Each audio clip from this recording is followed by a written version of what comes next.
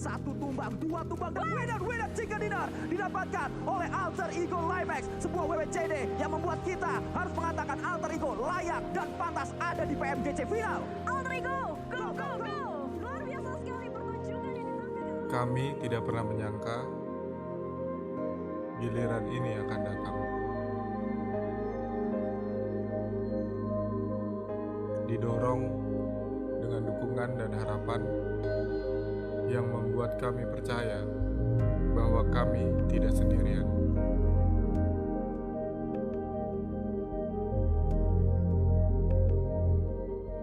Kali ini bukan hanya tentang sekedar berjuang, namun untuk siapa kami harus menang.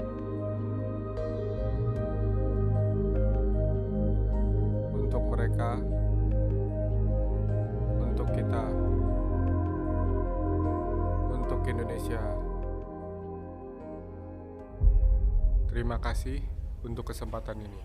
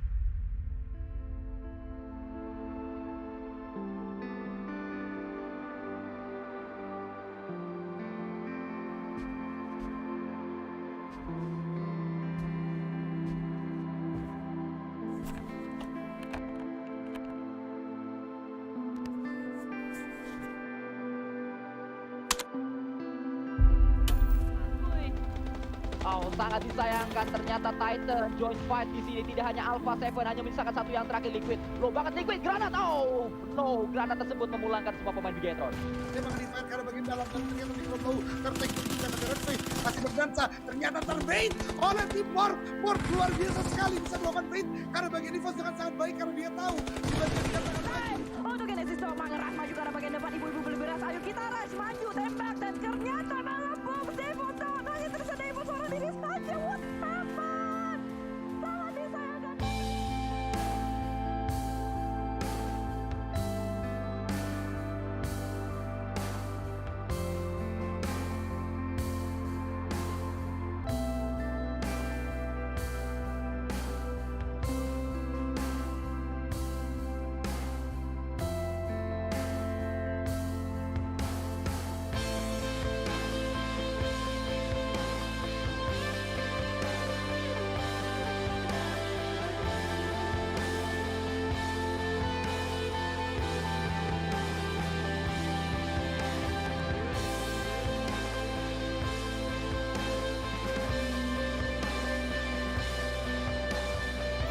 Kita Indonesia. Kita Indonesia. Kita Indonesia. Kita Indonesia. Kita Indonesia. Kita Indonesia. Kita Indonesia. Kita Indonesia.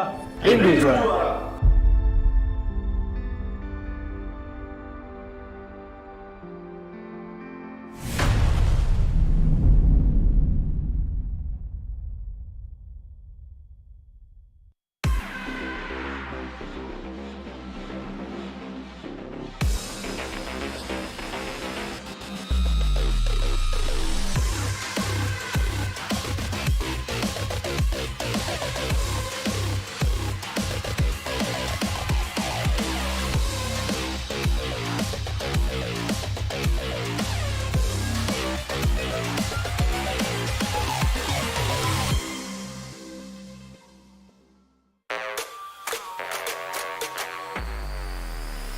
Fast.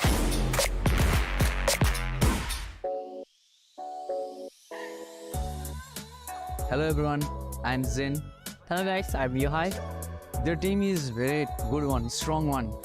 They have good communications. They know how to react in last circles and how to control everything. T2K, I started know them since PMPL with Southeast Asia, right? You fight with Xperia, right? Yeah. Started from there, I see that they're very big potential team from Nepal. I think I'll win. You think you will win? Yeah. I think I will win. Oh, let's So let's see. 1v1 challenge. Let's start.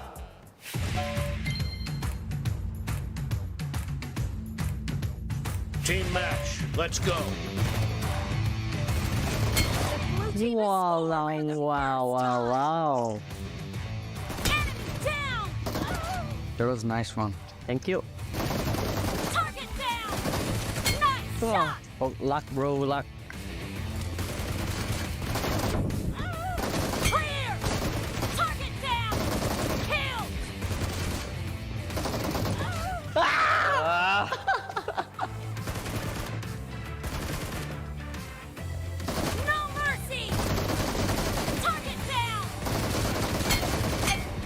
Don't win, bro. Okay. Yes.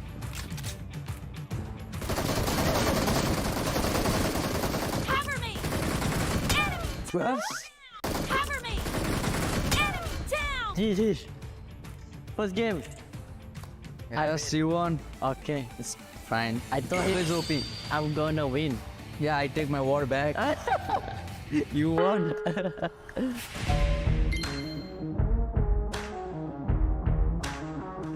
Game 2.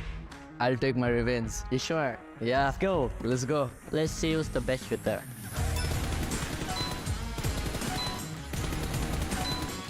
Wow, he's too good.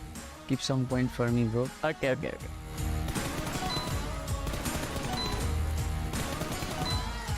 I think that's enough for. No, I need to win, bro. Oh, so hard. Oh, okay. Finish. Bro, I have chance. You have chance? Yeah. Okay. Nice.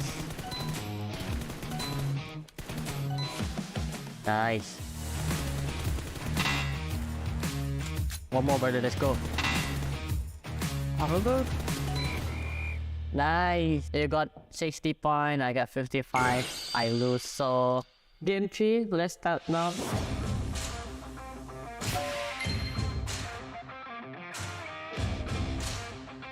Let's go. I'm coming, brother. Oh.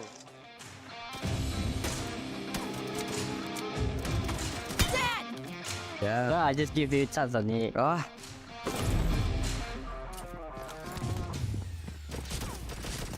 Yeah. I told you I'm gonna win.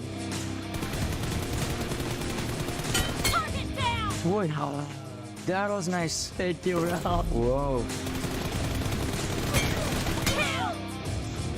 It's okay. One more left. One more. Good luck. You saying good luck and taking all the kills. Where are you? Oh, you here. I was hiding there. Don't see you. I still win 2 rounds. He win 1 round. Let's go for the punishment. Which one will you like to choose? I'll be choosing this one. And this one. so guys, I need to choose this one. And okay lah, I wear it lah. How do I look? How do I look?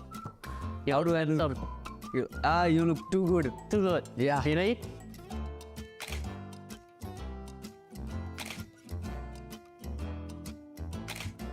Yeah, I find it very interesting because we get to know each other a lot.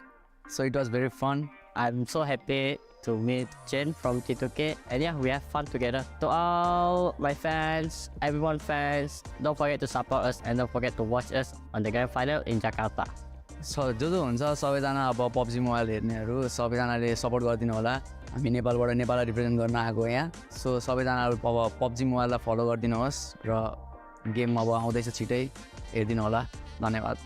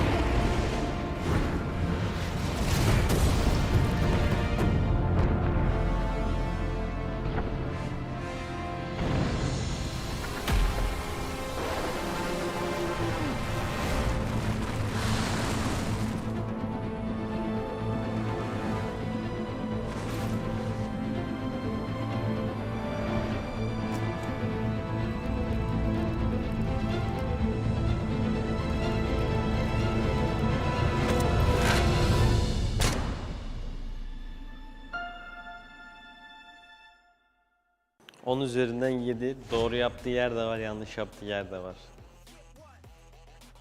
Bisa taruh hindi ko nagya. Never play with fire.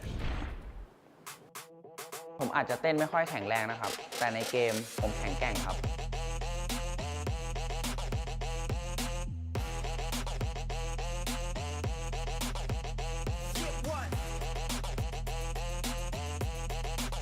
You watch me. Showtime! Fast.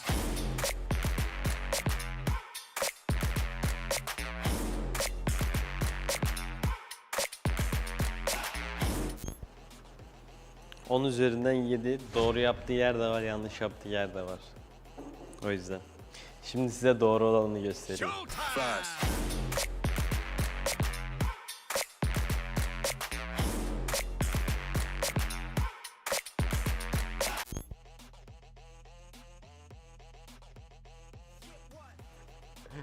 Bisa taruh hindi ko nagya. Pi uru tet ni karam hindi ko na. Tet bisa taruh ya. Showtime!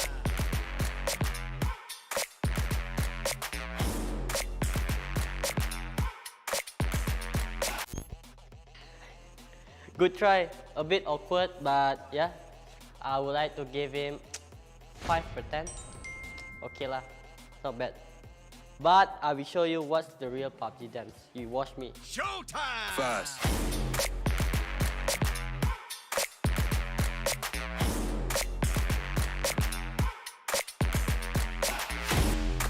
ที่เหลือผมก็เล่นให้มันสนุกครับ ใครขวางผมฆ่าหมด I never give up to anything. Grand finalde her daim olduğu gibi şampiyonluğu hedefliyoruz. Never give up. We are Fireflies. Never play with fire. Бид нэр бисяартаар хамаг чадлаараа бүх юмаа дайж тоглоно. Бид нар тоглолт эхлэхээс өмнө бид бол сталорт гэж нэгнийгээ зоригжуулж, нэгэнд дэм өгч ордог. I perform very well, and I will show them my true color, my true pure skill, and I will try to beat them as far as I want to. So that's it. Thank you guys for watching. Don't forget to watch us and support us in the grand final. İzlediğiniz için teşekkürler. Grand finalde Final дээр уулзцаа. Fast.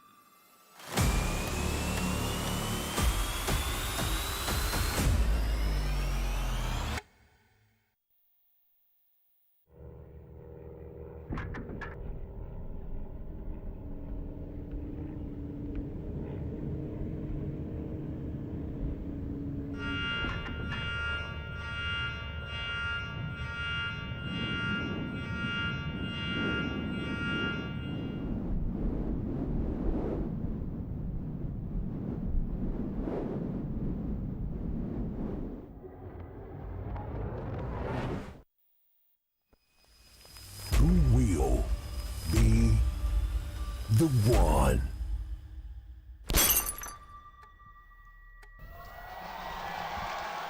Welcome everybody to PMGC 2022. My name is Felix and I'll be your desk host throughout the next 3 days. I genuinely could not be more excited, especially since this is my first time on the desk. Luckily, I'm not alone. I'm joined by none other than Maxman and 7 Worlds Gaming. How are you guys doing? Doing fantastic. Thank you so much, Felix. We are here. The teams are here. The audience is here right now. Oh, yes. All here to try and take home that trophy. 7, I cannot wait to get into the action here. I am ready, baby. We've been waiting for this for so long that we are finally here, as you guys have been saying. I can't wait to see who's going to be the champion. I can't wait to see who's going to end up surprising us, because we know one thing. Somebody is going to surprise us, and can Nova get a 3-peat? Back to back to back? That's a lot of trophies. We'll have to see. But AI Chief from Mongolia, one of the 2 teams from Mongolia. The first time we have 2 teams from this region in PMGC Grand Finals. And really, with their performance in the League Stage 7, a clear chance they can be a contender for that trophy. They can definitely be a contender. One of the main questions for me out of this team, though, is in the last chance, they actually didn't get any chicken dinners yet that were still able to qualify. So consistent. I want to see if they can get at least a chicken dinner here on day 1. Oh, I love that. Look at him just doing the little heart into the audience. And I just want to say this. The energy in this room, the energy in this area is absolutely mind-blowing. Look at this. They are just screaming for everyone. I love it. I love it. It's absolutely amazing. I mean, for Angry Men, also another team coming in from China with Span. I would have to call 7 the Giga Chad of the tournament. He's played already in PMGC. He's already played at this stage with players that have never been making it to a PMGC Grand Finals. He allowed his team to make it. He gave his international experience to them, and now they're aiming high. They're aiming to potentially beat their friends of Nova Esports. It really is, and I want to see how they're going to be able to perform here, especially 33 Span. As you mentioned, he hasn't actually been here since 2020. Will this be the year that they're actually going to be able to put up a great performance and state their name internationally even more? I can't wait to see what 4 Angry Men are going to be doing. They look very serious, and they are serious in-game as well. I love it. For Angry Men, I gotta say, personally, I don't even want to say, but I would rate them in this tournament, in this finals. I don't know, but just disregard that. Hey, a massive F, okay? Hopefully you know F's in the chat for them. but I mean, clearly, Please hopefully not. welcome But Five when Flux looking at the contender, but Five Flux, from a team from Turkey. Turkey, they beat the record with the most elimination 7 for a single chicken dinner, 27 in the spring season.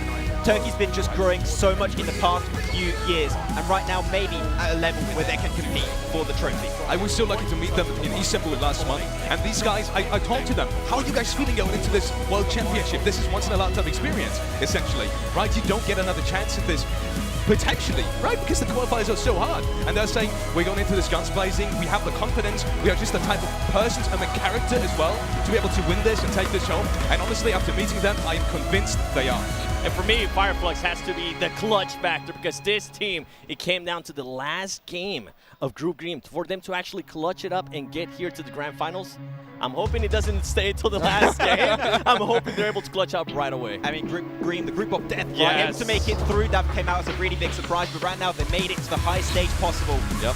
And I'm telling you, Turkey, they've been looking so It's good. DRS Can they go Gaming, the entire way? We'll have to see these next 3 days. We'll have to wait and find out, as we do have DRS Gaming. DRS Gaming, yes. Was that DRS Gaming already on the stage? It's going quick. Oh yeah, it's going quick. Just popping out of the tunnel over there.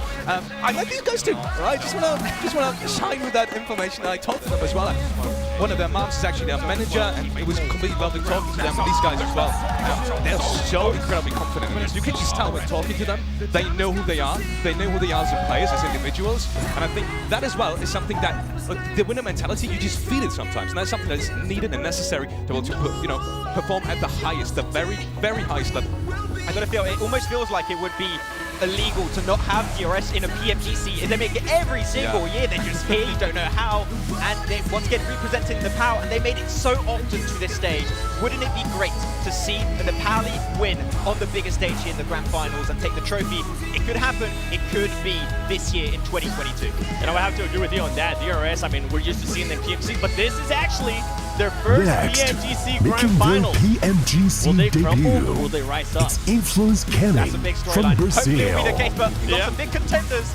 We'll have to see how one goes, be it that's for you here, Seven. Influence Kevin were looking so good, especially in their stage. Yeah, the only team, especially out of Brazil, that was actually able to qualify to the Grand Finals from group stages. We have seen amazing potential out of this team. I mean, what else can we say about them, right? They have such great quality players. Brazil, we're talking about Turkey. I'm going to talk about Brazil. Because there's just so many great players from Brazil. I can't wait to see what they're going to be doing, Max. What was it? 3 out of 4 teams from Brazil all made it to the final. That's an insane success ratio, Seven. I understand why you love the region. They clearly showed up, but so far it's been Nova. It's been Nova again. They got themselves the win. Another region that can get it definitely is Brazil. And I mean, they've been looking so hard in the league stage. If they keep on going here, they could go the entire way. I believe. I'm saving my Brazil pick though. I think everybody will know which one it is. Which one? I'm not too sure. From Turkey, it's S2G Esports. One of the most clutch qualifications in the Grand Finals. Razy been able to clutch versus LGD. In this game right now, you can see on your screen one singular player up against the entirety of LGD qualifies his team. That is by far my favorite game of PUBG Mobile ever since I started casting, and Razy is the one to make it happen. Wow, and also you were telling me that you were a big fan of Kelsey. You just said his name. He's amazing. You were saying he's one of the best players in Europe for you, and I was quite surprised by the statement, not because it's super far-fetched, but because I would have some different names up there in terms of also international experience when we talk looking at HVP, who did make it to the finals right now. So that statement surprised me, but then again, as you said, they are here. And they're looking to take it home. Exactly, I think it's Silas that just gave so much experience to his team, and now Kelsey in particular, as you said, a player that I'm looking at here that can shine so brightly in these finals. You've got so many other teams here. I mean, we're hyping up every team.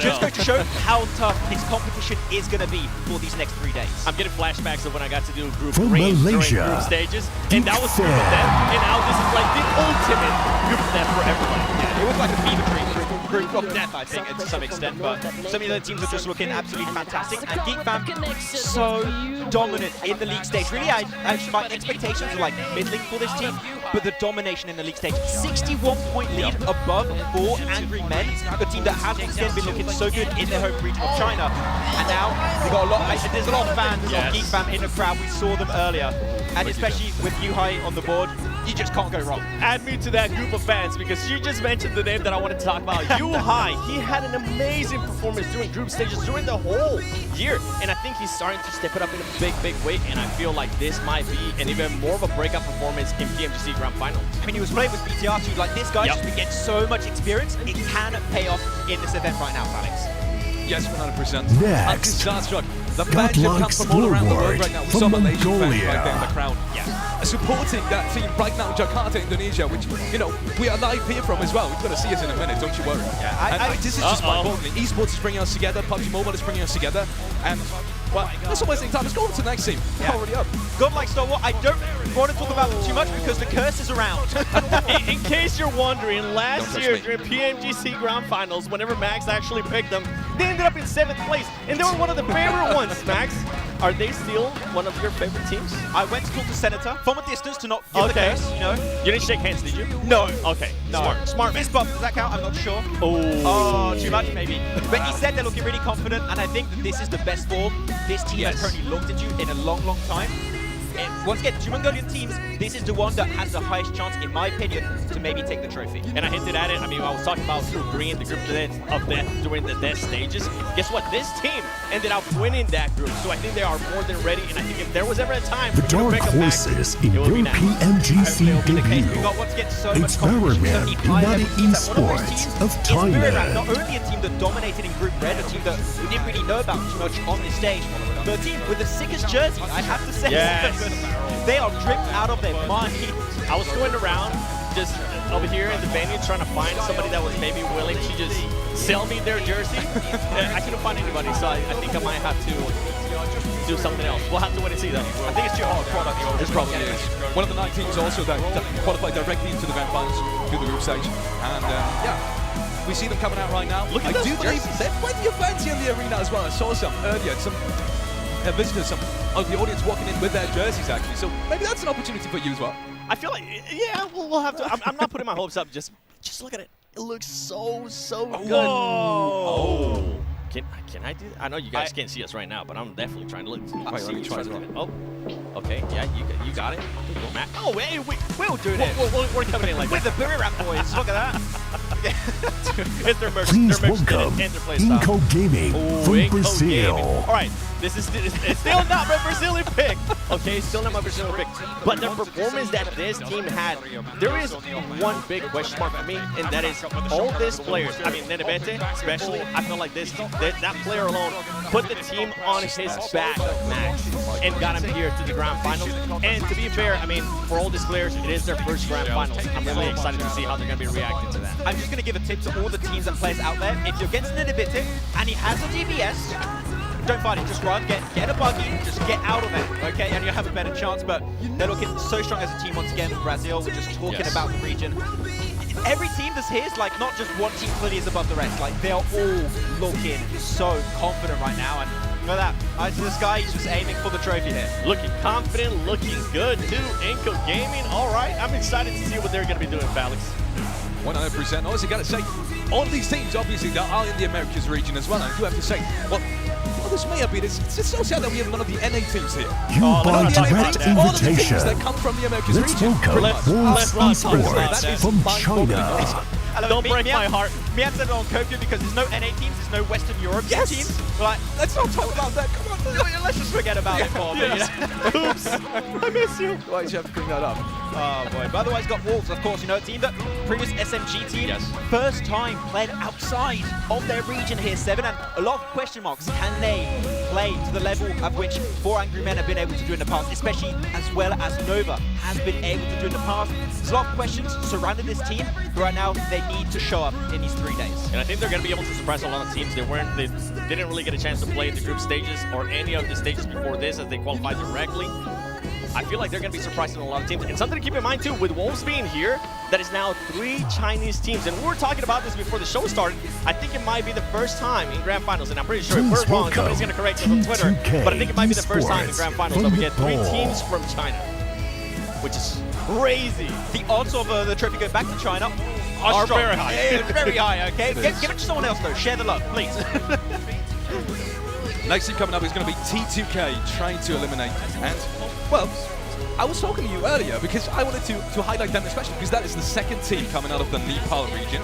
And for me, myself, I thought, you know, it is an incredibly strong region, but I had my hopes up for some of the other regions. I would not have expected Nepal to bring 2 into it, but you were just completely on the other side. It was like saying Nepal, that was almost expected at that point. Exactly. The thing is that Train to Kill, to get here, they had to absolutely shatter the hopes and dreams of other teams, especially Reject from Japan. Japan was looking so good in the league stage, and it was like, go back from which you came, go back to your region, and we are going to be making it to the Grand Finals. So you're taking down some top teams outside of your region. Now they've got to live up to the expectations. They need to perform here. They essentially eliminated the Join whole us region by direct invitation.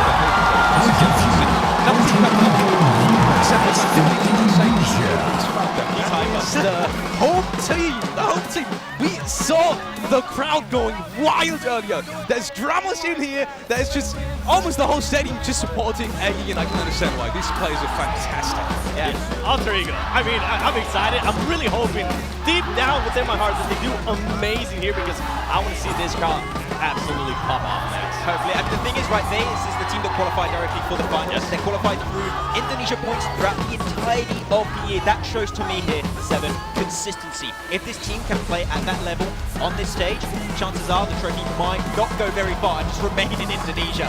That would be amazing. But no, taking down teams like EVOS and BTR, Alter Ego, the pressure is on their shoulders. Can they live up to the expectations? And that's something that I'm so happy that you brought up because they are one of the only Indonesian team here, right? Yeah. The pressure is going to be massive for them. When they get a chance to actually spend some time with the players and talk to the coach, they seem very comfortable. They seem very confident too, so I think they will have a good performance.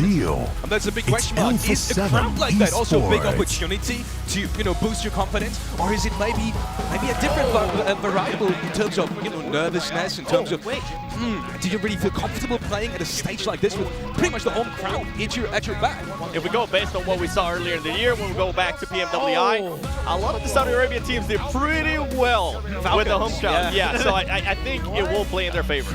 Of course, Alpha 7, I don't even really want to talk about them. I think that's your thing, Seven. Like, you have the rights to talk about them. Go for it. Ladies and gentlemen, I've been hyping it up. I'll be talking about my pick for Brazil, and this is my pick right here. If there was ever a time for Alpha 7 to do great in the Grand Finals, I feel like this is the Grand Finals where they're going to be able to showcase that. This is a team that in the previous 2 PMGC Finals, they have finished in 9th place twice. And that's just something that I know they're not going to be looking to do here in this Grand Finals, especially Revo. I mean, he's been playing out of his world. I feel like with Alpha 7, they usually tend to rely a lot in Carrillo, and that is not the case this year. A lot of the other players are stepping up in a big way. I don't know if you saw that, the stare down of Carrillo. I mean, this man has got determination. And I was scared back here. I was scared back here, let me tell you. Some people have been doubting him in the case because he hasn't Please been welcome MVP in a while. Vampire He might be trying to shut Esports them out. of Yeah, it could be happening. I mean, Thailand. the determination is definitely there, but Vampire, we need to bring up this team. Not only the whole region of Thailand has been looking so strong, but the back-to-back winners in the main tournament and after-party showdown of PMWI 2022 in Riyadh. Like, you have 2 different events. The fact that they just win both so dominantly really comes out of nowhere. So really, Vampire, now PMWI, done. Ticked off that box. PMGC is next. Can they make it happen? And we were talking about, writing history with an event like this. They have already written history this year. And now it's time to maybe get a little bit closer to Nova in terms of just general success in the scene. Sure, maybe that isn't gonna, even if they win this, maybe this isn't gonna put them on the same level, but we are getting there. And that is their goal. I know these players really need this. They really want this. You've been talking to these guys as well. And, well, if there is any time in history to make something happen, it is now. Exactly. The big question mark for me out of Vampire Esports is how are they going to start in day 1? If they do start slow, they usually tend to struggle the whole tournament. Hold on, give me a second. I gotta listen to this. Champions, Nova of China. The back-to-back champions of PMGC Grand Finals. And I think it's safe to say that they are maybe they are the favorite team to probably try to repeat back-to-back-to-back. I love the interview of Paraboy too. He's like, oh, it was actually surprisingly easier to qualify to the finals this year. I'm like you've got some teams like Nigma Galaxy, you've got a team, so many good teams that did not qualify. Like, oh, easy peasy, mate. Don't even think about it. They had the group there, and he said that. And it was so easy that, you know what, I was going to save this for later as we were talking about it, but I'm just going to say it now. I actually got a chance to talk with Paraboy, and he told me that he has switched his button layout. He's going to be going from 2 fingers to 4 fingers. And he's doing that change just for PMGC. And the reason why he's doing that is because he just feels like trying new tricks to make the game more fun for himself. It's the equivalent of what you get in, like, in that game of pose. You're like, okay, serious mode activate. Like, because the league stage, this is very like Nova. League stage, a little bit all over the place. The finals, when they have a goal to just aim for, that's when they play at their peak. And especially Orda and Paraboy are still on top, still the 2 best players, if not the best players in the world. The thing is, can they be taken down in this form? It is not going to be easy. It's not going to be easy, but I mean, we've been saying if there is going to be a time, I think it will probably be this PMGC with all the quality that we have. And with that being said, we are going over to the stage to Banks and Donaviska. Enjoy, guys. Take it away.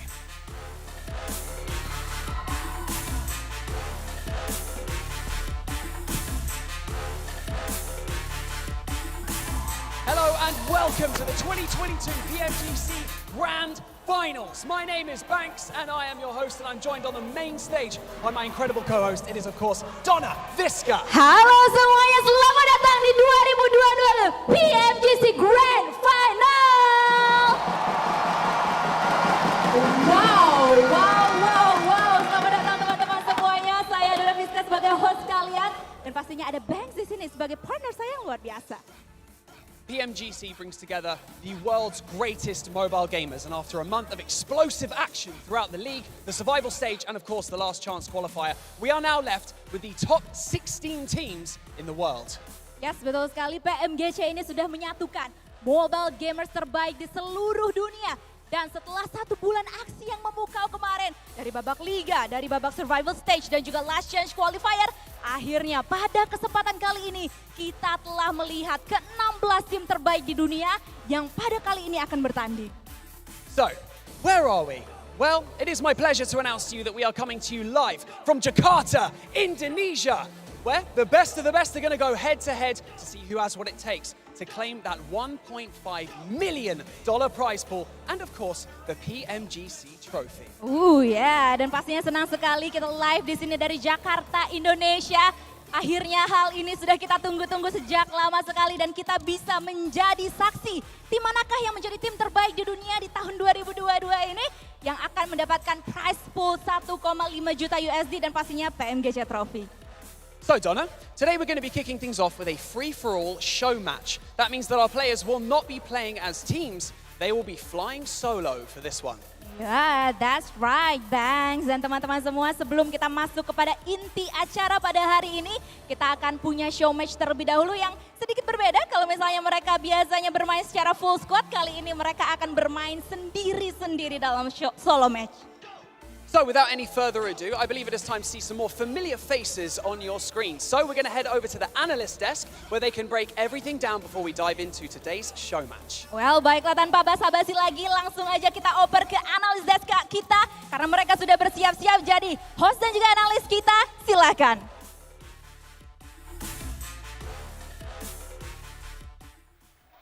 And there we have it. We're actually on camera, guys. Welcome to PMGC 2022. Once again, my name is Felix. I'm joined by the beautiful Maxman and 7 Worlds Game. How are you guys doing?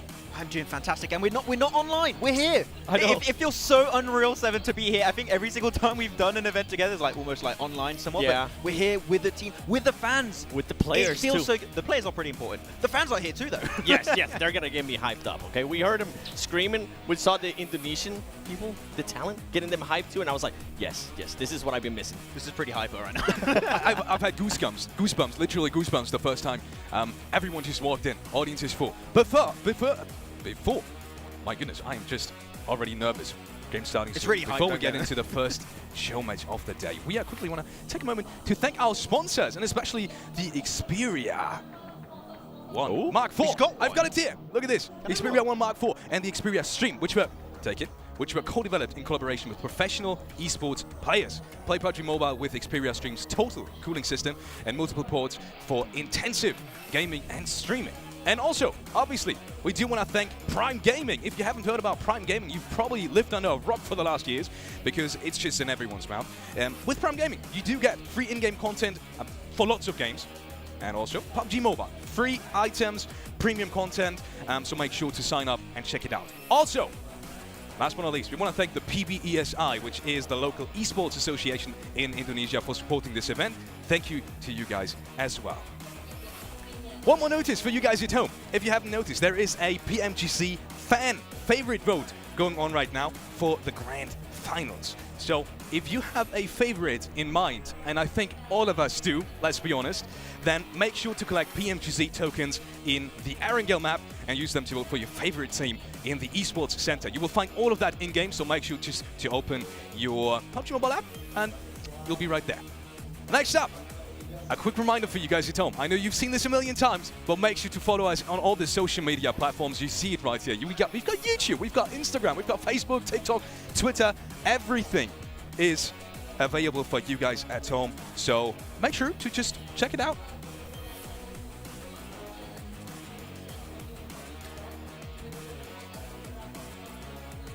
Show match, baby. Oh, yes. Let's get into the spicy parts for today. Today's matches will be starting off with a show match, and it is $3,000 in prize pool for the first one. But there's something special about this show match. It's not just any show match. Tell me about it. It's actually going to be not a team play, it's just everyone going solo.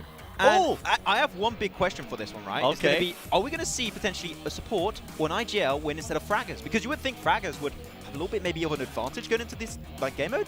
I would love to see if another kind of role than fragger might get the win here. Oh, man. You know what? I'm actually going to answer that question. I think an IGL might take it. Ooh, I mean, good rotations. Yes, great rotations, put themselves in the right place, take only a fight when they need to. I feel like a fragger might just send it. That's what I would do. But I'm thinking about it now because because now all the teams are going to be split. Are they all going to drop together in the same area, or they're just going to like split out?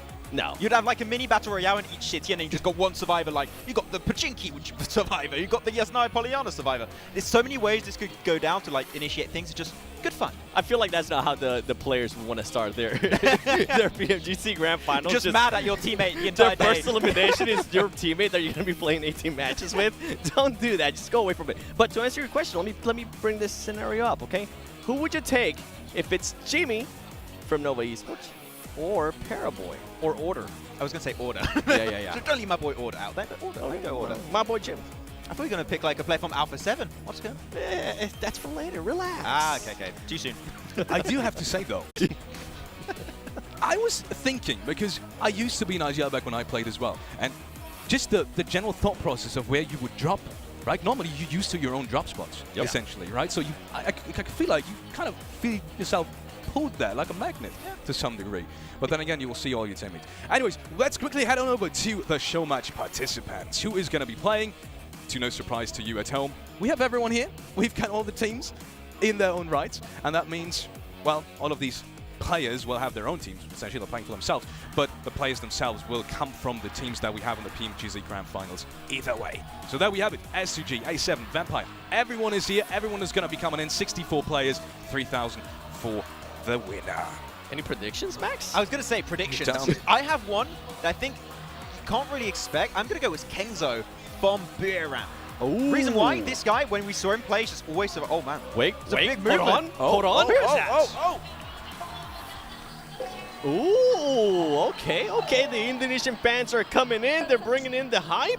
Ooh. I'm loving this. This is a big group, by the way.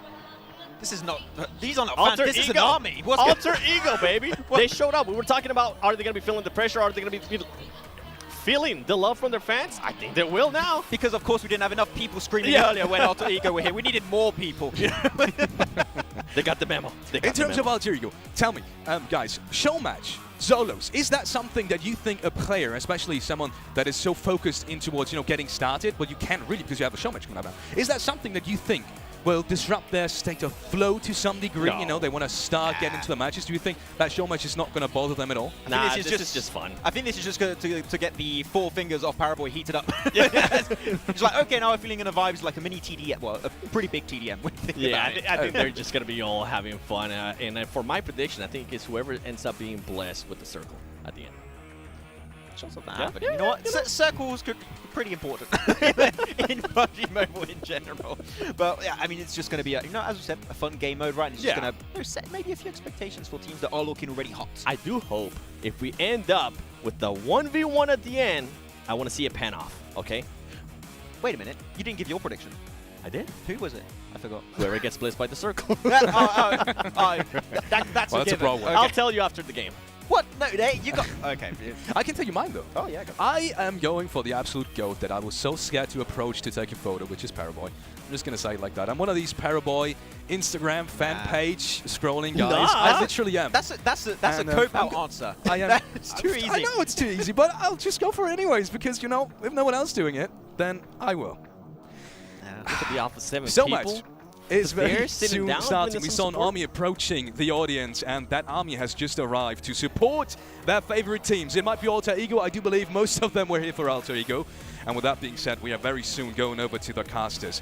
With us today is none other than John Allen and the potentially most fashionable man in esports. Take it away, boys. Thank you very much. It's me, Blank. It's Blank. That's who it is who's with me today. We are so excited to kick things off here for the PMGC with the show match. 1 versus 1's gonna be happening towards the end of it, but there's so much more to get through before that as well. At least 64 1v1s could be happening right now. Well, 32? 32? I don't know. 32. I would say 32, but it could happen. Well, let's not go into numbers here because it's going to get very confusing very quickly. We're going to start having to multiplying on top of each other. We don't want to do that right now, do we? So we're going into our 1v1s here. This is our show match to start the day off. This is going to be a quick one, but this could be a really good place to cement yourselves as one of those players that you want to watch out for in the lobby, because I do think we have some hot contenders that looked great yesterday. The crowd is very loud at the moment, which makes me extremely happy. I'm going to feed off that energy like a vampire and bring it straight to the stage here. Oh, fantastic. I like it. I like it. We were looking at a couple of the players. They were talking about them over on the desk. We were sort of looking around. My outside pick, I would say, for me, Kenzo. I'm looking for this guy. He was really, really strong for Buradam during their performance, during the group stages, during those parts of the tournament. For sure.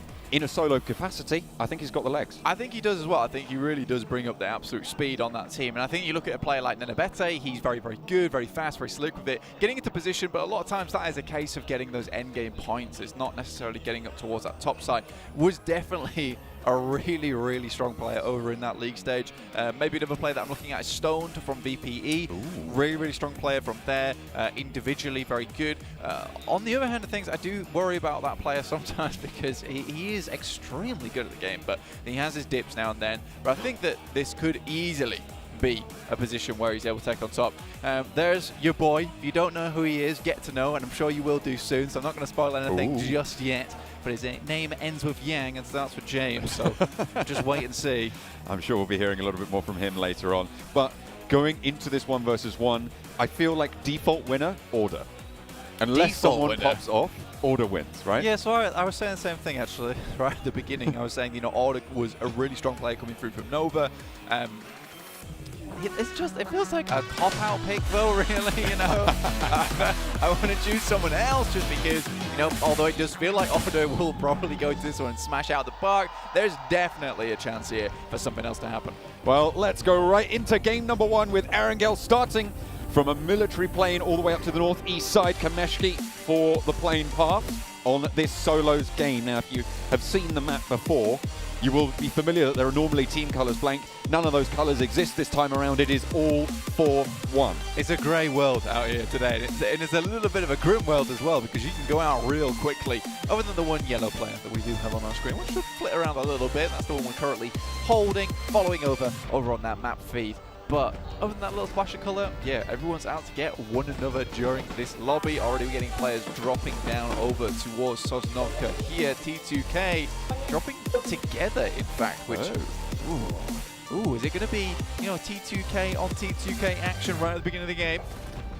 I mean, there's prize money on the line for this game as well, right? You know, it's when friends can become enemies. It looks like a little bit of damage dealt there. Legend seemingly unfazed by the presence of a teammate, but there are shots being loose down the corridor, so potentially a bit of a scuffle here on the T2K drop down south. For the early doors, a nade pin being pulled. King moves forward, steps in their ears. It doesn't quite manage to get the nade through the door. It's unfortunate, won't do too much damage there. Legend upstairs now with the Vector. Close range, devastating weapon. Rig, Tommy gun, equally powerful in these scenarios, especially when you're lacking the armor. Molotov to reposition, but no eliminations just yet. Seems like T2K are drawing this fight out just a little bit. Can certainly move. It's the first circle as well that we have seen in PMGC. Over towards that western side of the map. A lot of water in this one. Should start to shrink pretty quickly though. Over towards Quarry side most likely. Could head up towards that north on Hospital. Just on that lower edge of Everest. But T2K, not doing too much. It feels like, I don't know how I feel about this, in fact. Well, no one wants to go down first, right? I feel like even within the team it's going to cause bragging rights, but we're going to hop over to a different fight. This is Nova. I think this is Order downstairs with Federal from Influence Kemin playing around the side. AKM in hand, double barrel reload needing to come through for Order. Reposition. Auto shotgun as well in hand, suppressing these windows. And Federal just does not want to give this angle. Spots Order, shots through the window, and default winner down. I mean, Federal's the one to do it there. Coming through from his team, I mean, Federal really puts on a clinic over in his group. And Order just couldn't step to it. Quick peek around the window, straight on the headshot. Order didn't see it coming. Rig around the sideline, spots the player, has to duck back in, sees him still there. Behind the box, not going to go for it, doesn't have the angle. Rig looks for a second, but the armor is super damaged right now. Will not matter, a single bullet, all it takes. The Vector pushes, but allows Rig to move out through the side, drops all the way down and around.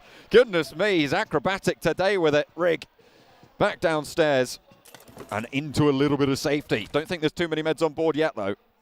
Rig there with the first aid kit, can get back up to 70.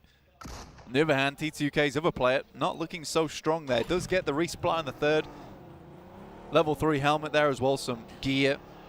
That's not going to see you too far with the amount of HP still on board. Alex from HC in Alamo currently. Looks down towards Kengzo from Buradam. So a lot of our big heavy hitters so far already taking a lot of damage. Order, I mean, out almost instantaneously. That's a Maxman curse for you. That's right. That's what happens when Maxman turns his powerful gaze upon you. Yeah. You do wither sometimes. got to be a little bit stronger. There's Kengzo. Yeah. There's my pick going down. It's Yeah, like me. it's really all to play for on this one. Be an unsurprising pick coming through. Rig with the 1v3 there.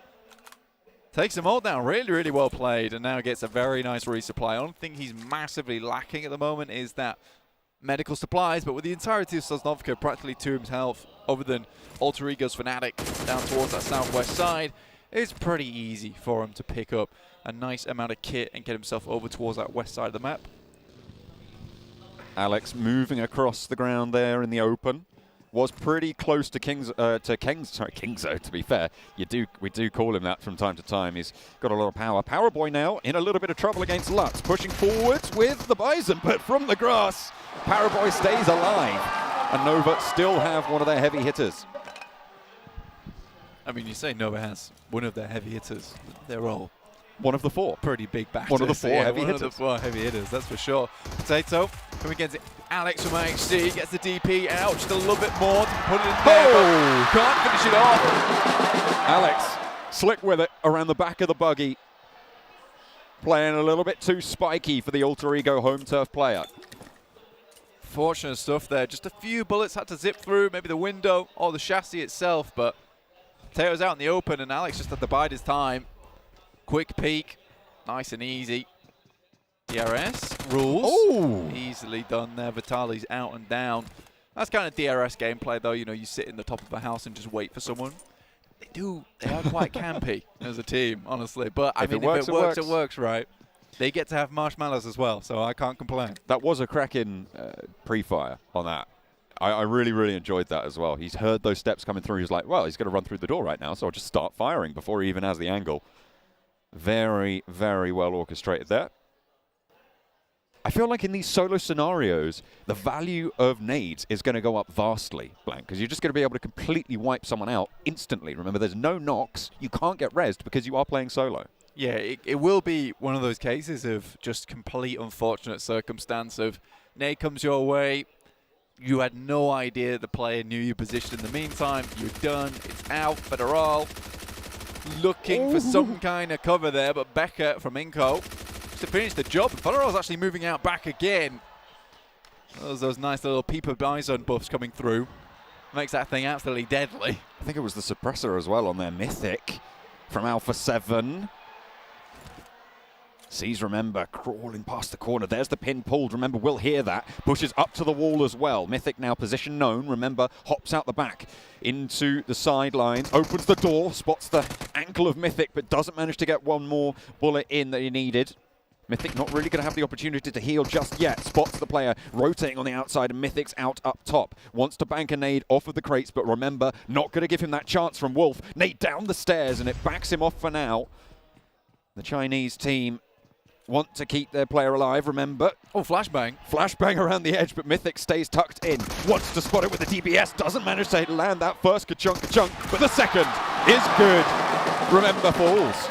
That's deep in the tummy as well. You're not recovering from that one. Surprised it took even just the one pump there. Ooh, probably half a pump would have done it. Was that a nade both ways between I think it might have been. and I didn't catch who else it was, but I think they just eliminated each If other. it was Solke and Kelsey, then yes, because they were both rotating up on the top side of Stalber, and I don't see either of them anymore. I'm pretty sure it was. Yeah, you know it was. It was S2G and Fireflux coming up in the elimination feed. So that's unfortunate. Neither of them going to get the chance to move further forwards. Revo, though, with his shot to take on Kayovsky from Influence Kemen. Nades going back and forwards. 3 in the pocket for Revo. Only 2 for Kayovsky as he launches another one over towards the tree. Will do a lot of damage there, but Revo stays alive for the moment. Revo been absolutely killer over on Alpha 7. There it is. Unfortunately, Kayovsky's just got his number. Had a ton of grenades still left in the pocket. Kept sending them through. The job was done pretty easily off the back of that. IHC, there were a couple of players over on that western side, but as the circle shifts hard down towards that west. So on the coastal side, a lot of cover to be had. A lot of areas to be played. The yellows down on that west side as well, on the road.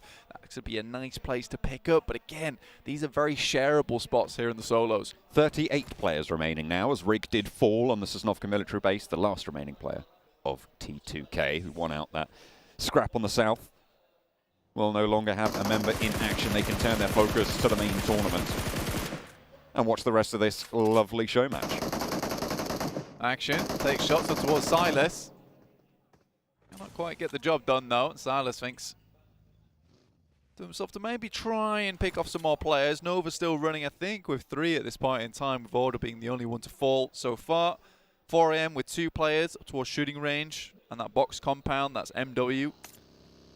As well as one more. Influence Kemin, Kairovsky, Little Boy took out Law earlier, so 2 players still going from Influence Kemin. Very strong couple of set of players there. Action from Stalwart. Very powerful himself.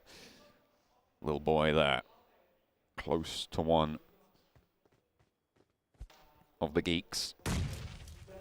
Launches the nade. I feel like they know of each other's presence here. Damn rude. Wants to put a nade over. 5 nades as well. I feel like the players have kind of sensed the value of these nades go up in this solo scenario.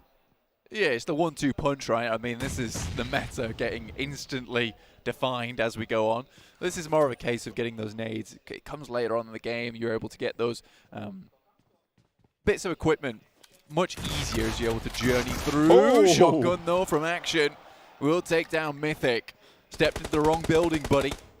Shotguns both ways on that engagement. Mythic not given the space, not given that breathing room. Rules on the buggy now. Pushes the players from Alter Ego back, or the player, singular.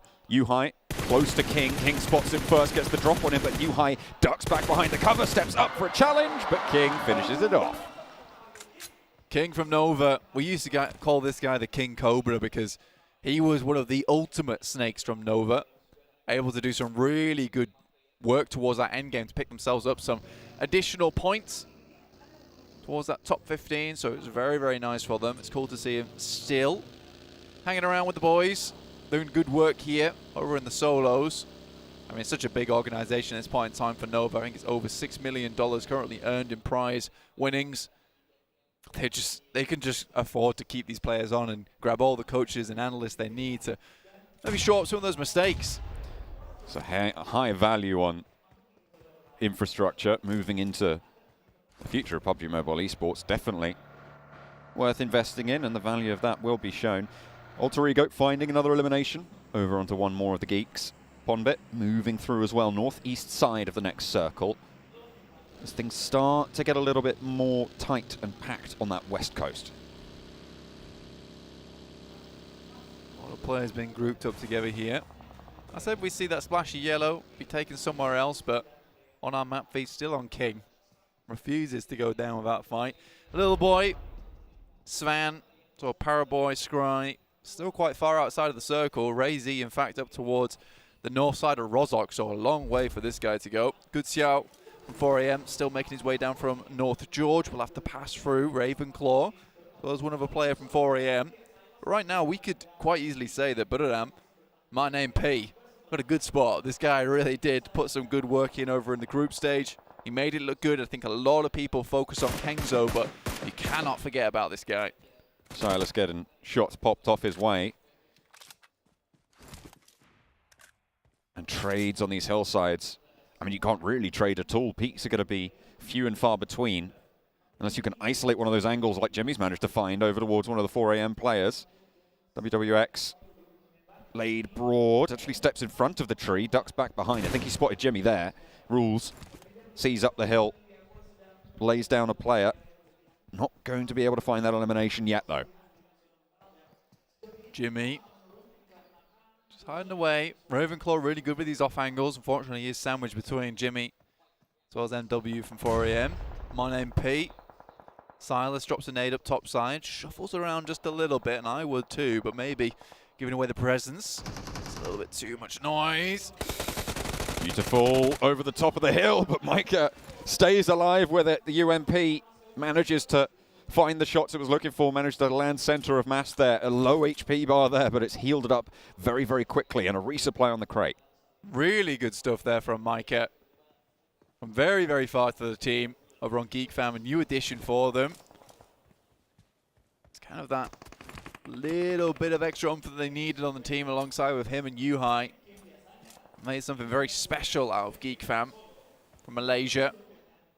Looking to go a little bit further here in the PMGC. Obviously, this is just a show match, though. $3,000 still. Nice hefty chunk of cash going your way. That's something I hadn't really thought about. Picked up there, I believe, was a Car 98 from MyCat. Very, very powerful are these snipers. One shot and you're down and you're out. It's not even just those headshots that are going to get a knock, take some supplies away from the enemy team. That's just the full elimination right there, one and done. Yeah, so you best have some of those level 3 helmets still on board because, yeah, there's no knocks. There's no knocks. It's just bish bosh out the lobby. No longer have a chance in hell at picking up that $3,000. Looking down towards Good Xiao, Jimmy. Alongside one another now, so Good Xiao maybe in a more of a position to take this 1v1 with Jimmy. Again, though, with My Name P, Silas. I think that's one other player there from Vampire Esports, Stoned. Player that I want to see do pretty well during this solos. You did say that. And it looks like maybe what they were talking about over on the analyst desk is coming through. I feel like we're seeing more of the IGLs start to step up in this scenario. I mean, we still got players like Paraboy coming on through, but Jimmy in a phenomenal position on the north side of this and got so much control over this west coast. Yeah, Jimmy's totally good to go at this point in time. He's in a strong spot, a lot of area to control for himself. He's looking up towards that northeastern side, can cut off a lot of rotations as they come down. It's going to be difficult for Good Xiao to actually even try and take any pick-off shots at him without alerting the presence towards Action, Delta, My Name P, Ravenclaw. So Jimmy's in a really good spot at the moment. Fortunately, he is on that edge side of the circle. That is going to make life a lot harder later on. Uh-oh, Delta cut down in his prime as My Name P steps out from the top rope. Nicely found there, Demo from IHC into the shack on the north side of the next circle, sailing straight on past. It's WWX from 4 Angry Men. Trying to find some cover, looking for a safe place. Unfortunately, not too many of them exist anymore. Jimmy spots his teammate, Good Shout, and will be able to take that one down. WWX also felled by Ravenclaw. Goodness me. It's all starting to pop off just a little bit now. 16 players left remaining. Schweppes moves up. Alter Ego still has a player in this one. Fnatic moved all the way down from Sosnovka military base, so this has been one hell of a run for him.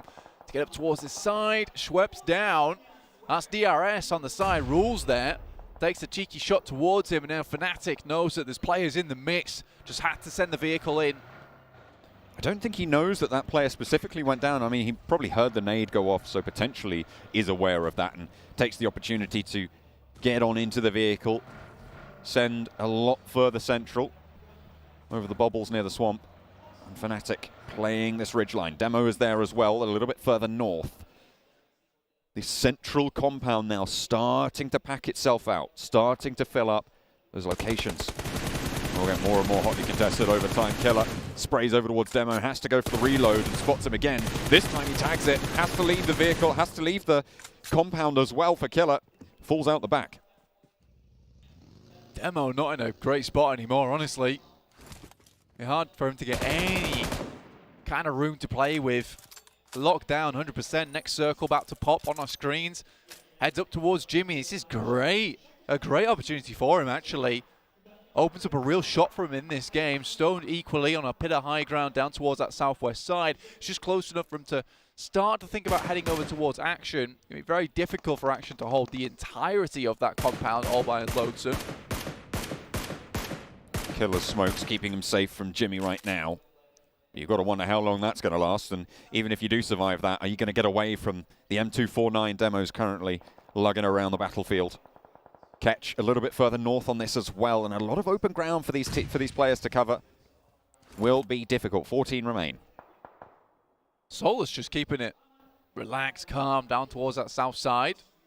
Heads to the vehicle now, might move up towards this loot crate. This gives a real good bit of a defilade to play behind. Stone might see him though. Opts instead to actually just send straight past. So this is up towards My Name P and Ravenclaw with S2G themselves. Rules really taking the DRS gameplay to the maximum, actually.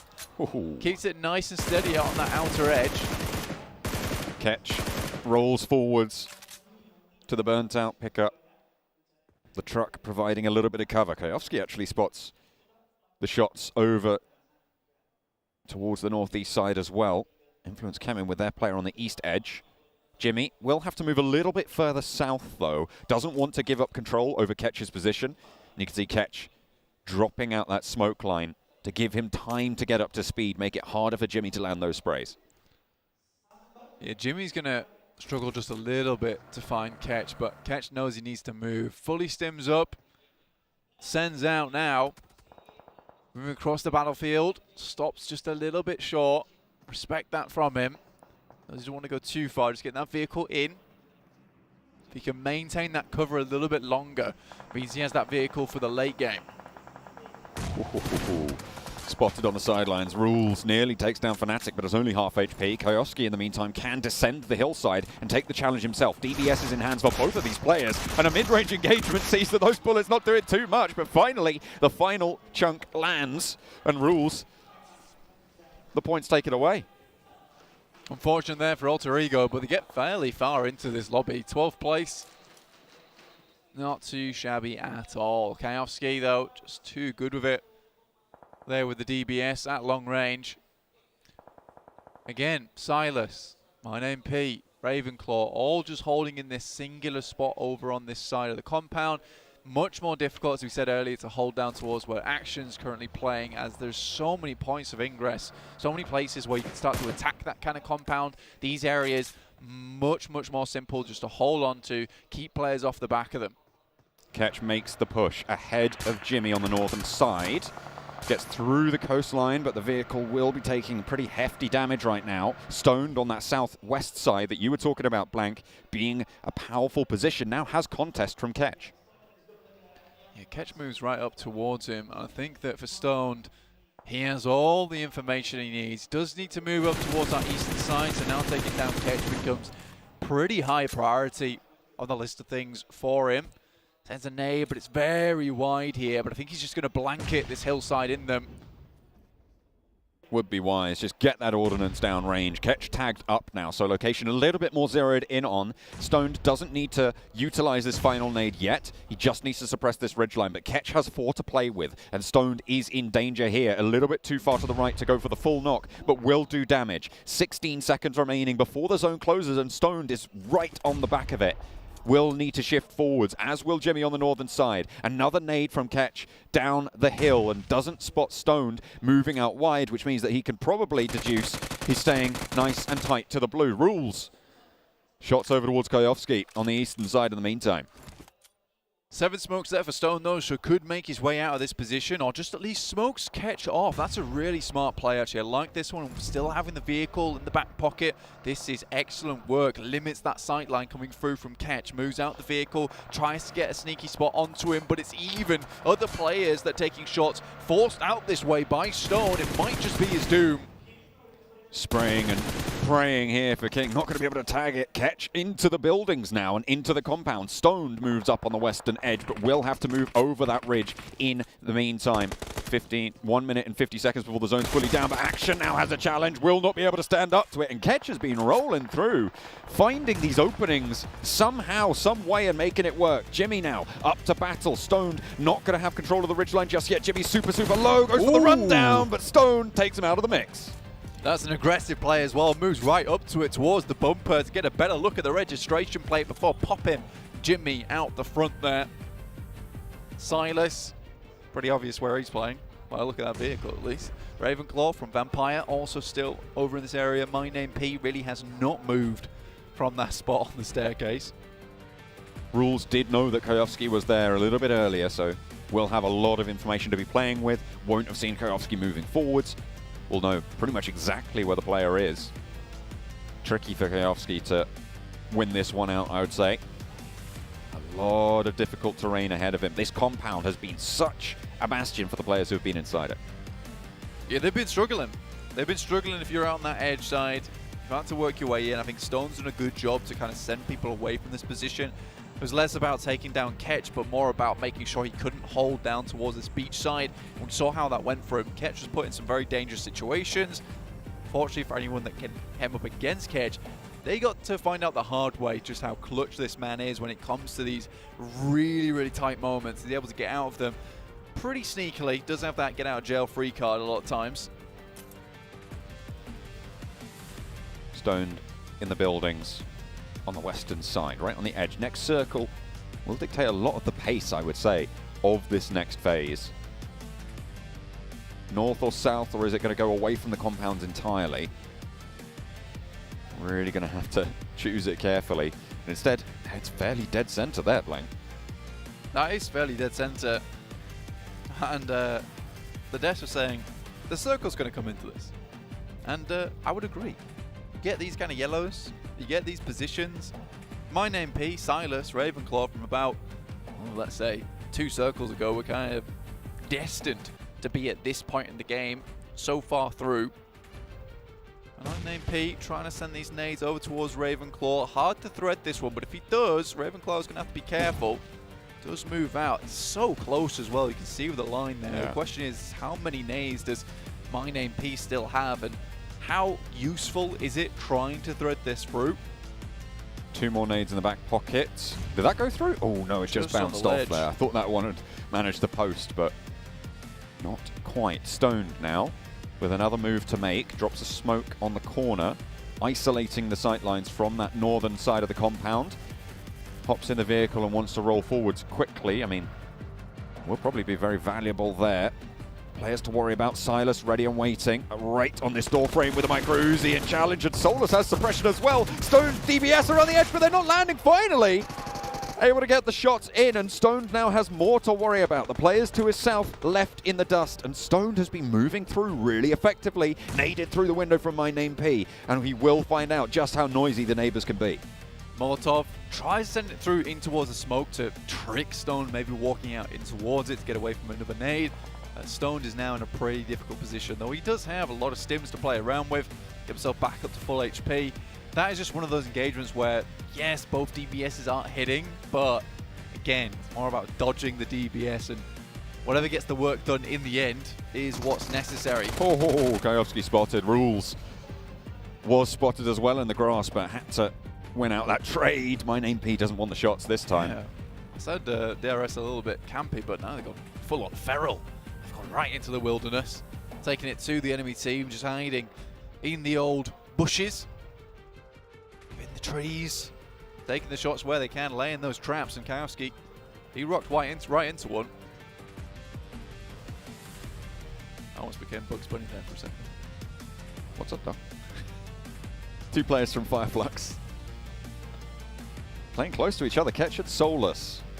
Ketch has been a little bit more of a star in this game so far. See if Solus can ruin his teammates' day, ruin the chance of that 3K.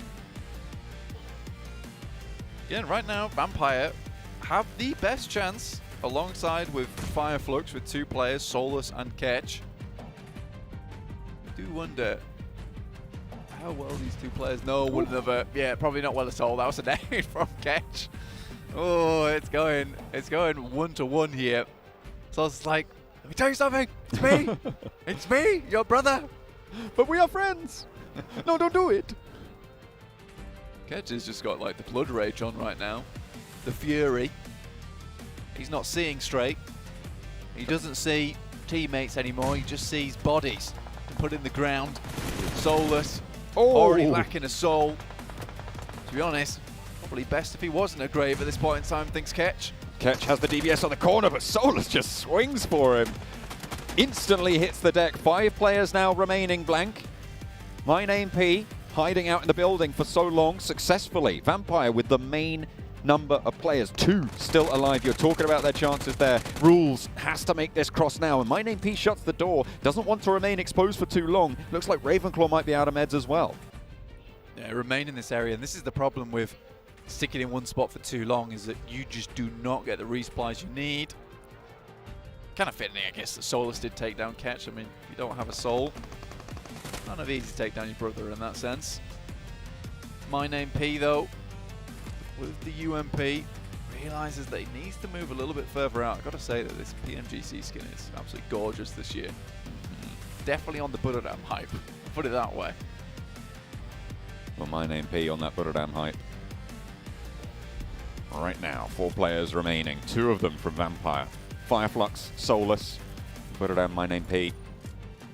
Trying to stick it out. Stoned seems to have the bead on My Name P. Hits the deck for the drop shot, but the nade doesn't land either. And in comes the push as well. Ankle sweeper, maybe. Has to swap the weapons. Hang on a minute. What is going on? Stoned just doesn't spot him, I suppose, through the smoke. It's difficult to see. A sliver of HP keeps him alive, but the DPS around the corner gives him a shout in the fight. But no, My Name P finally up and into the action. Will take down one of the Vampire players. Now it's 1 versus 1 versus 1. Ravenclaw the last for Vampire. It looked like the shimmy DBS was not working out that time, just from side to side. Looked like he was trying to go for the do-si-do, but that does not bring the dough home in that 3K. Fireflux looking to take it all the way here with Solus, looking mighty strong in a decent position on the edge, but this is the final zone. Will continue to move in. Ravenclaw, oh, he's left this medkit to the last moment. The surprises as he runs out, looks towards My Name P, looking for that revenge. Nade from Ravenclaw being pulled now. No utility left at all for My Name P. No backpack either.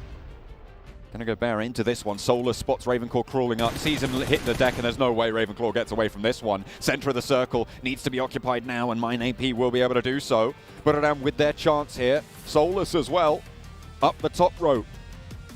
Right on the edge of the blue zone, and My Name P is just moving in with this circle. Solus waiting, knows exactly where the player's going to be coming from. And waiting for this crawl forwards. All it's going to take is 1 mag on either side. Solus breaks out wide, takes the initiative this time, plays on the rock, very, very central now. My Name P, no nades for Solus either. Armor looking fine for this 1v1, and now up he goes, Solus for the challenge! And it's Fireflux's player, Solus, took down his teammate and stands tall. I mean, that's absolutely what you want to see. We heard what Solke said. You don't mess with fire, even if you're on the own team there. And Fireflux will take home the first show match there with Solus taking back the 3K. Happy days for them. But honestly, we kind of saw some of the big teams that we expected to see towards those 1v1 top positions. It was kind of weird for me. I thought that, you know, this would be all topsy-turvy. But no, we did see some of the teams that everyone talked about, the guys on the desk had talked about. They were towards the top. Maybe not Max, because he talked about order and he went down almost instantaneously, but that's just life. That's how these things happen. Well, that's true as well. I mean, I had Kengzo go down very early in that engagement as well. So many of the players that we might have expected to get a little bit later in might have failed, but maybe they were more concerned about preparing for the games to come. Maybe. But if you put it out, you're My Name P. You try and take it all the way, but if you Fireflux, they came here to play, man. They came here to play, they came here to win, they'll take the show match and everything else. We'll see if they can get it done. Yeah, hopefully they can. Whoa. Everyone's very excited here in Jakarta. We're going into this game thinking, you know, who's going to have that power? I feel like it was a very, very different type of scenario to what we're going to be seeing for the rest of the day. It's a really good little amuse-bouche, as Max would say, for the rest of the day. You would say that, Max. Max is giving me the thumbs up. You would say that. That is, in fact, a word, and, well, 2 words that he would say. Okay, what does it mean? Because you've not given any context here. You just said it. It's like an hors d'oeuvre. Max is doing this. Right? So it's like an hors d'oeuvre. Kind of little it's an hors d'oeuvre. I'm saying on. French words to explain French words. Good. You are. That's very unhelpful. Take a look at that flag flying across the top of the crowd there. Pride for Indo coming on through. Lovely to see. Yeah, I mean, I thought it was people trying to escape the flag at first, but then I realized that they're carrying it across. I thought they were just like capturing people. But no, that is a beautiful Indonesian flag. Happy days. Good stuff. Honestly, when the army came in for Alter Ego, I was very proud. I mean, they picked their moment too. They were like, oh, you think everyone's in? No, we still have the big amount of support to bring. There certainly is plenty of support, not only for the Indonesian teams, but for a lot of the other teams as well. But it is their home turf, and you've got to love it. You've got to love that show of pride. As they gather the flag up, they dragged it all the way across that section of seats. Maybe other audience members will have their turn in a bit. We'll have to wait and see. Hang on a minute. Are they going back? I'd like a turn. I'm quite cold, actually. Yeah, it is. Yeah. It is a little bit chilly. We're up in an air-conditioned area. Yeah, I mean, you know, Alex gets goosebumps. I get the goosebumps because I'm cold. Maybe that's the reason. Maybe he wasn't nervous. But we're going to head to an interview over on the stage desk with Barney.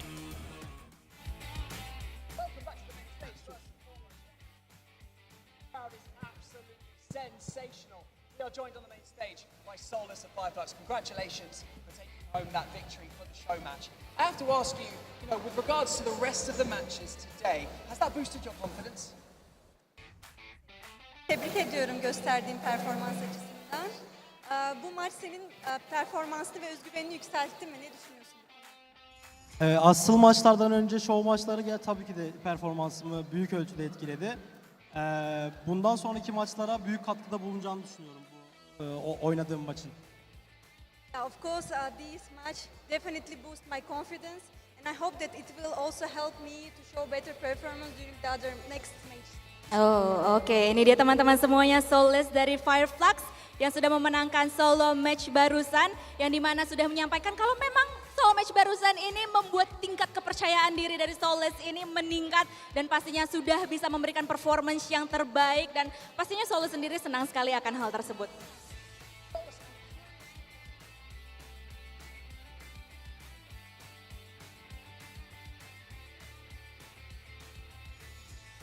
Solus, sana sormak istediğim önemli bir soru var, merak ettiğim bir konu var.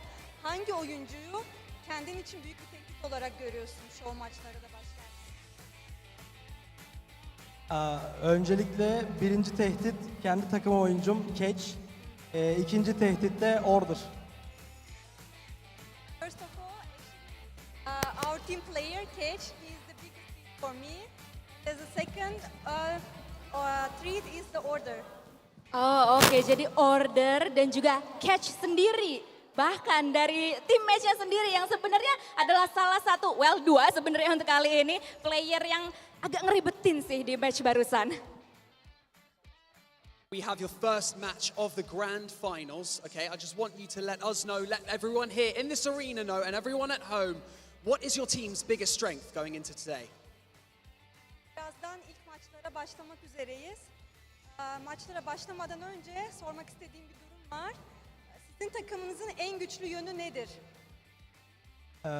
Sürekli birlik içinde olmamız. Hem oyun dışı olsun sürekli birlik içinde olmamız ve normal bir aileden hiçbir farkımızın olmaması. Our biggest advantages actually we are the big family and we're always together and always support each other. Oh, oke. Jadi sebenarnya kekuatan terbesar dari tim FF ini atau Fireflux ini sendiri adalah kekeluargaan mereka. Karena mereka suka bareng-bareng. Ya sama lah ya kayak kita. Para Indonesia juga kekeluarganya kental banget gitu. Well, Solus, thank you so much for joining us here on the main stage for your post-match interview, and best of luck in the rest of the day to you and to your team. Thank you so much. Thank you very much. I love their energy, Banks, and that sure was a great match, wasn't it, Banks? It really was. Donna, you know what? That match and that performance has set the bar for the skill level that we are all going to expect now for the rest of the tournament. Now, ladies and gentlemen, please welcome to the main stage the Vice Secretary General of Indonesian Esports Federation, Dr. IGM Kartikajaya, SEMMMA.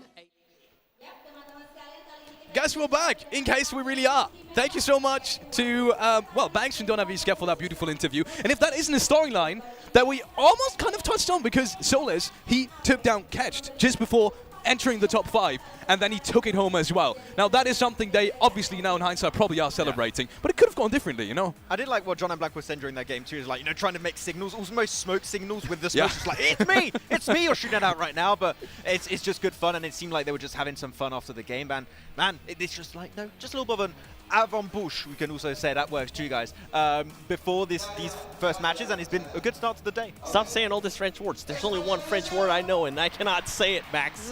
Definitely don't want to. I do want to touch on something as well. That was really interesting because we had 2 Vampire players in the top 4, and none of them made it into the top 2. Look, both went out almost immediately afterwards, which is quite the bummer, I can imagine. Yeah. With that, let me take on that real quick. You pointed it out too.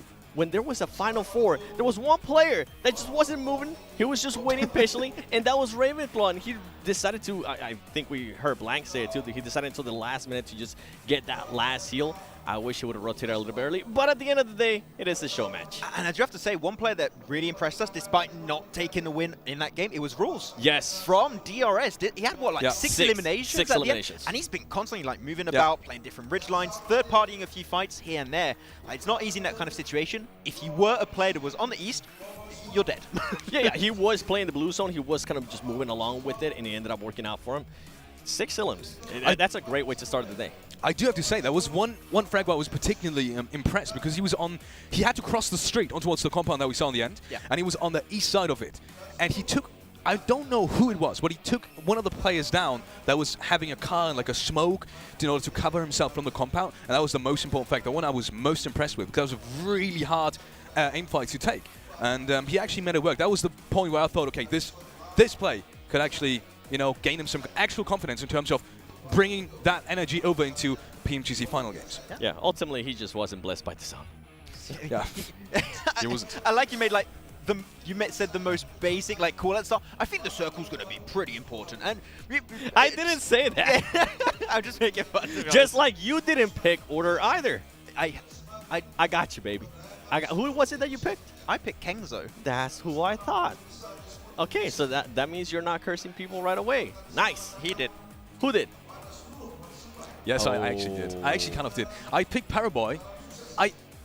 Yeah, let's not talk about that. Actually, I expect one, King. I think King was in really late. Yeah, and him and Jimmy. Yeah, Jimmy had a pretty good position as well. I actually expected them to do way better. I can actually give you my pick, since it is after the game. Do you want to take a guess? I don't want. No, I don't know. It's not who you think it is. Who is it? I actually had Revo from Alpha 7. When did you? I had an actual one chance to just pick it. I wasn't just waiting to see who was going to win. I was like, let's see how he does. I want my respect for you just a little bit higher. Just a tad. Yeah. Yes. Interesting things. He was saying in the interview, I do have to come back to Solus to some degree, because I thought that was really interesting. I mean, Banks asked him straight away. He pinpointed that question pretty directly. He said, "Is that going to give you confidence in terms of going into the next games?" And we were talking earlier if that game is even going to be played seriously to some degree. Do they actually care in terms of are they still inside the next games in terms of what are they focusing on? And I felt like Solus, he was focused on that game, and something like that. Even though he didn't have the most amount of kills, and I think Rules maybe in terms of confidence he's got kind of, maybe an even bigger boost of confidence. But I do think that is going to make a difference. I think it somewhat set the tone in terms of micro, because once again, players trying to get heated up, ready for the first match, like the first real game that we're going to have with teams. And I think it just set the tone of okay, this is the kind of level we're going to be expecting if we're taking 1v1 scenarios and such. So yeah, it's a good little start. And Solus, I mean, he was looking really just. I was like, oh man, this guy's got presence on the stage right now, and he did great in that first game. In a way, the thing that they might have taken very serious was those 1v1s when it came down to it, right? They are going to be able to get that information. If for some reason we do end up seeing some of those 1v1s, they're going to just reflect a little bit more on this show match. Even though it was a show match, they didn't want to die. They didn't want to get eliminated, so they're going to be like, okay, earlier I threw a smoke there and he decided to go a different way. Earlier I threw a molly there and he reacted this certain way. So who knows, maybe it'll come to play, but I really doubted that a lot of the players were taking it serious. No, I don't. Yeah, just maybe not like 100% series, not like a PMGC Grand Final kind of Yeah. series, but it was interesting either way. Well, while we're already on the topic of Fireflags, because when I met them, I was tapping on Sokai's shoulder and I was like, hey, I'm here. And I was saying him, PMGC? I was tapping his one, because at that point, I was still very much sure that Fireflags had one of the best chances overall in taking PMGC. Now that tournament, they weren't exactly super strong, but either way, that particular team, how do you rate their chances? Let's just break it down, right? Fireflags, what are their chances for you and for you? I would say there's a very big chance they'll be in the top 5. Looking at Top 5? how this year's been going so far for Turkey as a whole. Oh, you think that's too much? Okay, come on. keep going. I'm saying that we've got Turkish casters right next door. I do not want to get in trouble. But I think top 5 is. No, you don't think so? Now that you say that, I might have to change. Your top 3 is all Brazilian teams. I get it. Okay? No, it's Give not. chances It's to not. other regions. 7. It's Please. not. I see like a top 7. I wonder why. Wow, what a weird number. Not because of that. I feel like they can possibly get to that top 5, but I don't know. I'm just not sold on it. That's the main thing. I'm not just sold on it. We have seen them being able to clutch up in certain instances. We have seen them being able to do certain things differently, right? We talk about the clutch factor as we see the fans getting super, super hype in the back, but I'm just not sold on a top 5 situation out of them. Then Yeah, neither, that's apparently. Straight on complaints, but they're agreeing with me. The thing is, STG can make it happen to you. They've already been having players that can play at this stage, Yes. so no Turkey, once again, a strong region. Yeah. Could be potentially trying to take it away from Nova Esports. See, I have STG actually on top 5. Oh, really? Yeah. You know what? At least you got one of the Turkish teams, so I respect that. Yeah. So what's it with you in SCG then? Because you said Colsey, he impressed you so much throughout not only PMGC, but throughout the whole year. Is that something you would maybe put in front of Fireflux right now? I do think STG could make it too. The thing is, I think only one of the 2 Turkish teams. Which one is it going to be? I have no idea as of right now, but I do think Turkey has what it takes to have at least one of the teams to make it in the top 5. A win could be possible too, but the thing is, they are a team that if they are on a good day, on a good day, they're high up there. They can get like 3 wins in a row. It could happen, but they need to be in that top tier performance. This is your only chance today. You can change your pick for that top 5 for the Turkish team. Would you want it to be S2G or would you want it to be Fireflux? Because you're going for SGG. No. Don't factor mine. Don't factor mine. It's purely on you. I commit to Fireflux. Okay, there you Oh. go. There you go. Now you got Respect SGG. it. We got that competition. Yeah, there you go. All right. Interesting. Very interesting, because I would have said SCG now as well. But then again, I have sympathies for it's hard because of the sympathies thing. They always play some part, some role into it. Don't tell me your sympathies don't play into your Brazil picks. Yeah, they definitely do. I was thinking about it. I was thinking about something completely different. I was actually thinking about Jimmy, the way he played that show match. He was just like cool, calm, collected, just usual Jimmy. On the beach? Just chilling. Good time. But he was actually putting himself in great situations, and then the circle just ended up not being in his favor. He ended up sending it, and that's something that he's not used to doing by himself. But if we're going back to what you were saying earlier, if anybody taking it serious, you could tell that Jimmy was like, I really want to win this. Yeah, I mean, you said it right. IGL's good. Try and get himself yeah. in good positions. And I was impressed that IGL's made it that far. So you know what? It was. You were good on that call. And also the circle was important. If it would have had at least a little bit of cover, just a little bit of cover, I think it would have ended up top 3. Yeah, that's the unfortunate position. But the circle, we know, doesn't happen very often. If we have that circle happen again during this tournament, you'll be like, oh, wait, this happened. Maybe we can make things work a little bit. But yeah, good start. And man, the hype is just insane. I just can't wait. It's I love crazy. the game. It's... I still have goosebumps. Like, literally, look at this. No, what did you say? Goosebumps. You had what? Goosebumps? I think you had Goosebumps. Did I actually say goosebumps? Oh my goodness. I wonder if they gave that, No, that, but that seriously. big flag over to Blank. He was cold. I think you need to give it to Was him. he? Did they give it to him? Oh, he's still cold over there. Someone give him a flag, please. I love it. I When we love saw the the drums energy. coming in, that was like the icing on the cake. All the players coming in, all the audience members coming in, everyone's just trying to support their teams, but then the drummers, and then the army. Oh, honestly, I'm just blown away. Touching, but we still have the time. Touching on a topic while we're already at the topic, which is Nova, right? These guys, at this point, they must almost feel comfortable winning championships, like it's nothing. Do you think that is an advantage, or do you think they still feel like they have not won a championship at all when they enter this stage? What do you think their mindset is going to be? Because you were talking to Parable earlier. You probably know him to some degree personally as well. Is that something that affects him? They're friends, yeah. They are. This is bro. It works out somehow, even though I don't speak Chinese. But hey, translate tools are amazing.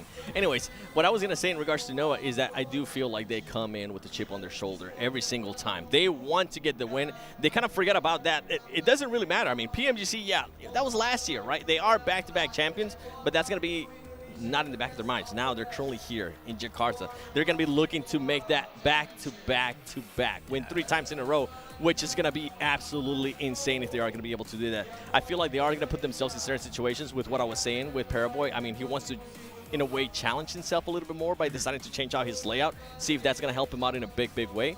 It could hinder his performance, or we could see a completely different Paraboy. But it just goes to show that he's trying to try different things to keep on improving. And that's what you want to see out of a team that's at the top.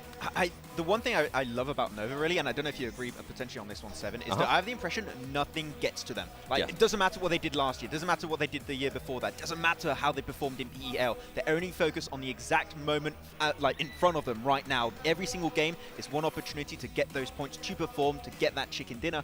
That's what I love about this team so far. And, the roster's already proven themselves to be so good. But even if they need to make changes, they can make changes in a snap of a finger, just like that. And that is how they've been able to be twice in a row world champions in PUBG Mobile esports. And so far, it hasn't changed too much. There's a chance they could really, big chance even, to make it happen again here. People are always trying to catch up to them. I mean, for the longest time, it was always Nova, right? But yeah, Paraboy, we talked about them, but then they also have players that was able to back them up. When we talked about some of the other teams, it was either just 1 or 2 players. It was never 4 players overall like it was for Nova. Now we're starting to see some of the other teams starting to get full for players that can actually frag out, that can actually perform really, really well. So we can see the teams from different regions and how it's starting to slowly catch up to Nova. But Nova, I feel like they're just going to be a completely different animal. It comes down to how they're going to be starting off day 1, right? And this is something that we got a chance to talk about too. And we have seen it in the previous as well from viewers. They tend to see Nova maybe start a little bit slow in day 1. And they're like, oh, Nova's not the same as they were last year. They're not going to be able to win this. And then all of a sudden, Nova shows up day 2 and just decides to shut up everybody. So, and I feel like if for some reason Nova has a great performance here on day 1, some of the other teams are not going to be able to afford to even have a bad game. It's pretty interesting. We saw Nova having kind of a slow start in the PMGC group stage as well. I remember reading some of the comments after the first game day, after the first 5-6 games we've been playing, and even going into the second day, some of the people said, well, Nova, no, I think, you know, originally starting, I had them in my favorites, but then, you know, they've kind of gone away. They like, fell off. Just 5 games. And I was like, okay, that is interesting. They fell off. Did I miss anything? No, taking the comments. I know. I didn't say. I did not say that. I totally believe you. Don't roast him. Don't roast him. He's innocent. PMGC. He is innocent. But yeah, so I was reading that and I was so starstruck. Gonna get me in trouble. You said it by these comments. Yeah, I mean, the thing is, right, is that every single time, like, the audience are going to be like, well, this one bad day, okay, oh, this team fell off. Not the case. The thing is, Nova, once again, and we keep saying that about this team, when it truly matters, that's when they're going to put their foot down and say, now we're not messing around anymore, and that's when they start really getting the points. What was in the last day of Group Green? I think they got themselves a second place, a chicken dinner, another chicken dinner, all in a row, back to back to back.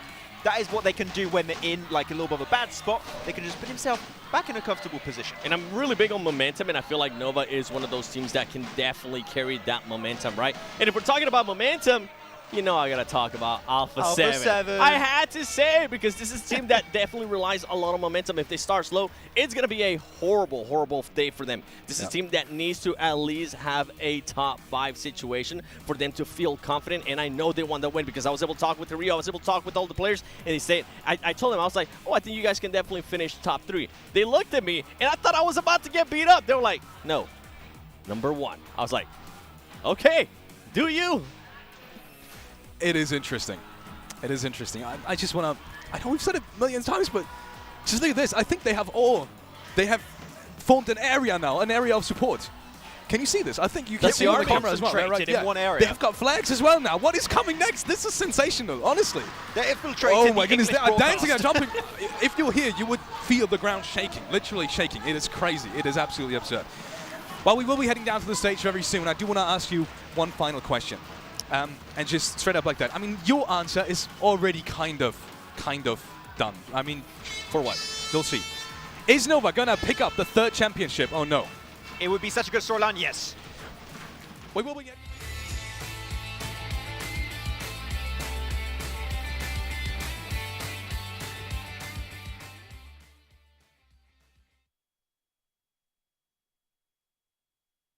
Hello, PUBG Mobile fans in Indonesia and in the world. My name is James Yang, Director of PUBG Mobile Global Esports. I'm here today to share exciting news about our esports plans for 2023. As a summary, 2022 has been a milestone year for PUBG Mobile Esports. We hosted 13 PMPLs in 5 regions with 343 teams and more than 2,000 players. A record-breaking 600,000 teams registered for 2022 PUBG Mobile Club Open. Also, with the love and support of our fans and the hard working of our pro players, we won Esports Mobile Game of the Year at 2022 Esports Award. Massive thanks to everyone.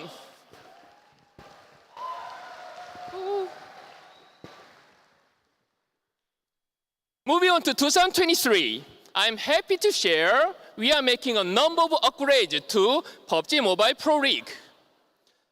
Firstly, PMPL Malaysia, Singapore, Philippines will become PMPL Malaysia. Also, we are introducing PMPL Southeast Asia wildcard, which will cover the Philippines, Myanmar, Cambodia, and Singapore region. This will provide more pro-level options for those teams in South Asia regions. Secondly, PUBG Mobile is committed to providing more semi-pro and amateur promotion opportunities than ever before. The reintroduced PMPL qualifiers will act as a gateway to those teams for PMPL in 2024. Teams will gain access to PMPL qualifiers by competing in PUBG Mobile National Championship, PUBG Mobile Club Open, and authorized third-party tournaments. One of our key aims in 2023 is to foster more exciting region vs region rivalries.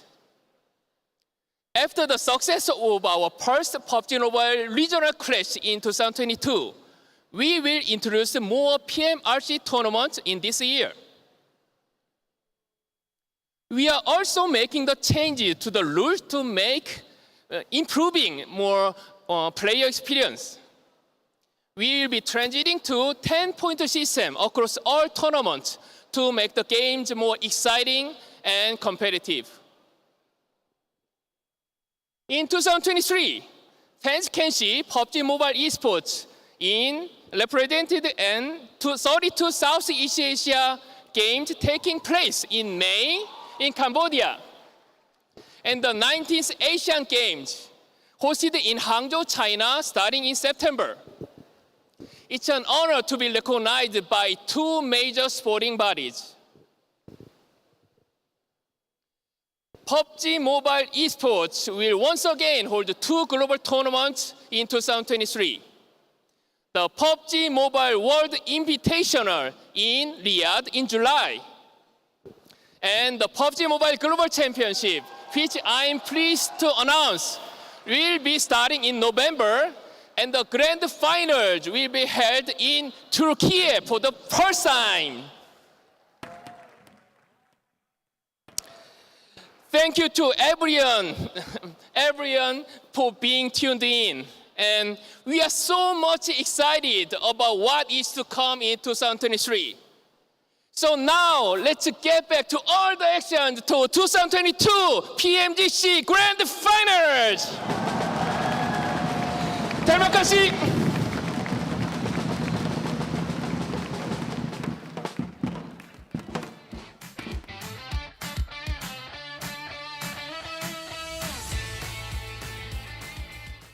And welcome back to the desk. That is some exciting news, if I may say so. Not only do we have two big international sports events in which we will see PUBG Mobile, the SEA Games, and obviously the 19th Asian Games, but we will have the PMGC in Turkey.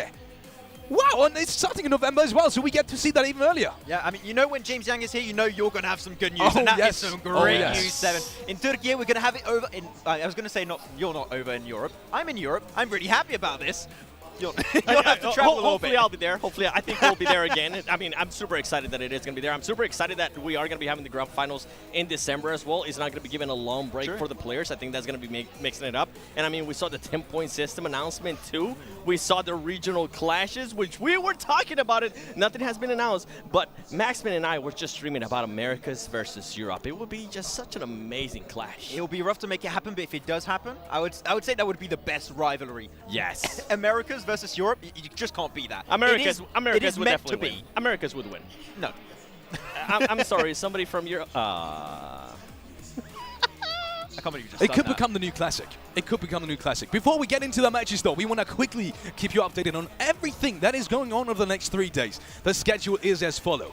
Today, starting today, in just a couple of minutes actually, we will see the first game and then 5 more. 6 matches today, 6 matches tomorrow, and another 6 matches on January the 8th. So for the next 3 days, stay tuned. Remember to follow your socials. Remember to tune in live every single day until January 8th because you will not be Yeah, disappointed. You're not disappointed. You just complete my sentence. That's perfect, actually. You will not be disappointed. We will be having the point system. What you just saw will be for next year. So we will be having the normal point system that we just saw throughout last year. 15, 12, 10 in the first 3 places, and obviously 1 additional point for eliminations. Exactly, elimination is going to be pretty important going into it, but also we've got to keep in mind, Seven, this is going to be something that impacts it. The circle settings are the same as the league stage. No heal strat is going to happen here. Yeah, and I absolutely love that because I never liked when that happened, okay? It was always one of my less favorable things when we went to Sanhok, so I'm glad that's not going to be the case, and we're seeing how those teams were able to qualify here. You can see the last chance. I mean, they had it the worst, but that's where 2 of the Brazilian teams came out of, and we're seeing IHC Esports there as well, DRS Gaming. And then when we go to the special invites, Wolf Esports and Alter Ego, I feel like those are the biggest question marks here for this Grand Finals. How are they going to be able to perform since they haven't really gotten a chance to really go up against these teams? And there we have it. We will be starting off with Erangel. The competitive rotation will be as follows. Yeah, of course, going to be starting things off with Erangel. Erangel followed up with Miramar, Sanhok, Erangel once again, Miramar, and then Erangel. 3 Erangels. If you can perform well on that battlegrounds here, Seven, that is going to be your way to stand out on the rankings. Yeah, sorry. I'm just hyped up because we saw Sanhok there, and also the crowd is getting me hyped up. We've been talking about it for a minute, too. But you mentioned it perfectly. I feel like this teams definitely need to narrow down their performances in Erangel when it comes out to the most. And if for some reason, something that we have seen happen over and over again, if they do start bad in those 2 first matches, which is Erangel and Miramar, I hope whatever team it is uses Sanhok to kind of just bring it back. And we have seen teams do that before. Exactly. I mean, there's so many things to take into account, but also we're I think just a few minutes away now from jumping into our very first game. Thing is, it's a 3-day event. There are not many games that are going to be happening here. You're never going to be safe. Do not throw a game away. Every point is going to count here. And there we have it. We have teams to watch from both of you guys. You already put them in there. Maxman has Nova, Godlike Stalwart, and Geek. Care to explain, Max? I mean, Stalwart makes sense, Nova makes sense too, but also Geek Fam, once again, I think one of the biggest surprises in how dominant they were in the league stage. If we see that kind of performance in the finals, I can tell you, Seven, I would like to see if they can try and be in that top 3, maybe take home a trophy. Oh, okay. Well, you know what? I got Alpha 7 actually in the top 3 situation. I don't have them winning the tournament, but I am going to be looking forward to see how they start off the day with Nova. I mean, we talked about it earlier. Can they actually just show up and showcase why they are the back-to-back Grand Finals champions for PMGC? And then I have none other than Alter Ego, because I feel like it's just such a big question mark. This is a team that can definitely end up surprising a lot of people. We see the energy, and you know that just as much as we are feeding off that energy, the players are going to be feeding off that energy as well. The one big question mark that I do have with Alter Ego is their previous performances haven't really been that well, so we'll have to wait and see how they're going to be performing here on the first game. And with that being said, we will be heading over to John Allen and Blank. Take it away, boys, and have fun with the match. Thank you very much. We are indeed going to have plenty of fun today. We've got 6 matches for these teams to get their teeth stuck into to kick things off the first third of the games. Yeah, there's going to be a fair few matches we've got on the cards today. Obviously, we've done one of them, the show match, and then obviously we've had all these really cool announcements, you know, with Turkey as well being the next. Oh, we're already confirmed that in, locked that in. That's in the calendars now, which is good news. Obviously, with the new points change as well, going down to 10 for that chicken dinner and getting much less points, down to even 0 towards the bottom end of those placements, which means that eliminations are going to become much more important next year. You're going to have to be certainly a competitive team. You can't just send towards that center anymore. That isn't the case where you just play for those 12, 13 points towards that top side of the lobby. It's just an impossibility now. So this is going to really, really put a massive change on the terms of performance of a lot of these teams. However, we will be getting into our first, technically our first game of PMGC 2022 Grand Finals very, very shortly. Already you can see just the masses of support that is out right now for Alter Ego. By the way, that back there, that little sign, that wasn't put up by us. That's the fans. They are very efficient in creating a nice little zone for those guys to stay in, which is beautiful stuff. They bring their own. They bring their own signage. It's brilliant. You love to see it. Yeah, look at the players. Some redecoration quite quickly. Oh, hang on a minute. No. we need to sort this out. Come on. Bring in the signs. And they did. Fantastic support being shown for the players in this tournament. You can see them starting to focus in now, Blank. They are very much getting in the zone at this stage. Look at that. Barely moving a muscle apart from those hands. Yeah, IHC definitely looks there to be very serious. Again, for Alter Ego, think we've met the coach now a few times now, Denny. He's a really great guy, actually, very nice. I think that the major thing that he did for me earlier was he showed me around because I didn't know where I was going. So he was like, I'm very good with directions. And I was like, thank you. And now I've not got lost once. However, I'm sure he's also a very good coach as well. So we're heading into the first game right now, John. Match number 1 of the PMGC 2022 here in Jakarta. Erangel, the first match as it always is blank. We will be getting on with the plane. This time it's headed from the west side down towards the Sanhok military base. It's cutting a little bit low on the island, so those northern parts of the map going to be a little bit less accessible. Yeah, a bit more difficult to head up towards Stalbert. Maybe Yaz is still accessible, but this does mean maybe fighting for vehicles on that eastern side, which becomes quite difficult, becomes a little bit of an issue, a bit of a problem for some of these teams. Do you want to cross those paths on that side? Do you want that bad luck that could bring? Also on the east, some players, some teams heading out very, very early over towards the west here. You got Demo from IHC setting up towards South George. C2K is already dropping out. Nova looks like they're heading up towards Gatka at the moment. And Vampire down towards Primos, a very typical spot for them.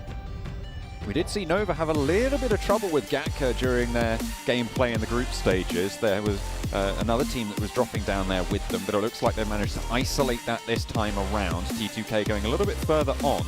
Silas maybe a little bit too close to comfort. Hot drop on a vehicle potentially, but S2G may be looking to lose a player.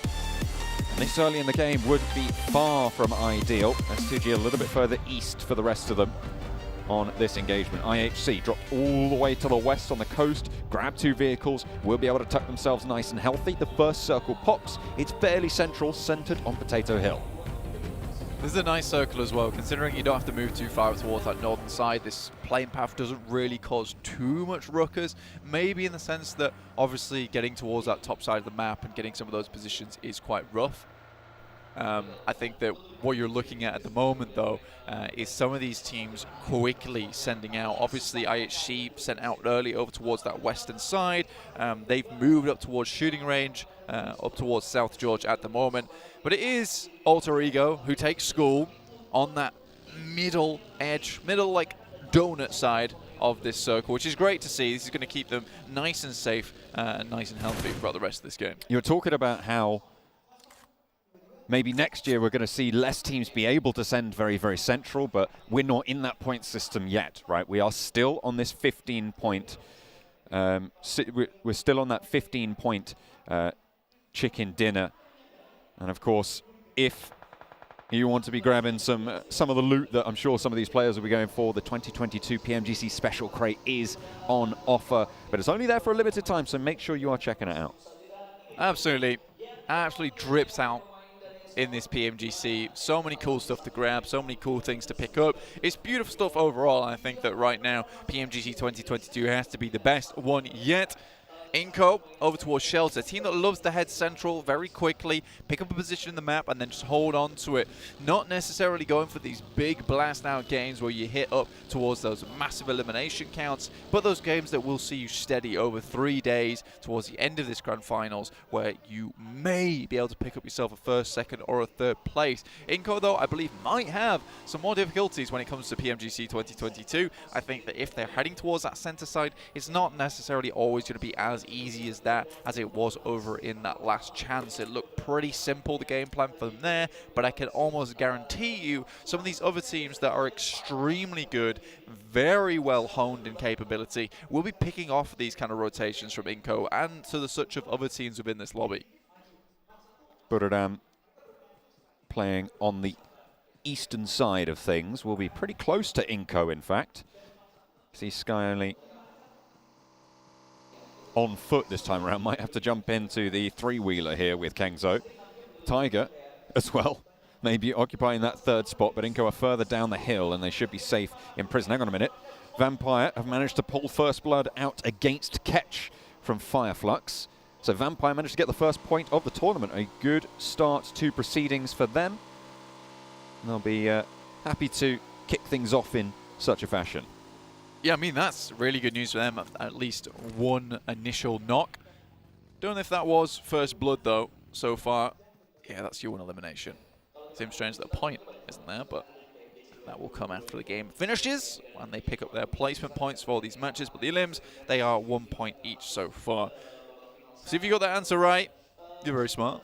And or, to be honest, it's a gimme. It's a gimme, that one, right? Who won the title twice in a row? Everyone knows it's Nova.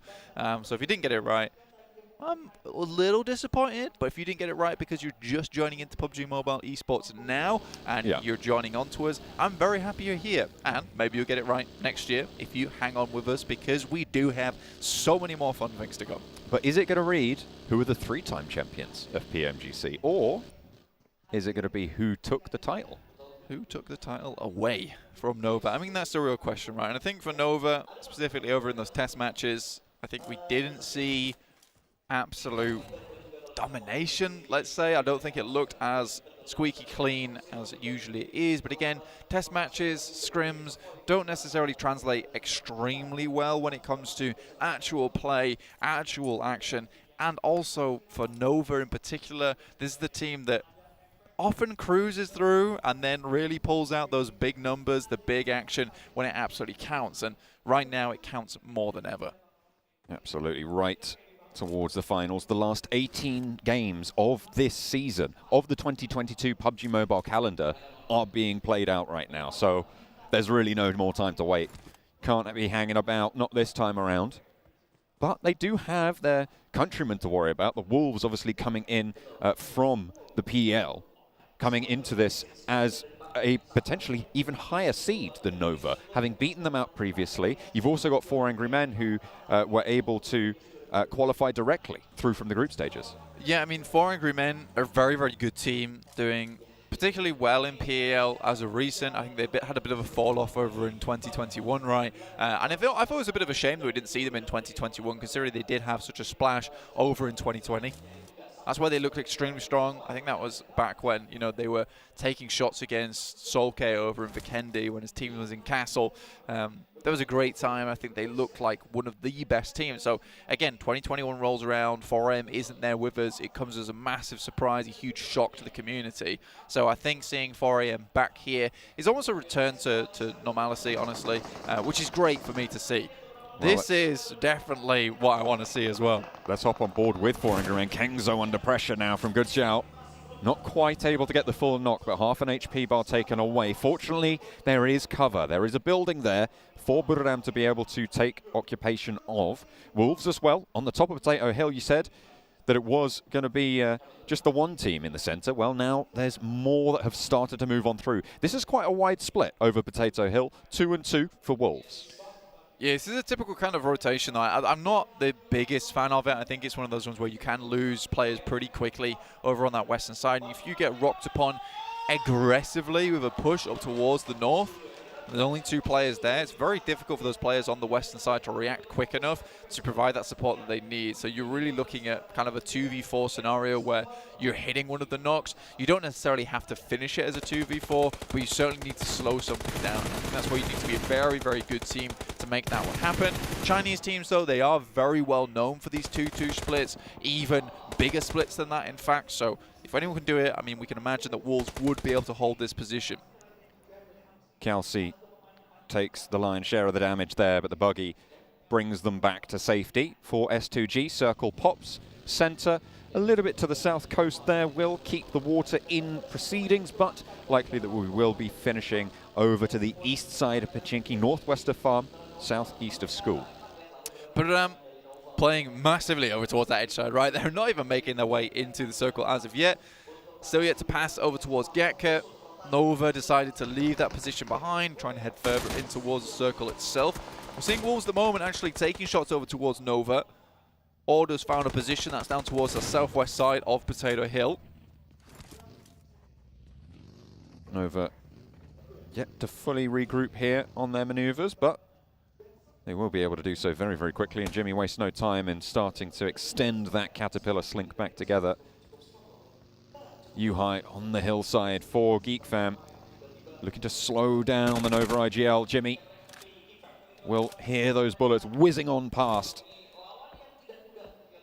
Will be turned away at the door. Has to scout out in another direction, figure out where they want to go in from here. They're already very, very central under the purview of Wolves to their east. Yeah, Wolves still hanging on pretty well. This is an extremely strong position that Nova currently own. One of the stronger positions within this circle, to be honest. Looks out towards that eastern side, provides a lot of cover towards the west as well with the mountainside. Well, less of a mountainside, but more of the ridge being behind you. So a really, really good position that Nova was able to find quite quickly as well. I didn't expect the team to be able to just pick this one up so easily as that. So threaded the needle, found the position they want, straight through the sweater. Ching Chen getting some healing done there, keeping themselves safe after the scout for the 4 angry men. Up the road compounds here towards the school. S2G outposted both sides of the road here. We have seen a couple of times where it's been 2 or 3 teams in this one settlement, but S2G have control of it for now. The circle still being fairly large means that no teams are really going to be forced into that poor spot. Yeah, I think that when you're looking at this circle, there is a lot of areas to play, right? There's a lot of elevation, a lot of positions around the map that still have compounds, still have rows that you can play in, still have dips, dives that you can head towards. So I don't think anyone's really put out as of yet. I think for Fireflux, this is maybe becoming a bit more of an issue at this point in time, especially coming down from that northwest side. So yet to have found a home at this point in time. So for them, the rest of the game is going to be a lot about trying to find this next position within the circle. I don't think they have all the information in the world available to them with this type of spot, especially when you get to PMGC. You can see that there's still 63 players remaining, 16 teams still alive. So for a team like Fireflux, finding these positions that are empty, that are still available to pass through, very, very difficult, as teams are quite easily able to bypass one another, open space on the map to allow one another in before they really have to take these necessary fights in the end game. DRS might have been delivered. A couple of engagements here from Alter Ego. Wolves a little bit further down on the south, but Potato is safe for now in the shack. Stays alive, looking to, I'm sure, drop a couple of stims. We'll be able to get back to full HP here. They are fairly close together for Alter Ego on their home turf, in their home ground. They'll be able to still be at 4. Who's going to go down first, though? That's the big question here at the PMGC. You don't want to be the first team getting eliminated. The next circle comes through. It's over to the east. Again, getting that lead on the first day is really good, right? It gives you that big buffer, able to stick up towards that top side of the lobby for a long, long while. Order being popped out by Alter Ego, no less, as well. Wonderful start for them. What a position that Nova held, and Order scouting out a little bit too dangerously. Not quite down as of yet, but Alter Ego are swarming. They want to confirm this flush. There's no way that Nova are going to be able to get this one back either. A couple more bullets did land over towards Order, and now the rest of Nova are taking a couple of shots from Alter Ego. Paraboy worried about S2G as well at the top of the hill. Worried about that position as IHC descend onto Rig in the sidelines, and immediately a rundown and a spray down. Demo is taken out in the process, but will be safe for now. Will be just fine for the time being. Demo getting rezzed up there by Ziol. Yeah, IHC kind of blasted off towards the end of the tournament in league stage. Created a massive gap between them and other teams to allow them to get into this Grand Finals. Not necessarily one of the best teams here in the lobby, but certainly with a chance to prove themselves as one of those best teams. I think right now there's other teams I've got my eyes on, but again, Mongolia has surprised them before over in the PMGC. I'm sure they can do that again. 4 second places for IHC in those last chance scenarios. As Lutz takes a tumble there from Fireflux, the second player of theirs to fall. Hang on a minute, we've got a bit of a scrap with IHC. T2K looking to try and stay alive, but IHC want to finish the job that they started. And Demo again, the one to go down, and once more Ziol picks him back up. Really good stuff. I mean, Demo's kind of just playing as the absolute punching bag of the team, which is absolutely fine. I'm okay with that. You know, as long as a little bit of sand's pouring out of him, but he's staying up on his feet, brought back. And that defensive shield in front of the team, that's all good for me. So IHC, really, really well done so far. 3 eliminations. T2K didn't know what hit him. Circle up towards our northern side. Solar still with a player on bended knee. 4 AM.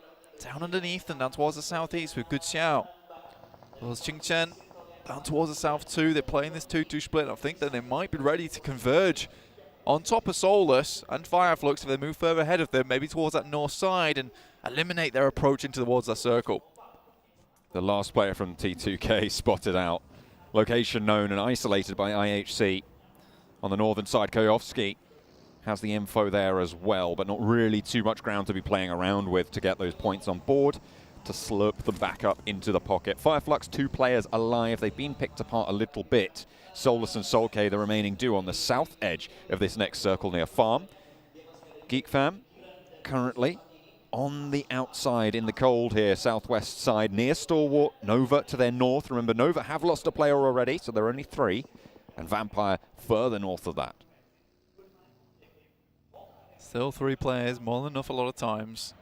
Influence came in, had a seriously good run throughout the entirety of this year. It's not a case of a team that suddenly they were hit by bright light and able to head in towards the mirror and realize they didn't need the glasses anymore and they were somewhat more muscular. They've always been that way. They've just been working on it for quite some time.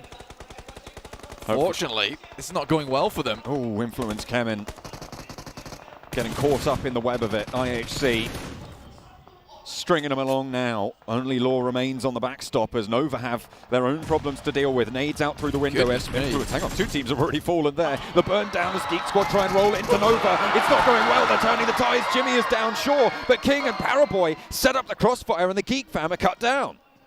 Goodness me, Geek Fam. This is a great chance to represent Malaysia here in the PMGC Grand Finals and look for that grand title itself.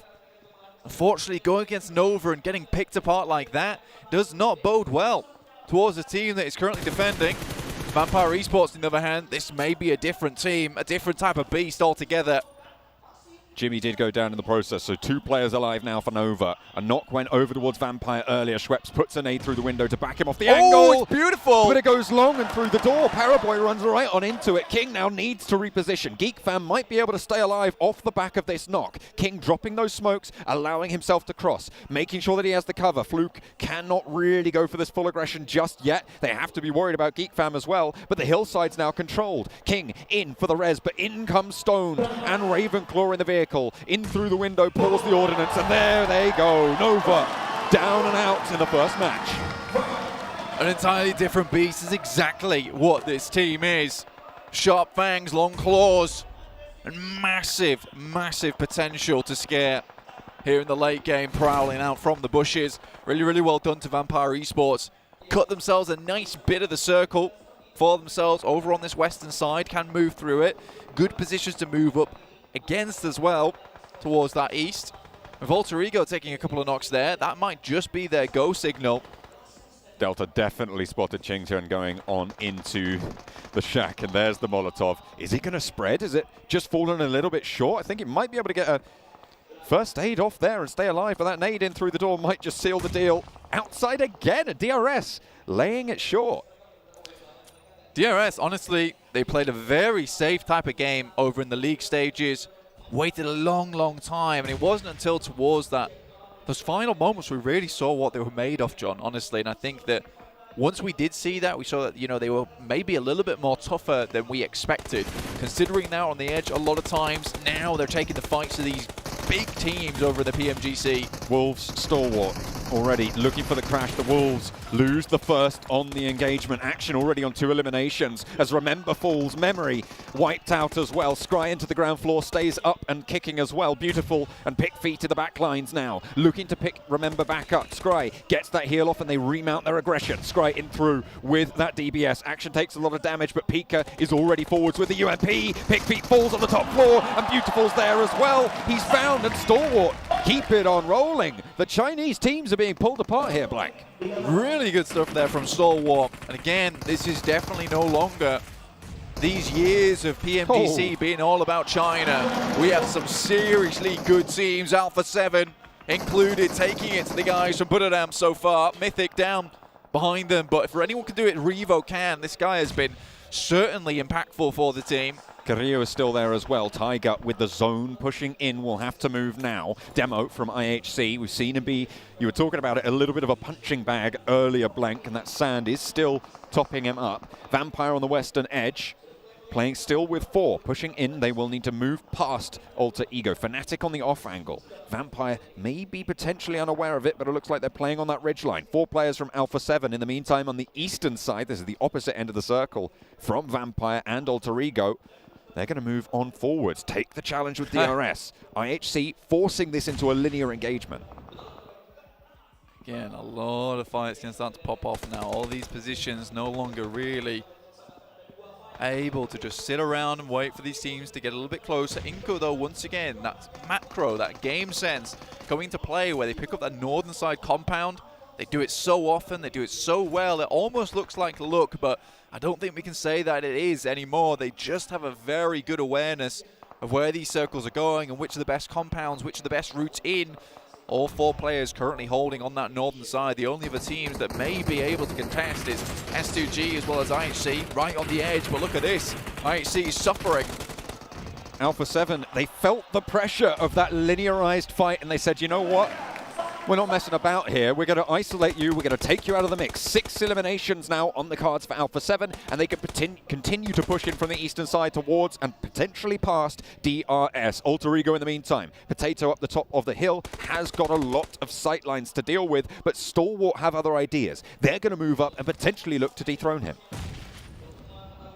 Stalwart, like you said, looking to pull the players from Alter Ego away from this position. They also have to worry about Vampire Esports, who I think just have found one over on Alter Ego's side. That's Rex going down. Fnatic, Pombit still alive over towards the north here on that 2-1 split. So Inco really still have a fantastic position in the circle. Looking to pick up some big points here to start off the game. This is what they usually do. It's what they usually did over in league stage, which is pick themselves up a big game at the beginning and then run from it from there. Alpha 7 have taken a knock, as have Stalwart. Vampire, 5 eliminations. They're playing well and together, but they have got a little bit of ground to cover now ahead of them. Alter Ego stay alive as 3. Taking heavy punishment from the north side now. It's S2G taking shots out their way. Fnatic will be able to get that first aid off, but up goes the vehicle and slow it goes down. Potato gets baked. And they're looking to add the cheese as well for 4 angry men. It's just Ching Chen remaining. The Bison in hand as well. Pombit last standing, wants to res Fnatic in this position. Ching Chen flushes out the teammate. Again, if he takes down the last 2, that would be a pretty convincing 1v3 coming through from 4 AM. With 8 teams remaining, potentially some good points here for them. DRS still going strong though. See them with 4 players still alive, 4 eliminations, certainly not bad. Alpha 7 with 6 and 4 teammates still up. Make that 7 now, looking to start out these games strong. Inco in an engagement, but Nene Bete is holding his own, as we know he can do for Inco. Vampire moving on in now as S2G have moved down south to try and engage on this as well. Up the top, Alter Ego still struggling. So we hop over to the other side of the circle now again. Hang on a minute, we're back here. Silas launches a nade up the hill and Fnatic takes a tumble. Pombit last standing now for Alter Ego. Damage done though to the ranks of the Vampires as Alter Ego swept aside. 8th place, 1 elimination. Stalwart now with a challenge on DRS on the south side. Forwards position for actions. Pika is already down as Scry is dispatched by Gianti on the off angle. A nice find, nade in hand on the bottom of the hill, and the res up front needs to come through now, or it needs to stay tall. Rules might not even know about it. Hang on a minute, he's pushed all the way through. He's managed to get a knock on the back, and top falls as well, but they're turned around on Gianti now under pressure from action, but it's DRS, and Stalwart fall. An insanely good crunch there coming out from DRS from either side.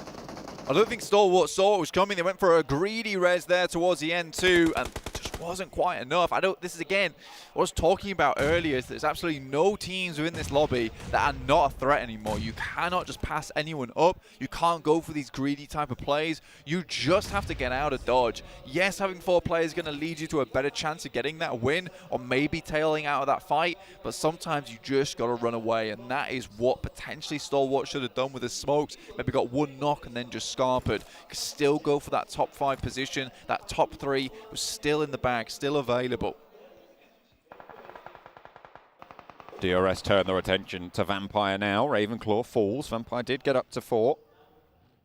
But they're bumped back down to 3 fairly quickly. DRS. They have 4 players of their own, and Ravenclaw gets flushed out pretty fast there. Fluke closest now and will feel the brunt of a nade in a second to dunk it down. An alley-oop set up by the DRS squad. 9 eliminations now. And the Nepali team doing so much work on the rundown as the stone to close it down. S2G, hang on a minute, they've stolen a couple away. Vampire eliminated, and now they're into the fight. S2G taking on DRS, and in the midst of it all, Ching Chen has stayed alive for 4 angry men. Oh my days, Nepali fans everywhere going to be very happy with how this game has come out. DRS playing a very, very passive game over in the league stage, but as soon as they're here in the PMGC, they've had to turn things up by 11, which is great to see. DRS currently looking very, very clean with it. Right now, a couple more teams to go. S2G, obviously a very strong team hailing from Turkey. 4AM, 1 player remaining for them. Inco with 3, with that extremely strong position over towards that northern side. But again, DRS, they have lost 1 player, so this is still all to play for. 2 Brazilian teams remain, Alpha 7 and Inco. Alpha 7 in a little bit of a crunch, though, on the eastern side. Mythic low and actually under pressure from Inco, the other team from Brazil, and they will find the final knock there, the final flush. 7 eliminations, 5th place for Alpha 7. That's a very good start to their tournament.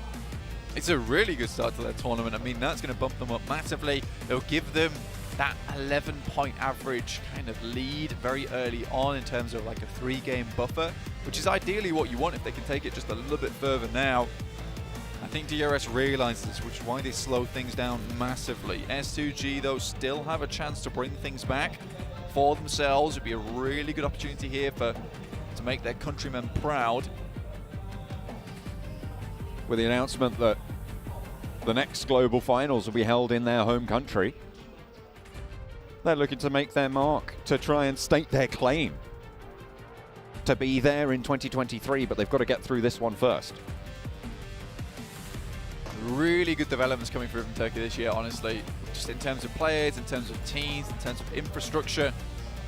And again, this has probably been one of the best years in terms of adding those really, really influential players from around the world. But again, DRS takes this one to a grinding halt now. Waiting for any of these teams around them to make a mistake. Push just a little bit too far. And they better with that AWM, a fearsome sight as an outpost for Inco. A star player for the roster.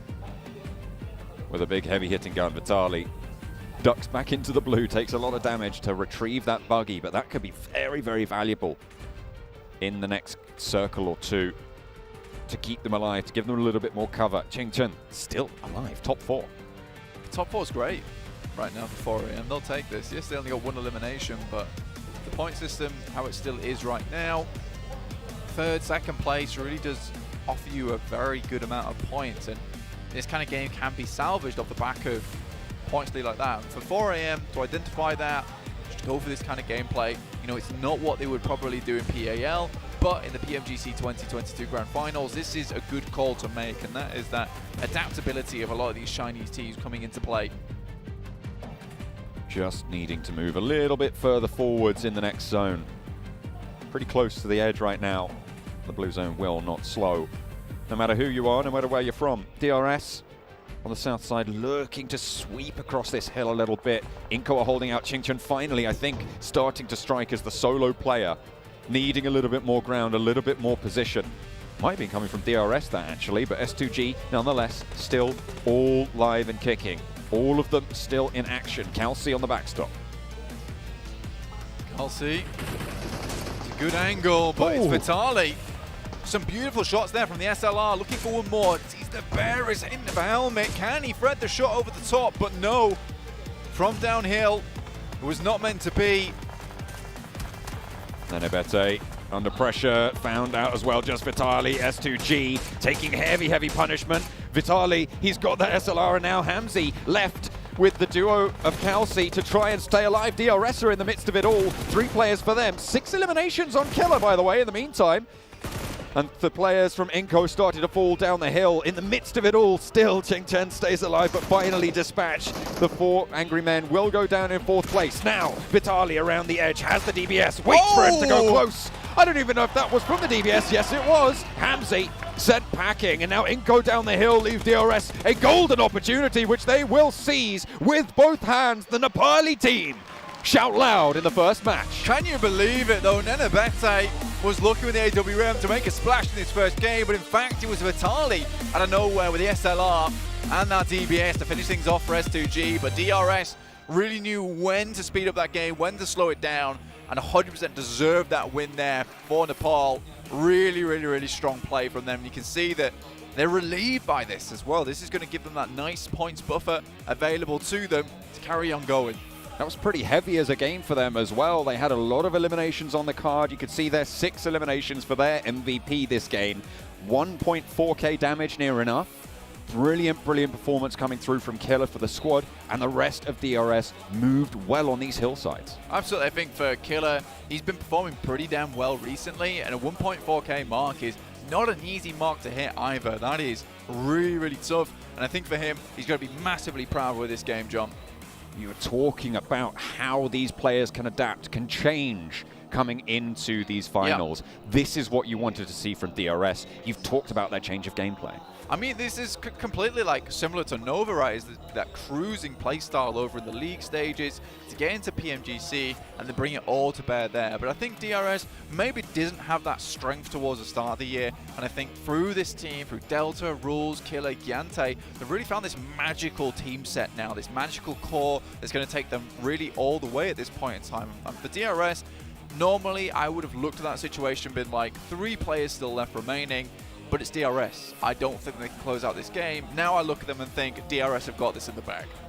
Seemingly really very effectively as well. Look at that. 27 smokes used, 21 grenades. It kept them together all the way until the end. They played it, I would say, near enough perfectly on these hillsides. And it wasn't like it was a game that just went to them. They had to fight for that position.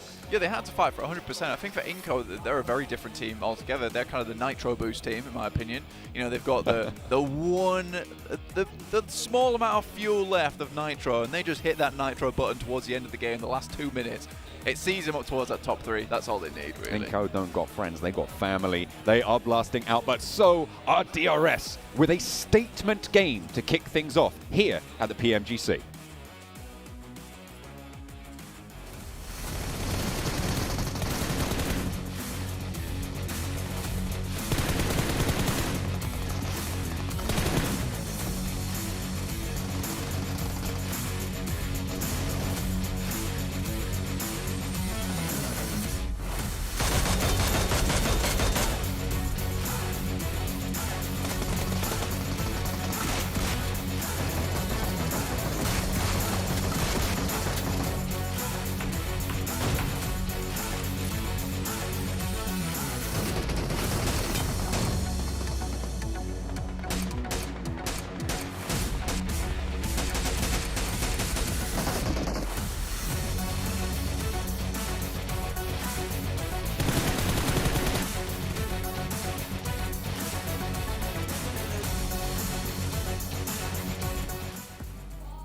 DRS taking home a phenomenal game. That is 28 points, ladies and gentlemen, in their bags to start off the PMGC journey. What can you say about that one? That is phenomenal. You can never count out Nepal. I have the impression that's what we can say here, Seven. Always a team that can get himself these strong chicken dinners. And the way they played it, I love how John really mentioned it during that game. So close to almost perfection, the control of that high ground position.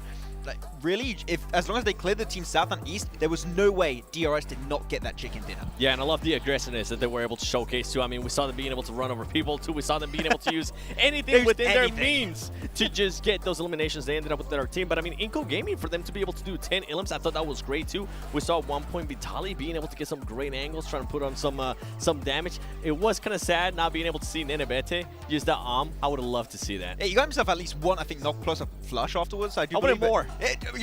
It's not DBS, you know. I'll tell you that much. But hey, Brazil looking good. Get himself a second and fourth place in points 1. Pretty good start. S2G as well. We saw them there, and then you can see one of the players that I was talking about, Inko Vitali. He was able to put up 7 eliminations, 44% of the contributed. Are you kidding me? 1,300 damage too? Wait, look at my boy Killer. 21 nades on his lonesome. What? His backpack was just full of nades. Okay. Vitali had 1. No. Well, his looting phase must have been pretty good if he was able to throw 21 grenades. Might have been some smokes in there. Maybe a too. few here and there. You know, Yeah. you got to use those. Still, what, like, for them to start off like this, that is so impressive. 1,300 damage out of both players. While we already have Inko here right now, they were the team that had, well, the best position for most of the circle. They were the only ones that had hard cover inside their compound on the southern side. Still getting 7 elements and just 1 player and 10 in total. Is this something you expected with that circle? I mean, the thing is, as you said, right, the circle did come their way, but the way they just control it, and especially when they sent Ninibiti, keeping 2 players retreated in the compound, you're just somewhat securing a big area, and you just say, look, allow yourself to get a few eliminations here and there, but top performer, of course, is going to be Vitali this time around. Who else? And, 44% team contribution, really putting the foot forward for Inko. Yeah, and for me, I mean, Killer YT as well, being able to put up 6 elims. We saw them earlier too. But Vampire Esports, I feel like that was just such a pleasant surprise. We were looking at each other, we were hyped up. I was getting flashbacks from PMWI. This team just being able to third party, I feel like that was the story for me. And I'm really, really excited to see that type of Vampire here. I was really wondering, is what we saw in PMWI going to be shown up once again here? And I can say already in the first game here, 7, that is the case. They took down Nova. They went for an amazing push right after that onto Alter Ego. They're looking hot. They're looking great. They're looking like they want a first good day. And that is it, ladies and gentlemen, with match 1 of PMGC 2022. Match number 2 is coming up any minute, and we've got Miramar. Ladies and gentlemen, Miramar? That's how I call it. Oh, okay. That's something new, I guess. We haven't been working together for so long. But Miramar is coming up any second. But I do want to touch on a couple of things because I don't think we've had enough talk about the first game. You were talking about Vampire, and I wanna touch on something really quick because they took out the current champion of PMGC of the last 2 seasons.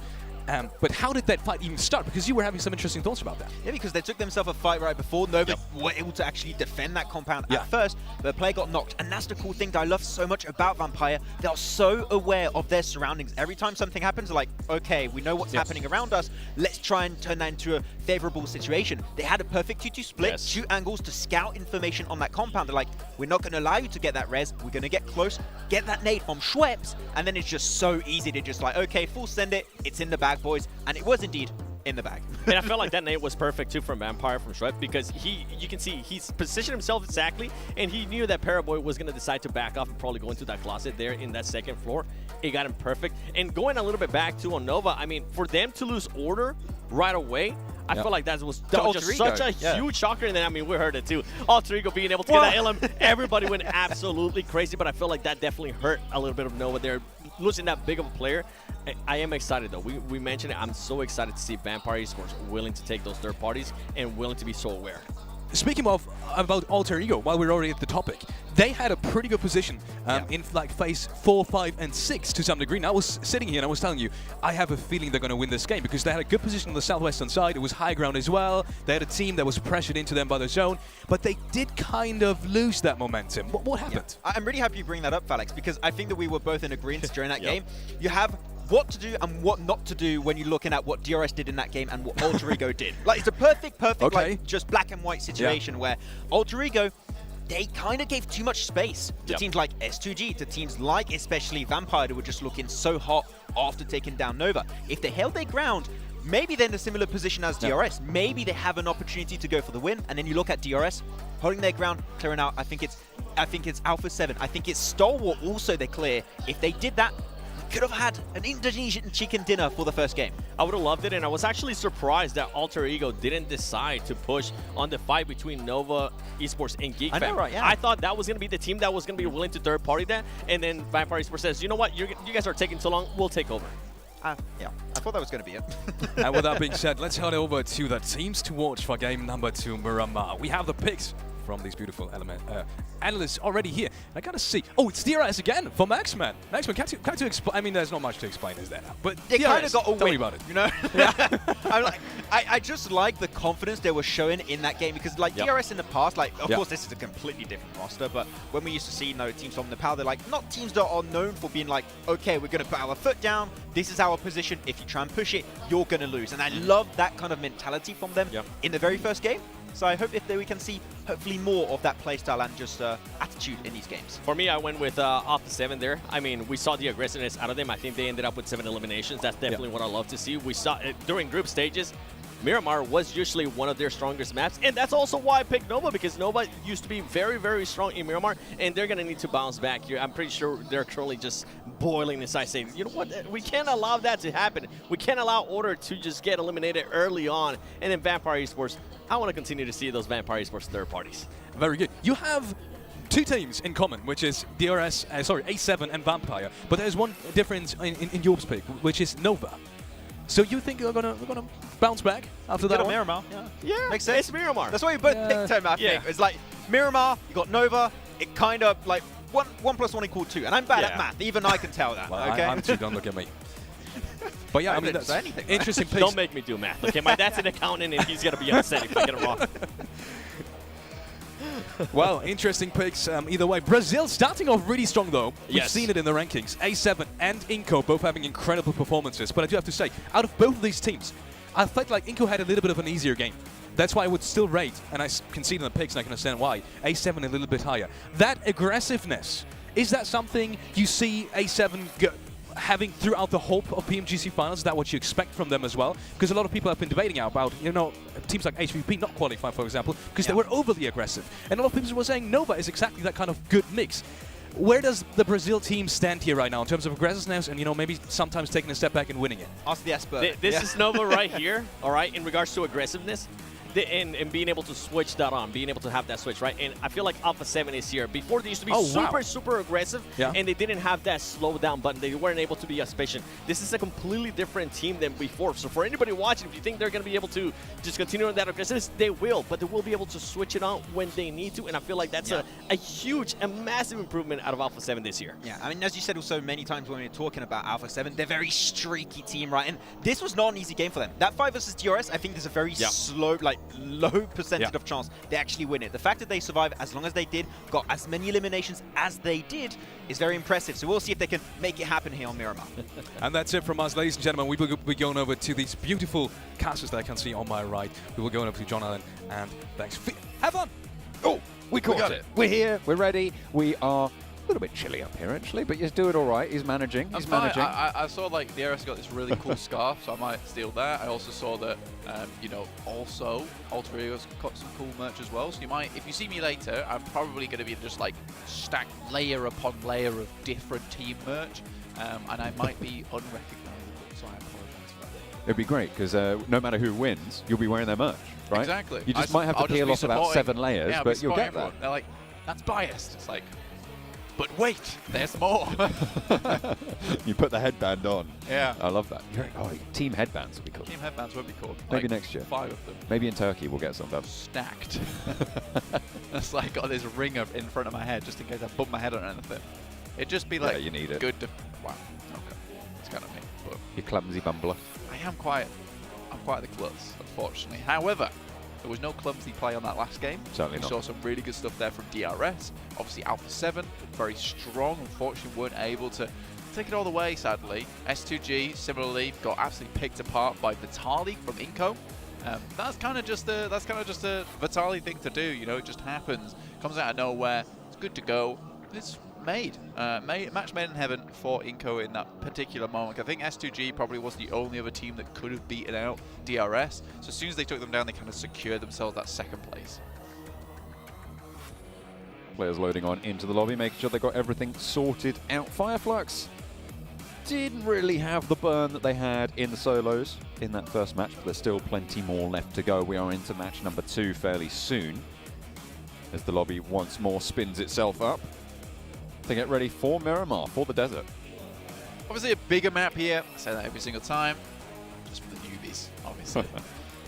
Do have, obviously, Your boys Vampire over here looking very good at the last game. Unfortunately, weren't able to take it all the way as DRS bombarded them with a grenade airstrike from the side, smoked them out. They have no idea what was hitting them, but we are headed into our second match of the day on Miramar.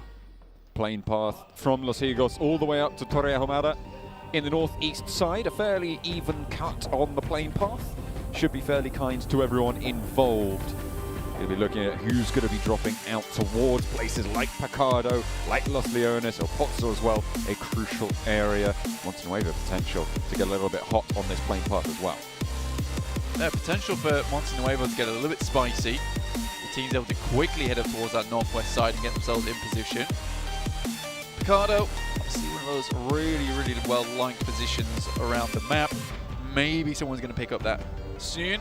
Torre Ahumada, also easy enough to head towards. Another Coperia, another position around the map that does provide you a lot of options towards that late game. So it's a surprisingly good playing path here for a lot of teams in this lobby.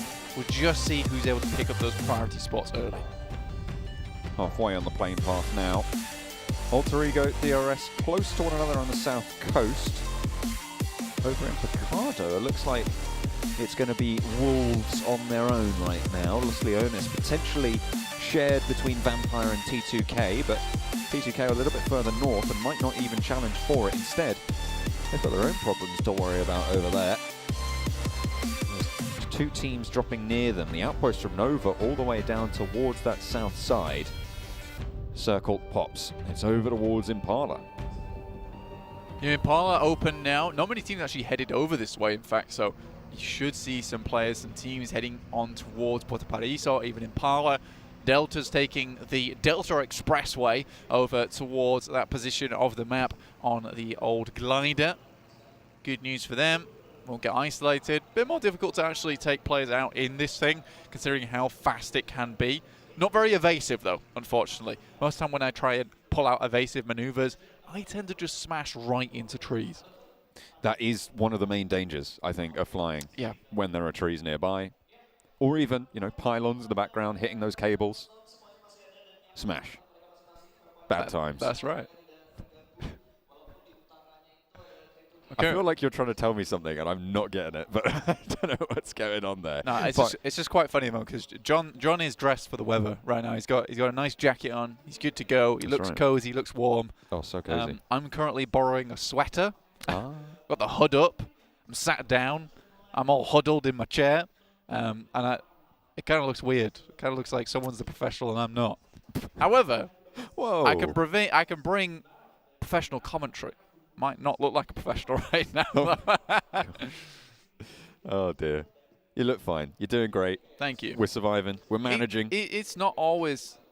You can't always judge a book by its cover. The only survival happening, not just in the game.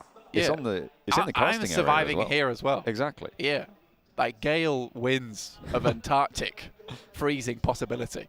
But obviously, these teams must be nice and happy. They can pretend they're in Miramar. I can pretend I'm in Miramar. Yes, you can. That nice hate. Oh, you know, it's just taking over my Look, brain. you're just gonna get jealous if you think too much about it. I really am. But again, IHC on the western side in Montenuevo. No one really challenged them out on this western edge. They can move in fairly soon. Absolutely. And again, this is what I'm saying about, you know, not judging a book by its cover, or me with my silly sweater on. But it's just teams like DRS or Inco where you think to yourself, you know, maybe you're looking at this team a little bit wrong. Like, I used to think Inco was a lot of luck. I think that they're fully aware that they don't have that power to go against some of these teams in the lobby that are right towards the top, and there are a lot of them. And I respect that about them, because they just set themselves in positions where they can take those third parties, they can take those off angles, and that's fair enough. That's fair play. I like that from Inco. They're doing what they can to see themselves up towards a top position here at the PMGC Grand Finals. No matter what happens, I think if Inco can keep up this kind of pace, they're going to bring home some good money for the team. Influence coming north side of El Azahar. Wolves left Picardo very, very swiftly, I would say. We're not too far into this game, Blank, and they've already left and headed all the way out to the east, towards La Bandita, near towards where Nova have actually made their move. So 2 of the Chinese teams will be playing there. Hang on a minute, there's a third as well, because Nova are in the midst of it also, near the crater, near Minas Generalis, just a little bit further north. Inco crunching in from that north side. We'll see if they have got that power. Inco, obviously, this is what I'm saying. I don't think they have that power just yet. But I think what they do have is they have good game sense. They have good awareness. I think they do their homework. They go home and they study. They keep the little nightlight on. And that's fine. I respect that. I like that a lot. It's something I admire in a team. I think if you just come into these matches and you just have sheer brute force, it doesn't always come through if you don't have, you know, the brains to back up that brawn a lot of times. I think right now Inco is kind of consists a lot of brains. They're a strong brain, though. Very strong brain. Big, strong brain. Yeah, a muscular brain. They've been eating their greens. Yeah. S2G on the western side as well, just a little bit behind the queue for Wolves. And they'll draw a little bit shorter, but they're still firmly in this circle for the next. But they went over towards Impala on the east edge and looking to create an outpost a little bit further into the mix of it all, a little bit out to that western side of their position. They'll be happy to do that, happy to be able to gain that foothold. 4 Angry Men on the southwest side. Chington was able to get very, very deep into that last game. 4th place, in fact, for them as a solo player. So a good foothold on the tables will have been achieved there. 9 points total, which on the game that they were having, a really, really good result. It's not bad. I think he was hoping for a top 3. And it was quite quickly that a lot of these other teams went out after them. But again, 9 points. Yeah, it might not be that average you're looking for like maybe that 10, 11 plus, but what this does see them is in a range where this game, they hit just a little bit higher, maybe a few more eliminations, get a decent position over towards that. They'll be making good pace in this lobby. VPE currently right on target with 10 points on their last game. I would like to see something a little bit more explosive from VPE. Obviously, taking the title in PMWI. They took both the titles, in fact. That was over in the main tournament as well as the after party. They were absolutely smashing the competition. It was a global competition as well, but this wasn't the type of teams you maybe see at PMGC. It was some of the best teams around the world, and honestly, then we cut down to these leanest and meanest for PMGC 2022 Grand Finals. I do think VPE could take home the grand title, and it would be an incredible result for Thailand overall, and a massive meteoric rise there for Vampire Esports, a relatively unknown team. Having 2 Thailand teams as well coming in from the region, Vampire and Buriram, is already a great result for the region.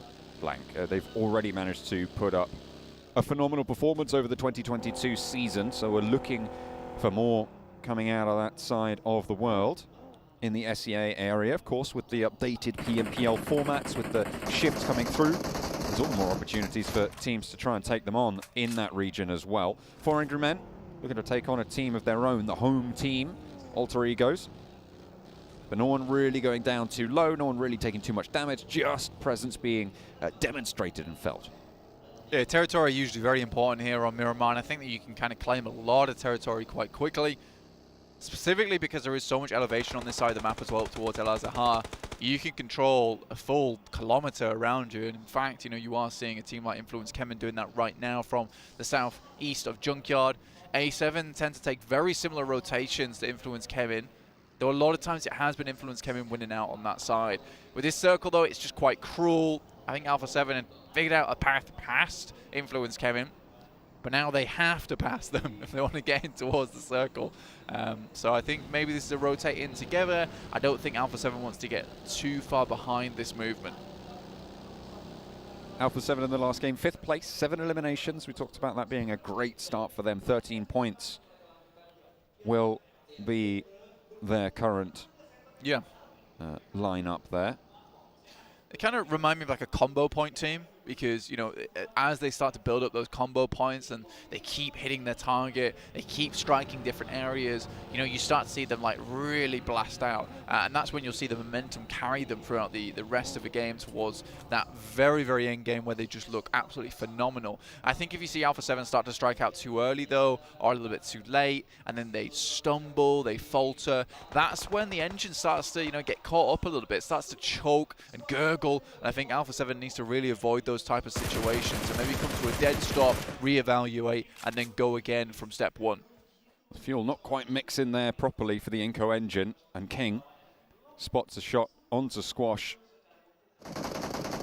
Sails it on down.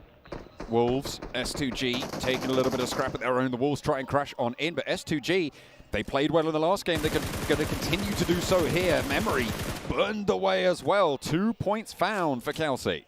Yeah, there's a lot of confidence coming through for S2G from the global stage, right? There was a lot of people predicting them to be in the top 3. And I think right now they're proving why they should be up towards that position at the moment with 15 points, 2 eliminations found. Inco, I think this is kind of typical of what we expected to see. Eventually they were going to head central. Fortunately, Nova is just too quick with this rotation. They're comfortable with making it as well. If anyone gets too close, they're going to quickly take shots down towards them. Now Inco's suffering because there are more teams willing to play center and very quickly. Will be a little bit trickier for them. However, in the first game, 10 eliminations, second place, you won't be unhappy with it.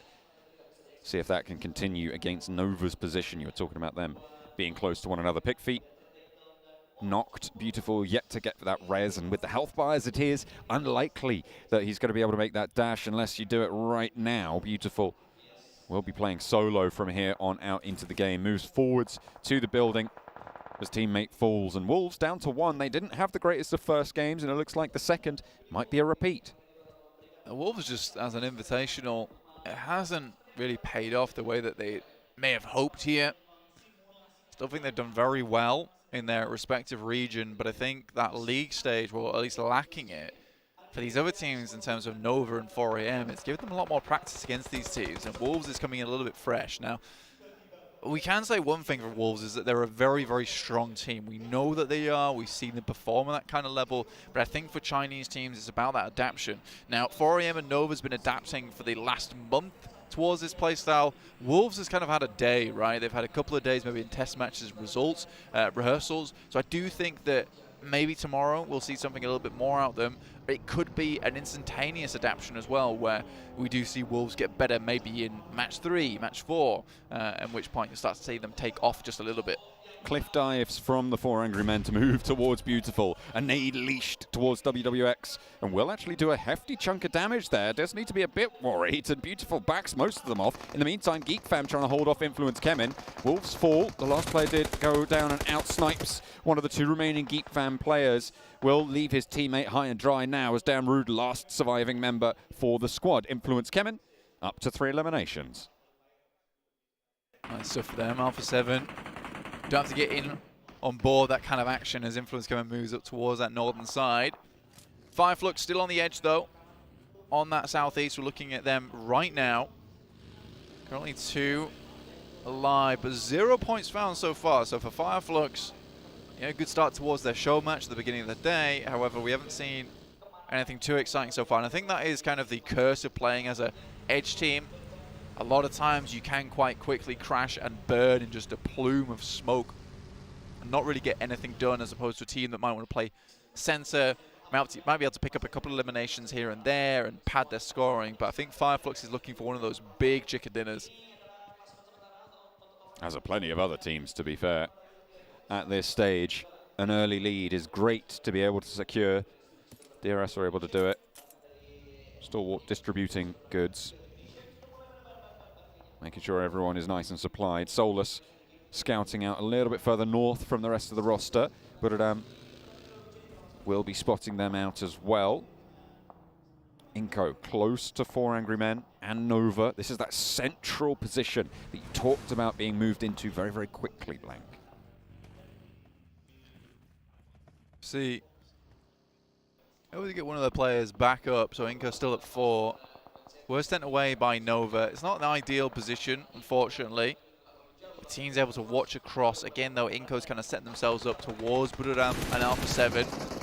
They'll have to plant their feet, though. In the meantime, 4 AM looking out towards Fireflux. Again, this would be horrific to crash into this one and take so many casualties so quickly. Oh, Lutz and Solke both fall, and Fireflux are down to 2. A really nice crossfire, a forwards movement from Svan and WWX does them wonders, but King is there to play spoiler. Spots Svan crawling back behind the headland, and there is cover now. King backed off. Solus will be looking out this way, but Ketch in the meantime is also down, leaving Fireflux at just the 1. The res now looking to come through for the 4 Angry Men on that southwest side. As King backed off that ridgeline, Jimmy wants to put pressure on as well, trying to back up the teammate, but King is flushed. A player lost now fully for Nova as 4 Angry Men pull themselves back together. All 4 of them now up and kicking. Yeah, that could have been an absolute disastrous result there for 4 AM after they've secured such a good position over towards that northeast side of La Bendita, only for King to come in, find one player on the knock and then the flush, in which case their push up towards Nova later on would have been really difficult. So the fact that 4 AM will just turn that around, pick themselves the elimination over towards Nova, that's going to make their push on that north side so much easier now. You can already see MWWX heading up towards Stalwart. Spreading their influence. Slowly creeping it outwards. Stalwart, west side of the compound now. Playing in the warehouses, they should be just fine for the time being. DRS, south side, 4 players alive. Skirting around T2K. And looking for a position a little bit further east. Buduram are going to be ahead of them, and they turn their tails instead. Move back towards T2K, up on the compound on the top of the hill. Not a bad spot to play here. Do have to deal with T2K soon enough, but I'm also off towards their eastern side yet to really hit anything too large in these games. Getting 3 points on that last one in terms of placement points alone, but not many eliminations as they were cut to pieces by the likes of Alpha 7.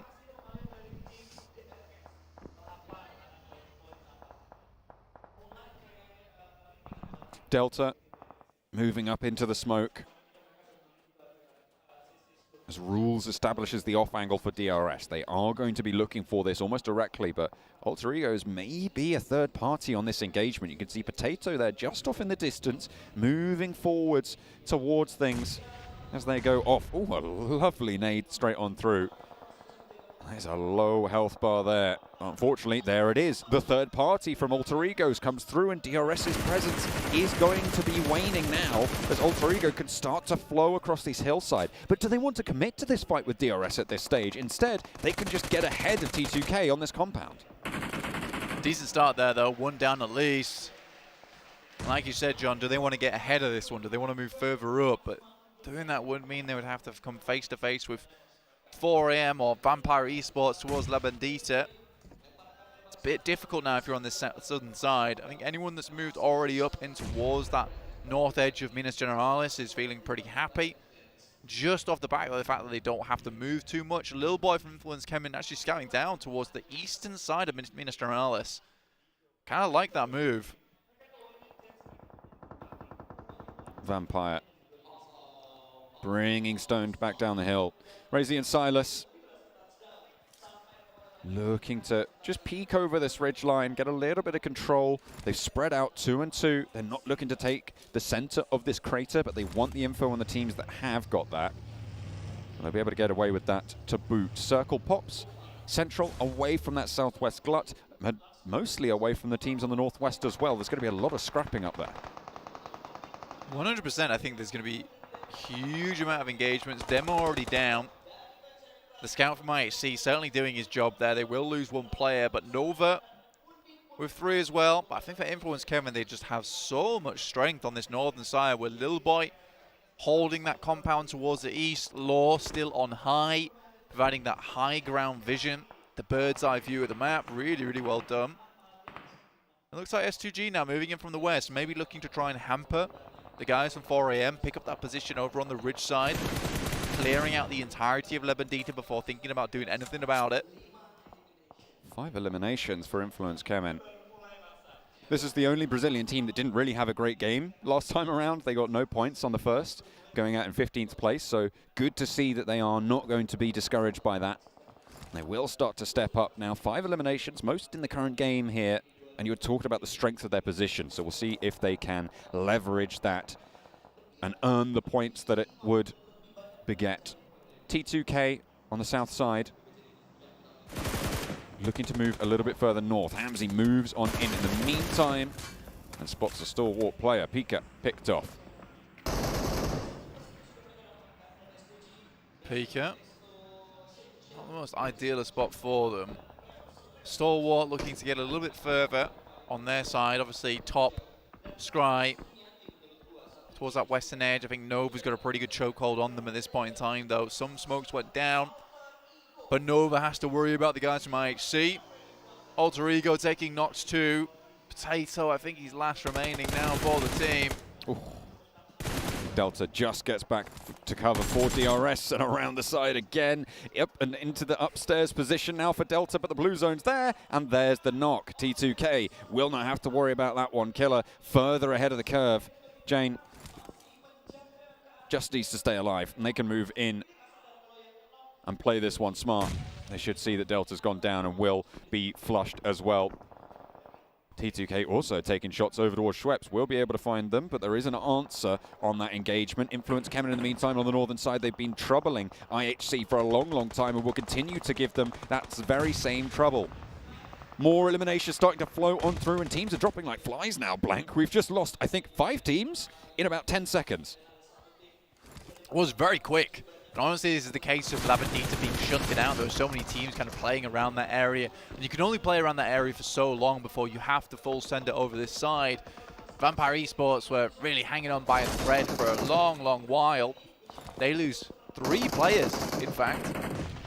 4 Angry Men up to 5 eliminations now. S2G struggling. Silas very, very low. Will bleed on out. Kelsey also under a lot of pressure here. 4 Angry Men pick up 7. Vampire seemingly the next to fall to their blade, but there is that one shot coming over the top from Schweppes, who is keeping them together now.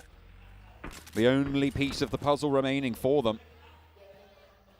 2 reses potentially on the cards, but with the blue zone coming in 35 seconds, with 4 Angry Men moving in to exert leverage over those down positions. Schweppes going to have his work cut out with Qingchen on the high ground. Needs a miracle to make this one work. Good Xiao with that Molotov forces Schweppes to go for a little bit of an engagement there, forces him to peak too high, and actually it's T2K to take the point.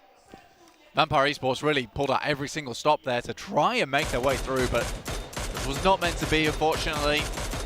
Aggressing onto that position maybe had to happen a little bit sooner, but with S2G up towards that north side, Stalwart, 4AM having a really good hold in that position, with Alter Ego also getting in the mix with 2TK. I think that honestly, you look at that and you just think it's a dying battle. I think Vampire Esports thought their position was a lot better than it was, but I think it was just because so many of these teams cornered themselves down towards La Bandita, which is why we saw so many fall so instantly as soon as this circle moves up this way. Influence came in, pick up that position that Little Boy's been holding for quite some time over towards that northeast as a regroup. They may need to send it down towards Alpha 7 spot. But as well as Influence came in, both are looking to take shots towards Alpha 7 and maybe get a knock or 2, in which case they can take up the mantle of that really good spot in the circle. 9 eliminations now for 4 Angry Men already. 3 of their players still active in the fight. 2 teams right now, 3 teams, sorry, with 4 alive. Inco, Alpha 7, Influence Kemen. All the Brazilian teams are still very much in this one, but Order may be looking to change that one. Federal close by to danger, but has backup across the way. Shots landing really effectively, and there's the nade. Excellent 1-2 punch from the Influence Kemen squad. They've been playing with strength on this northern side and will continue to do so. Paraboy now looking to try and get across that road, get across that ridge line as Order flushed out, his teammate taken away. 4 Angry Men moving into another Brazilian stronghold here against Inco this time around. Vitali opens up the bidding, a good Xiao falls first. WWX is a second casualty in the engagement, and Qingchen now looking to trade nades around the corner. Vitali has other ideas. A nade towards the back goes a little bit long. Molotov around the wall stops a fallback from Qingchen, forces him into the fight, and excellently executed. Inco Beautiful hold. I mean, 2023, the year of Brazil, man. I'm telling you, these guys are on the upward battle, the upward path towards the stairway to heaven. And honestly, I'm really so incredibly happy about Brazil and the Brazilian teams and what they've done this past year and what I think they will do this next year as well. Influence came in. I think they've come in and kind of revitalized A7 in a way, because I think that A7 was sort of cruising a little bit. Then suddenly Influence Kemin comes out of nowhere and it's like, there's another kid on the block. And Alpha 7's like, right, we can't have this. We're going to have to really go into hyperdrive. And again, Inco, the little brother, starting to make their way up the rankings as well. Looks good. I think with a little bit more time, maybe coaching, analysts, Inco could be a really, really good team. They do have extreme potential. Taking down 4AM like that is not easy. And when you've got stars like Nenebete coming through on that little brother Inco team, it's no wonder. Say little brother, currently second place on the overall tables. 4 eliminations on this game. Brilliant, brilliant stuff from the largest country in South America. They have certainly made their mark and are continuing to do so here in Jakarta. Nova on the northern side, playing with 2 now. Yeah, still going. I think that's the main thing. But again, only 5 points so far for Nova. It's not ideal as defending champions. It's kind of the day where you would like to get a big bump up in terms of points potential. That last day looked a little bit easier. Again, for Nova, certainly anything is possible. They have pulled things out the bag before. I would not be surprised to see a 100-point day be pulled out from a top hat on day 3. That is just something that might happen. Again, though, it would be very, very difficult. Inco. Still on this western side, still doing work. Paraboy steps up, finds at least 1 there, though. Good stuff. Nenebete's down. Arguably the key player over on Inco. Will be felled, actually stolen away there by Buriram. Across the way, Vitali looking to light up Jimmy, will be able to do so. It's Scry to chime into it as well as Jimmy goes down outside the shack. Currently held by Stalwart up the top, but Paraboy will fall to the play zone. And that's going to leave Nova out. 5 teams now remaining. Influence coming on that northern side. 3 players left alive. Alpha 7, all 4 of them going. Inco 3 as well. Buriram looking to try and keep themselves together, but they are 1 against the Brazilian 3. It is going to be difficult now for Buriram to keep their cool going forward. Coming into the last zone before we do close this one completely. Right now, Buriram, Tiger, Kengzo, Sky Only, very good at holding down the battlefield. Sky Only is this player that's always been so manipulative of a lot of players within the circle itself.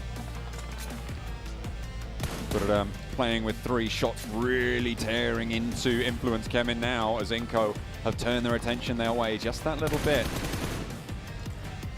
For 8 eliminations now as Influence Kemin will fall that northern side. It gave them a lot of points there, but 4th place, 8 eliminations, great stuff. Inco is really the big news here. They started this game on 2nd place. They have 3 players alive and a really great chance here as well on Miramar. Yeah, they were sent away by Nova. And again, this is the Nitro boost. This is where they click the green button and get going. Alpha 7 looking to stop that one. A Winnie in the hands of Mythic. They have not moved too far away from that position before. Becca, Squash, Vitali still up. Nenebete, that key player, not on his feet though. But again, Vitali was able to put in some really good work on that last game as a start opponent for them. Sky Only tries to spray down the guys from A7, but they're making a good move here. Gaining ground, actually. Terrain play really on point for Alpha 7 with 4 players alive. That is the most of any. Buriram absolutely blindsided there to a nice little spray coming through from Squash. Buriram cut down to just 2 active. Mythic spotted, but hits the deck with a Winnie.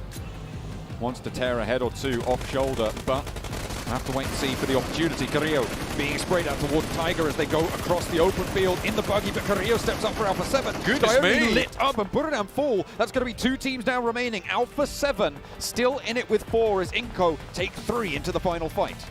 Mythic down, really bad news. That off angle was so important for them. Now Carrillo tries to get himself back up into action, but already Inco is making the right moves, destroying all the vehicles, preventing them from pushing any further towards the circle. They already have the center here, a very good ridge to play around, and Carrillo's split off from his team.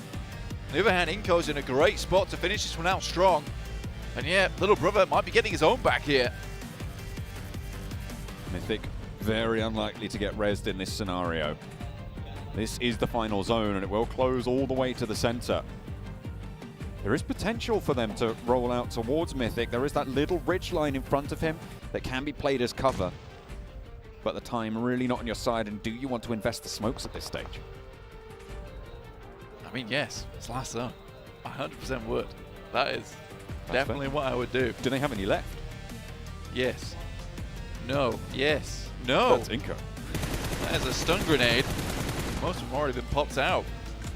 Looks like that way. Carrillo does make a push really far That's forward bold. to squash his crosshairs. That's not going to work out. Unfortunately, there's not even a trade to be seen. Now 2 players active for Alpha 7. 4 eliminations on the game. Mafioso and Revo now with it all to do for the squad. Inco, they took second in the first match of today. They're looking to try and put up that first place here on Miramar. Alpha 7, arguably specialists here on Miramar though. So even with a duo, they are certainly a force to be feared. Mafioso goes down. In the meantime, Revo now last standing for Alpha 7, and it's not long for it. It is Inco to step up yet again, and what a start to their tournament. Second place followed by a chicken dinner. We wanted to know if they still had that power to take on the biggest teams within the lobby. And look, they pulled out the nitro boost at the end, but this time they've attached spikes to the front of the car, and they send that one flying directly into the chicken dinner. They'll pick that one up, they'll take it with them. And that is a very, very good game there from Inco. Even again, losing Nenevete, being able to play with Squash, Vitali, Becker. These players really have leveled up their game from league play into PMGC Grand Finals, and that is something that's wonderful to see. And it was great news to see that early, because a lot of these teams have got to be scared now. Got to be scared of Inco, because it's like, look, we took down their MVP. We took down their best player, and regardless of that, they're still able to pull out some big numbers, some big games. And I think for Inco, they have found that teamwork, that synergy that they were desperately looking after. Vitali was brutal in that game as well, getting 6 eliminations on the cards for the squad. Really, really solid performance. Did so much work against those teams who tried to move in central. Yeah, absolutely. I think that, again, this is a case of getting sent back by Nova early on. Yeah, of course, that does suck. That sucks. Almost losing a player as well off the back of it. So you pull back, you pull away, you reevaluate the situation. I think they didn't want to head down towards La Bendita. They noticed there wasn't a lot of players coming across the fielded area early on. So they thought, look, so many players must be down that southwest edge according to the actual playing path at the beginning, which went southwest up to northeast. So a very smart play from them to just kind of hover in that location.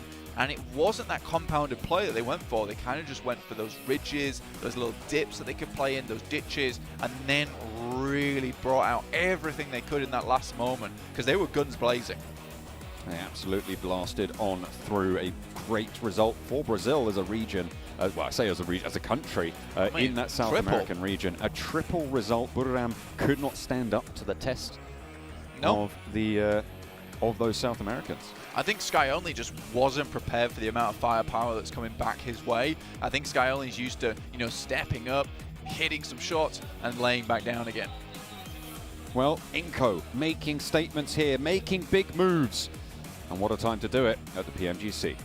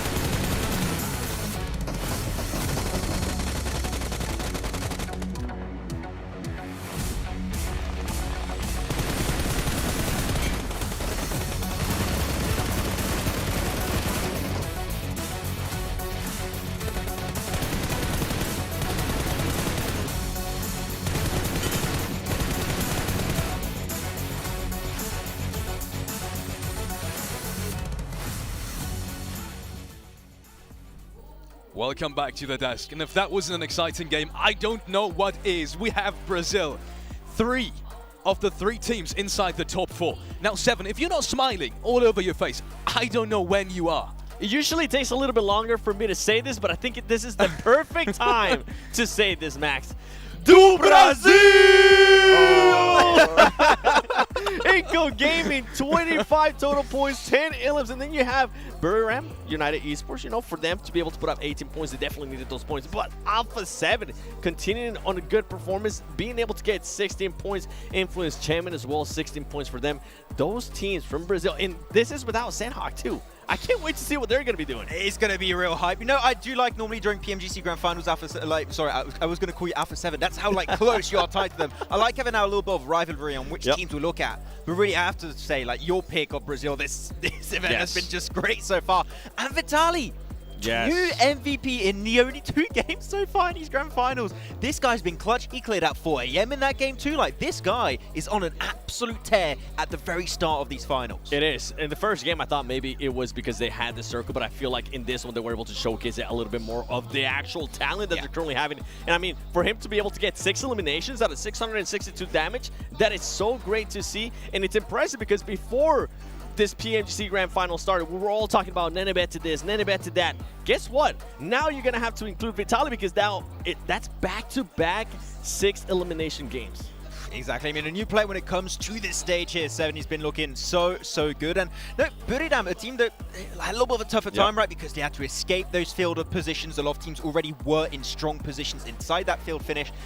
Did make it a little bit rough for them. Still, I would say, a strong approach, but the circle made it just a little bit rough to play at the end. And for 4 Angry Man, Chinchin, I mean, for him to be able to get 4 elims, this was a team that didn't actually perform that well in the first match. A great bounce back. Exactly. I mean, I think it was Vampire that was struggling to leave, and like they made sure Vampire were not leaving that position.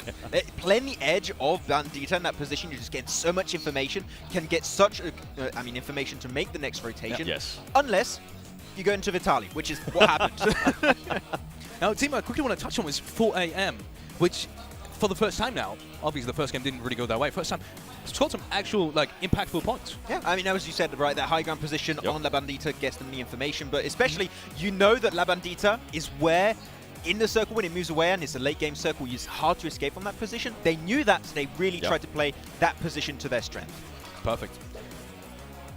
Before we go into a quick break, let's quickly take a moment and thank our sponsors once again. And first up, that is obviously, you can already see everyone just pointing at it because, I mean, there's a reason for it. Look, it's beautiful. It's honestly beautiful. Like the backside of it, disappear. wait until you see the front side. It will? Yeah. It will disappear? Oh, yeah. Are you taking it? I might take it home by mistake. Wait. Security. What is that over there? What is that? Where is it? I don't know. Oh, it's gone! Anyway, let me tell you something about this beautiful thing. Do Brasil! Xperia 1 Mark IV and Xperia Stream were co-developed, and I'm not kidding, in collaboration with professional esports players. And you can play PUBG Mobile with Xperia Stream's total cooling system and multiple ports for intense gaming and streaming. If you want to share your favorite clips, your highlight reels, please share them with Xperia Stream. Also, Prime Gaming, thank you so much for helping out and supporting this tournament, PMGC 2022. It's been an absolute blast so far. We're just getting started. With Prime Gaming, you can get free in-game content. You pretty much do anything with it, right? There's plenty of free games as well. And the coolest thing about it is, obviously, we're playing PUBG Mobile here. You can get free PUBG Mobile content, free PUBG Mobile skins, in-game stuff as well. So make sure to check out Prime Gaming. And lastly, I want to thank the PBESI as well, which is the Indonesian Esports Association, the local one. Thank you so much for supporting this event as well. It's, we're glad to have you on board. We're glad to have you on board. One more thing for you guys at home. We have a survey going on right now. Some of you have already seen it, some of you haven't. And for the ones that haven't, make sure to check out the links in the chat and of course also the links on social media. You will find a link to a feedback survey, and this is gonna help us massively in terms of improving the show. You can write whatever you want in there. It's, as I said, it's pretty easy to understand. Click on the link and you'll find out what it is about. And by doing that, that's the best part, you may get a chance to win some prizes. Ooh. And obviously at that point, thank you all in advance for sharing your feedback via the survey. And with that being said, we are going into a quick break. I gotta get my phone back at some point. We're going into a quick break. See you in just a couple of minutes.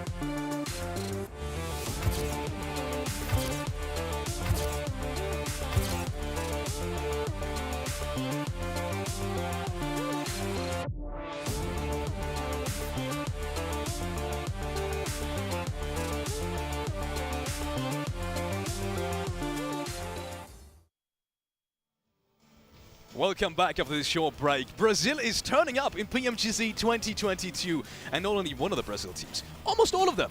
Yes.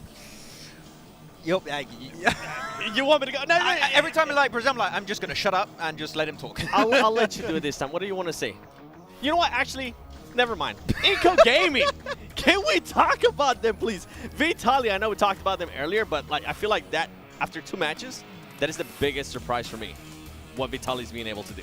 For his first time playing at this level too. Yeah. Right? It's just like, whoa, okay, you got teams like, your 4AMs with Svan, you got your Novas, you got so many teams that already been able to play and perform at this level, and yet he's just like, easy peasy, mate, PMGC, small event. What's crazy too is this team has only been together for 5 months, and they're at the PMGC Grand Finals. It's wild.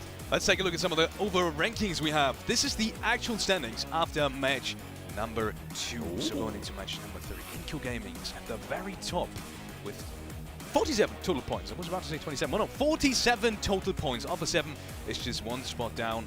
In between there is obviously DRS Gaming with 29 points and DRS on 31. That is... Are you surprised so far? I know you are on 7, but Max, is there any team that potentially sticks out to you? I mean, I think that also we got to keep in mind 2 games is going to be very volatile. We're going to see a lot of changes, but I would not have expected this leaderboard at the start, especially seeing like DRS get himself a chicken dinner, which is always good to see. But the thing is, a lot of the top contenders we were expecting to do well. Currently on the second page here, 7. Your Vampire Esports, your Nova, your IC, even the side of Fireflux Esports and Wolves and Geek Fan. Like so many teams, actually almost all the teams. Now I just almost said every single name on this page. It's like, it feels a bit weird, right? I might get hated off for this, but I'm okay with seeing Nova in the second page because of what we usually talk about. I mean, we do have Sanhok coming up, as you can see on your screen. They tend to start slow sometimes, and it's okay. It's okay for them to be in the second page as long as tomorrow they actually show up, and they usually tend to show up, right? At least that's what we've been able to see from them in the past. Now, another team that we did end up seeing on the second page that I actually want to talk about, it's Wolves. I feel like they are underperforming, even though, yeah, you said it's 2 matches, it can be very volatile, but this is not what we expected of Wolves, and I'm starting to wonder if it's maybe them not being able to play on those group stages, them not being able to have that extra information or being able to know what some of the other teams are going to be doing. Yeah, I don't want to get any hate for this, but the only thing I remember of Wolves doing so far in these 2 games is when they needed their own teammate. I'm sorry, okay, but that's what I remember right now. We need to see a little bit of a step up. But once again, we said we've got a lot of question marks around this team. The first time for them playing outside of their region. Yeah. Just got to give them a little bit of time. I'm sure we'll see Wolves, step up eventually. How many games do you give them? How many games do we have? No. I would say after day 1, we'll see more things happening in day 2, day 3. Oh, 6 games, okay. Let's take a look at some of the teams. And then we have teams to watch. Maxman is going to go with... Ooh, have you picked that team today? Which one? Buriram United. Have you picked that already? I don't think it is. I think it's your first pick. Because you've been talking about them for yesterday, for almost the whole day. And Inco and 4AM as well. So this time around, at least we have a lot of picks that are not not the same. And for you, 7, I want to talk about one specific team we haven't really talked about so far, which is got like Stalwart. Yes. Now, I'm actually surprised you haven't picked them, and I think I have an idea why you haven't picked them. You know why. It's because you don't want to curse them, which I'm completely fine with. The reason why I picked them is because this is a team that usually tends to drop on boot camp. And since it is Sanhok, and we only honestly play just once a day, there tends to be a little bit of hot drop. So I'm interested to see if anybody's going to maybe hot drop them. Wasn't it Alpha 7 that did it? I'm just saying, it's going to be interesting. I did notice we both picked Inco Gaming. Okay, all right. I gave up. Like, okay, Brazil. Okay, I'll pick Brazil. What's your reasoning behind 4 Angry Men? Behind 4 Angry Men, I think that the foothold they had around La Bandita, that we mentioned a little bit before that break, was really interesting. And I think that, first game, just a little bit silent. It's just one game, right? It happens. But that game, they were just like really reading that circle down to almost perfection. Sure, Inco were just, Vitaly was just a bit too strong at that moment. But I would say the macro play was strong. I want to see that potentially result in a chicken dinner. If they do it again, it could happen. Yep, it could very well happen. So, teams to watch. With that being said, any straight up prediction in terms of Brazil? I want to get really quickly back to that topic. Is that going to continue? Because that is pretty much the region to watch right now. We have had teams to watch, but teams to watch. Is that going to happen? Quick yes or no answer. Is that going to continue for today? Yeah. Yes and yes. And with that being said, we're going over to John Allen and Black. Take it away, boys. Well, no matter what happens, I'm sure it'll be plenty of excitement here on Sanhok. Honestly, Sanhok is always a very, very fun map, very interesting map, and a very quick map. So this could be really one of those maps where anyone can take the prize here. If you're slick with it, if you're fast with it, obviously Inco is very quick at getting towards that center circle, but it's very available to move around this area of the map quite quickly. So whatever we see, you know, it could be a little bit more difficult. Specifically with a confluence finish, right? For a team like Inco, there's no dedicated center to that circle. No, it's a little bit more tricky to make that sort of call, and often you can really kind of get scuppered by that shift if it comes in too late, or if you've made the wrong call. I say wrong call. If you've made the unfortunate the executive call, the executive call to go to the place where the circle didn't end up going. For sure, and I think that's what makes it very difficult. So this is kind of sometimes a toss-up. Sometimes it is just. I would say this game doesn't really. It favors more the fraggers than it does the IGLs a lot of times. I think you still have to have a very good IGL, but you also need to have those very good fraggers on the team if you want to perform and get those massive points available to you. Teams loading on up. Good spirits in the S2G camp. Good to see, good to see. They've put in a bit of a shift so far today, so they can be happy with themselves. It's good to see that they're keeping themselves loose. That's what you want to see, especially on Sanhok, right? You just talked about it. You do want to be a little bit more geared up for taking those fights, and the best way to do that is to stay loose. Absolutely. If you don't have that pressure that's bearing down, and if you still feel like, you know, this is still first day, there's only really been 2 matches, these things can happen. We could be towards the bottom, but we could easily get a 30-point game and be towards that top on this 3rd match alone. So I think for some of these teams, it does become quite easy and quite quick to head towards the top of the table. Specifically for one of the better teams in the lobby that just hasn't been able to prove themselves or show what you've got yet. Bathed in green, the stage leads us in to the jungle. Sanhok will be match number 3 here of 18 in the Grand Finals. North side plane, all the way up from Mong Nai down towards Bantai in the south side. Again, fairly even cuts behind plane path so far. They have been getting it done for us. That Northwestern Island a little bit further removed from anything else, but they will be just fine to be able to get on over there. It's been easy enough so far for a lot of these teams. I don't think anyone's really had too many struggles when it comes to drop spots. I think the only one that was really quite difficult was that plane path over on Erangel, but even then, there was the capability of the fact that the circle only went fairly central anyway, so most teams could find the position they wanted on the map fairly quickly afterwards. And I think other than that, yeah, it's been happy. I think it's been a very, very fair day, and maybe it's going to take Sanhok to break that tradition. Influence came in close by to Alter Egos, who are in turn a little bit in the mix of it with Vampire on that northwestern island. Big wide split for Buradam on the southeast side. DRS and Sami. Wolves taking refuge between them and Geek Fam a little bit further north towards Ruins. 4 AM towards Camp Brava. This is another fair circle, I would say. I think this is a very, very fair circle. This is on probably the one island that is super calm, super chill. You know, you can even take docks rotations up towards that northern side. For anyone who's over towards the northwest, again, there's swimming positions to get in. And because there's so much of the circle still available, you can play around Quarry, saddle your way around the side, and maybe find yourself in towards a position where no one's really playing. So I think for most of the teams here, this is happy days. And Inco, you know, may just be able to find themselves into a good position on the map quite quickly here, John. See how fast they can get there.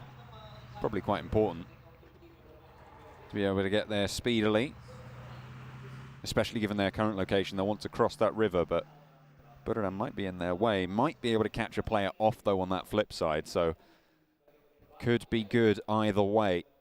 Teams on the northwestern island also looking for their route of egress. You talked about having docks rotations, so potential for them to swing all the way out in those boats. Have to wait and see, though. Time will tell. We're still very early doors. Very early doors in the game. Still stage 1. Waiting for stage 2 to pop. Inco 47 points. DRS at 31. Not bad a performance from DRS, honestly. You look at the count so far, and 31 is a good clear 10 points ahead of where, you know, a steady performance would be. So I think for DRS and A7, both doing very well. Inco, on the other hand, has just absolutely blasted out of control at the moment. So very, very well done for them. 47 points, almost 25-point average, which is really, really impressive here.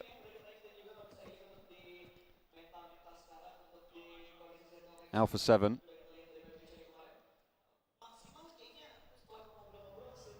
In Lakawi on the eastern side, looking to try and grab some vehicles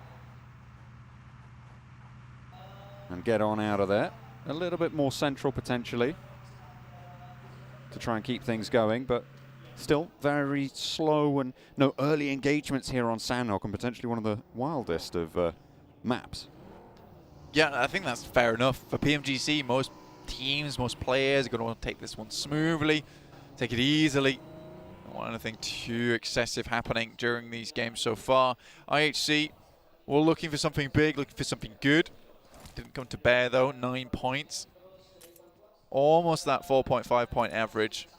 Fortunately for them, not being able to bring things up. I think they did have a good start to the day, but just weren't able to translate that across very well. Alter Egos, I think there's a lot of support here from the crowd, but currently only 3 points found.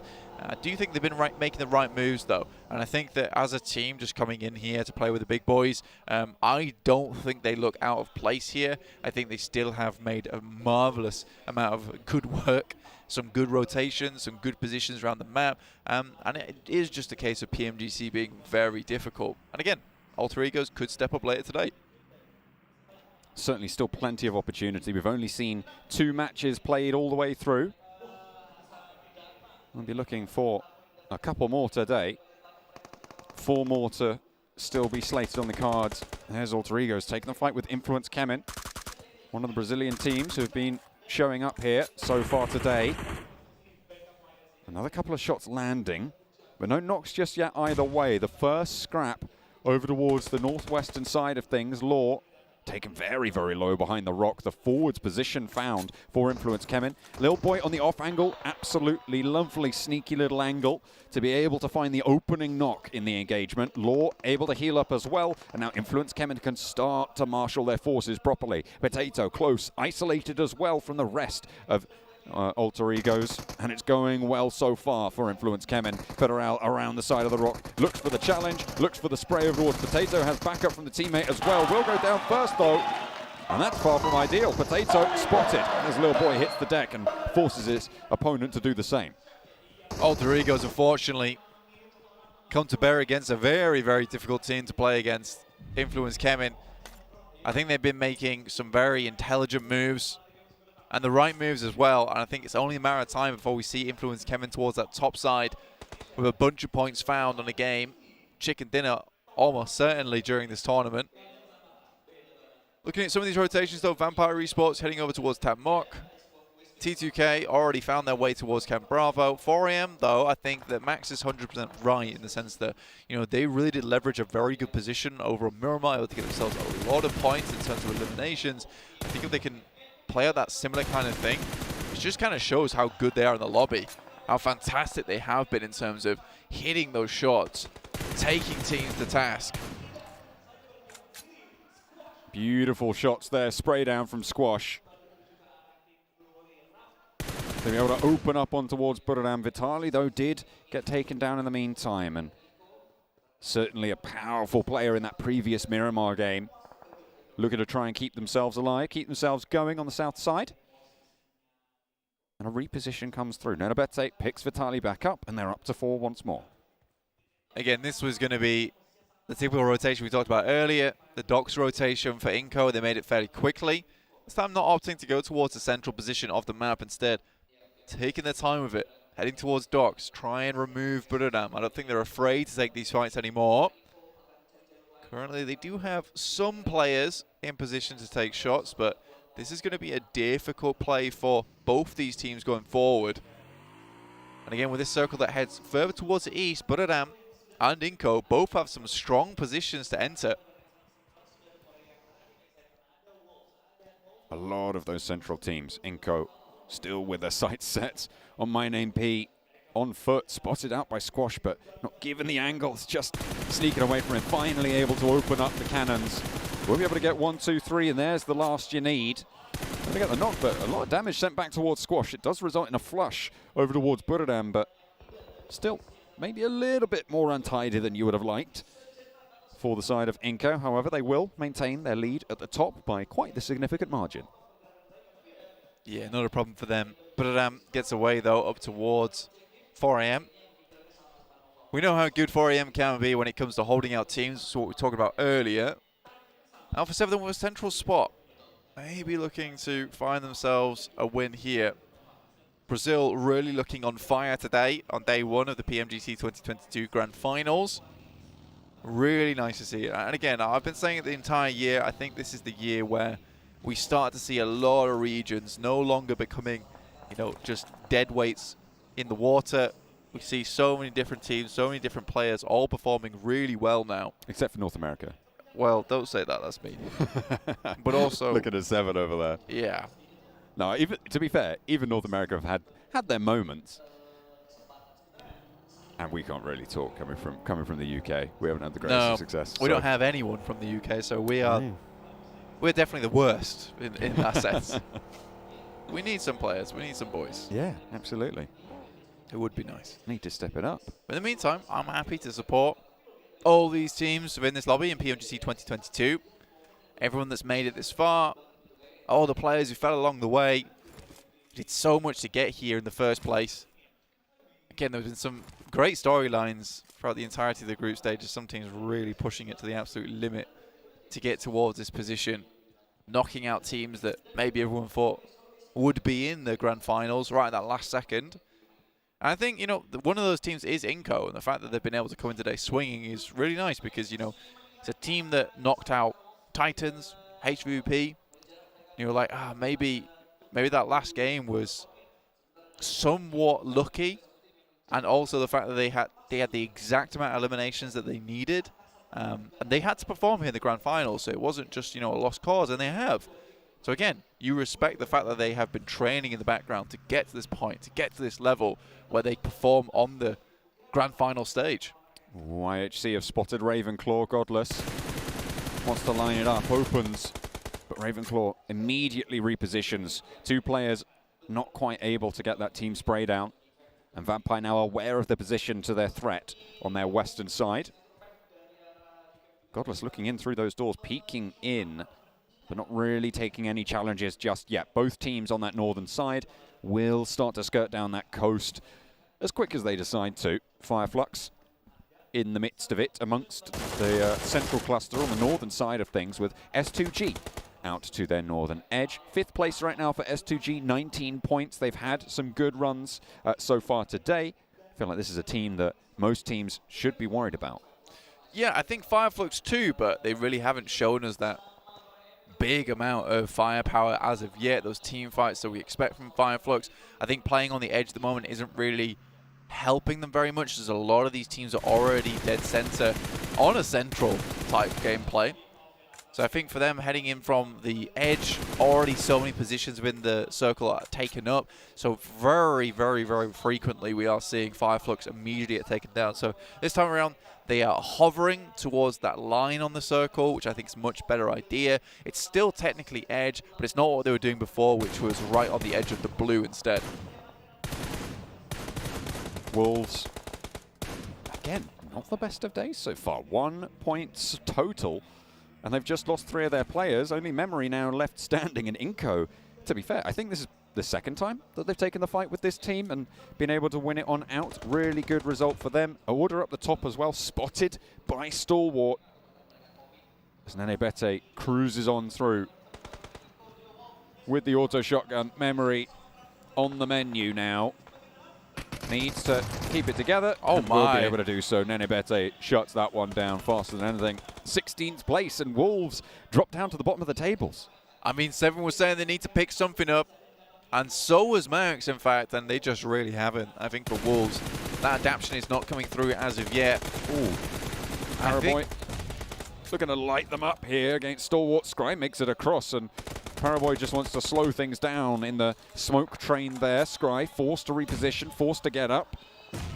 And the nade's not quite finding it. Looking to be able to get a heal through as well. Has to reposition. Can't quite find the respite he was looking for. The rest of Stalwart fall back and do manage to get their full heals off. Action now across the way. Scry finally knocked as Action now can be that linchpin, that forward position for them, but needs to leverage properly. Action half HP. Fireflux aren't too far away. Potential to third party in the engagement, but the nades from Action need to be on point. He's only got one, however, as King has fallen for Nova in the back. Needs to hold this line on the wall. Paraboy will spot the player crawling out, and Action shut down.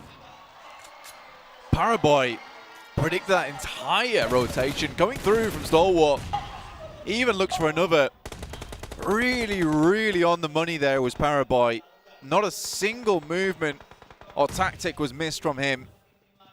Keeping the rest of his boys in check there. It's over towards that western side. I think for Stalwart it's going to be incredibly difficult now for them to be able to get through. And there it is, they're out 15th. 17 points so far on the day. So close in on their halfway mark for their matches that they will have played on the first day of proceedings. Buradam, they started on this eastern side near Lakawi. They've shunted a little bit further down towards Kampong, and now they're guarding out DRS, who have tried to swim all the way through from docks. And it's really not going their way. Killer flushed out. Kengzo picks up a point. Delta at the back. Rules really close to this cliff face now. I don't know if Kengzo knows about this player forwards, but might have a little bit of an inkling in a minute or two when he doesn't see any more of DRS towards the back. And you can see he's already scouting that one. Paraboy spotted. Fireflux are into this fight. I said they were close by to the engagement, and now they're starting to look to pick it up, but that's actually Geekbam to steal that one away. You can see them just a little bit further away on the top of that hill, on the back foot there. And Nova caught between Fireflux and Geekfam. It's really, really sticky here. Order falls, and now it's just Jimmy remaining with the Tommy gun. Indeed it is. Jimmy from Nova looking for a little bit more here. Obviously, Fireflux played a little bit further towards this edge side, towards the circle itself. They found themselves in position, and that's Nova out. 4 eliminations so far found. That is not quite the performance they were looking for, but Geek found 5 eliminations now on the game. All 4 of them alive. They can turn their attention to Fireflux. DRS are out. That's the second place team on the overall standings right now. And Alpha 7 with a chance to leapfrog. They are currently tied with DRS, and the chicken dinner is the tiebreaker between them. So now Alpha 7 can start to try and open up a little bit of a lead against them as they perform further into this game. Ketch, the forward position for Fireflux in the engagement with Geekfam, has been knocked. And Solus, in the meantime, by Yuhai, spotted out and dispatched. Solke, another casualty now in the engagement as Alpha 7 chime in.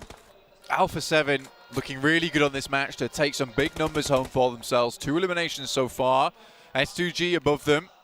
This is the difficulty, though. This is a strong team from Turkey looking to leapfrog, take over this position. Inco biding their time down towards that southern side, and it's the east edge that looks absolutely treacherous, dangerous as anything. Buradam, 4AM, T2K, Vampire Esports, and IHC still battling out for a position on this edge. Schweppes cuts down Demo as he tries to leave the beach. Will not be able to go any further as he picks up the point for it. Vampire surviving with 1 now. Just Schweppes, but the blue zone is there. T2K not having a successful cross. Schweppes may be a position that is unknown for the rest of the teams further into the circle. See if he can get a little bit further, but T2K might be on the lookout for him. Geek Fam take a knock as they start to move in towards this next part of the circle, but Alpha 7's position is nigh on unassailable, Blank. Yeah, this is the walls that will just slow you down. A lot of this is going to be fighting more against the compound than it is fighting against Alpha 7. That's the difficulty. Inco, though, will send themselves directly into this engagement. Carrillo, Mafioso, all looking up towards that northern side. And Inco, just a quick rotate, a quick scout, get the bearings, find out what's going on. And I think right now, though, Alpha 7 is completely preoccupied with that northern side. They've spotted S2G, and they're taking shots out that way as well. Rig forcing S2G to move along that close side of the hill, which forces them to take the fight with Alpha 7, which allows Inco to move on through. It's all swings and roundabouts. It's all impacting one another. And Geek Fam cannot quite win out that challenge. Pombet stays alive for the home team. And top 8 for them. Pombet looking for at least 1 more here. Geek. It's going to be unlikely they'll be taken down, but at least 1 is found there. Pombet might not have found themselves the flush, but it is something. Ooh.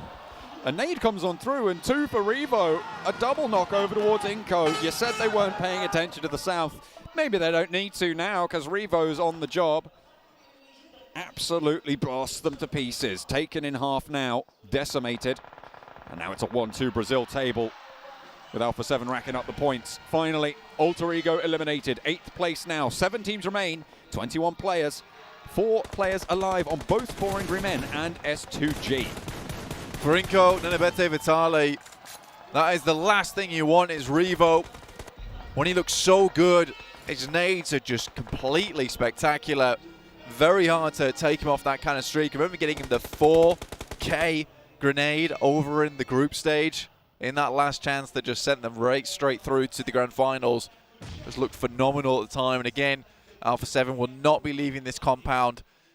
GeekFam, S2G, T2K, Inco, 4AM all have a very, very difficult road ahead of them, but it all ends in Alpha 7. GeekFam with 10 eliminations so far. Going into this game with 1 point, this is what you wanted to see. Especially on Sanhok, it is that wildcard map. Rack those performances up if you can get them. 4 Angry Men, 6 eliminations of their own. And we'll play on with 3 from the south side, near to the duo remaining from Inco, as Geek now have a building in the circle. Just to get up there, but Revo's already sent the God Nade over towards this position before. He's had practice, he's ready to do it again. Micah wants nothing to do with it. Revo sends a couple of sprays on towards that position. 4AM maybe he's going to take this opportunity as MWWX actually finds Vitali in the back. This is really good there for 4AM.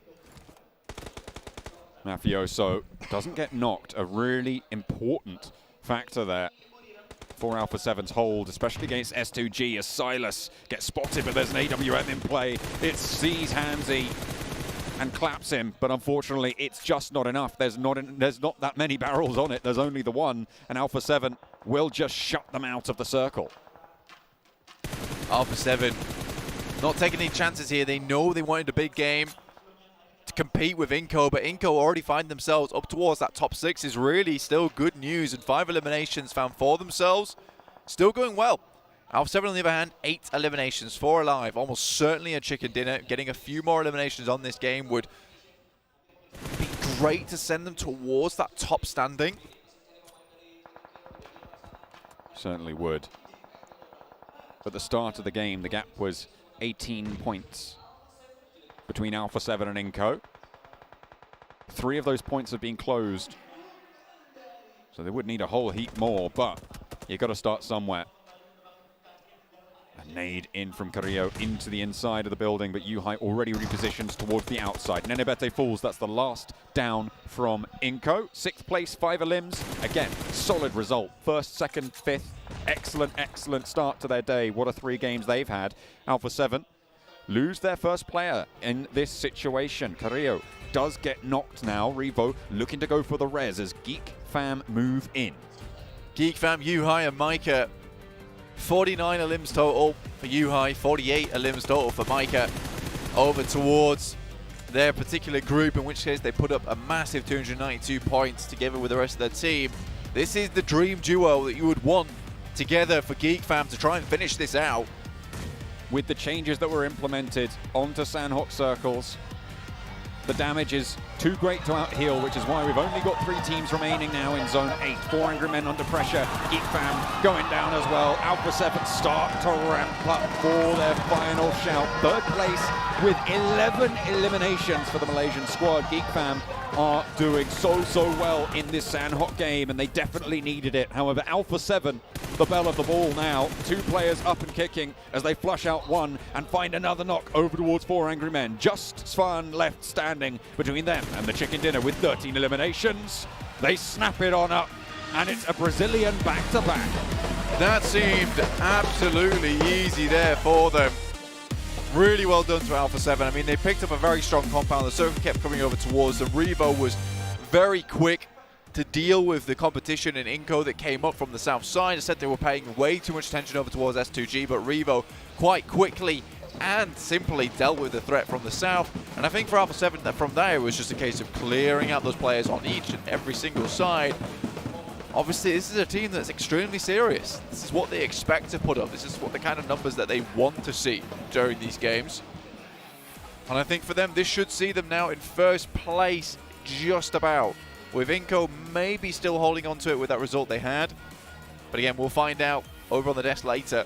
It will be very, very close, actually. I think the points will be fairly similar. I don't think there was an 18-point differential between those two teams, but it is still going to be a nice little chunk taken out of it. Either way, we will see that Brazilian 1-2 position on those tables, which the region is going to be extremely happy about. The only way I think Alpha 7 weren't going to win that is if Inco somehow decided, you know what, we're just going to go all the way in right now. Yeah.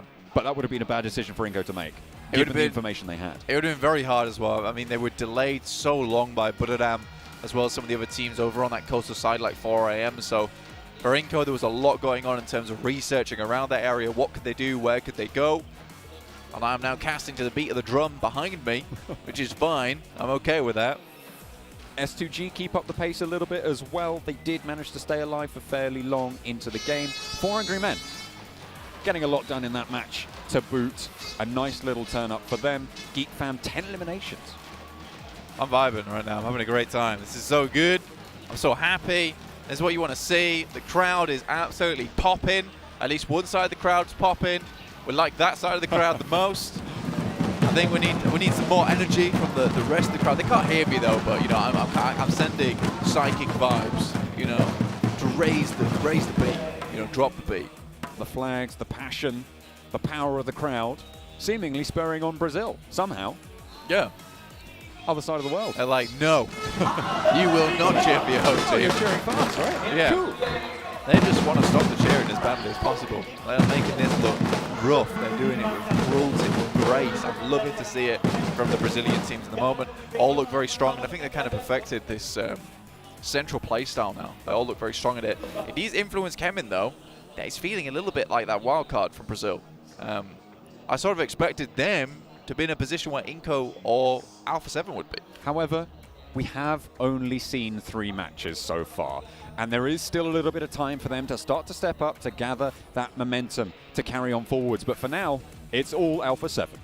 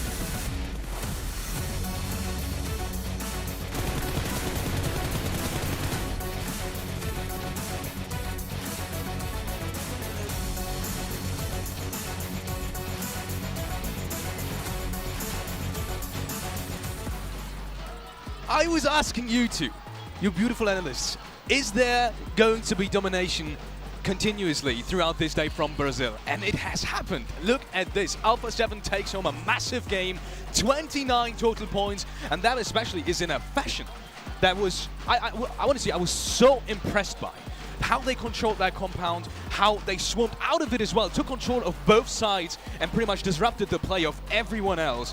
Was a masterclass to some degree. I'm not going to lie, I would love to be able to say do Brazil all day, every day. I'm scared my voice will not keep up. I wish I was John Allen. I really hope I had those vocal cords, 7. But unfortunately, that's not the case. But it is Brazil all the way right now. They're performing so well. And I mean, I got to give some credit to Geek Fam. Geek Fam being able to get 12 eliminations. Yes. The aggressiveness that we saw out of this team, especially with Sanhok. And this is something that if we go back, we were kind of talking about it too, saying how some teams can actually use Sanhok to break off that bad stretch that they were having in those first 2 matches. I felt like Geek Fam was kind of falling within that, right? They weren't really where they probably wanted to be. And for them to be able to do that after Sanhok, that's going to be massive. And they were also able to take on Nova and beat them. Yeah, not only Nova, there was also Fireflux. Like, they were making sure, okay, if you're on the western side, we want to be the only team having that high ground position, getting that information from the high ground position. If you're next to us, you're not going to be a neighbor for long. You're going to get that, the exit letter pretty damn soon. So really strong performance from Alpha 7. Once again, they got a second place and a chicken dinner back to back. They're looking good. I understand why they're one of your favorites now. I get it. Okay.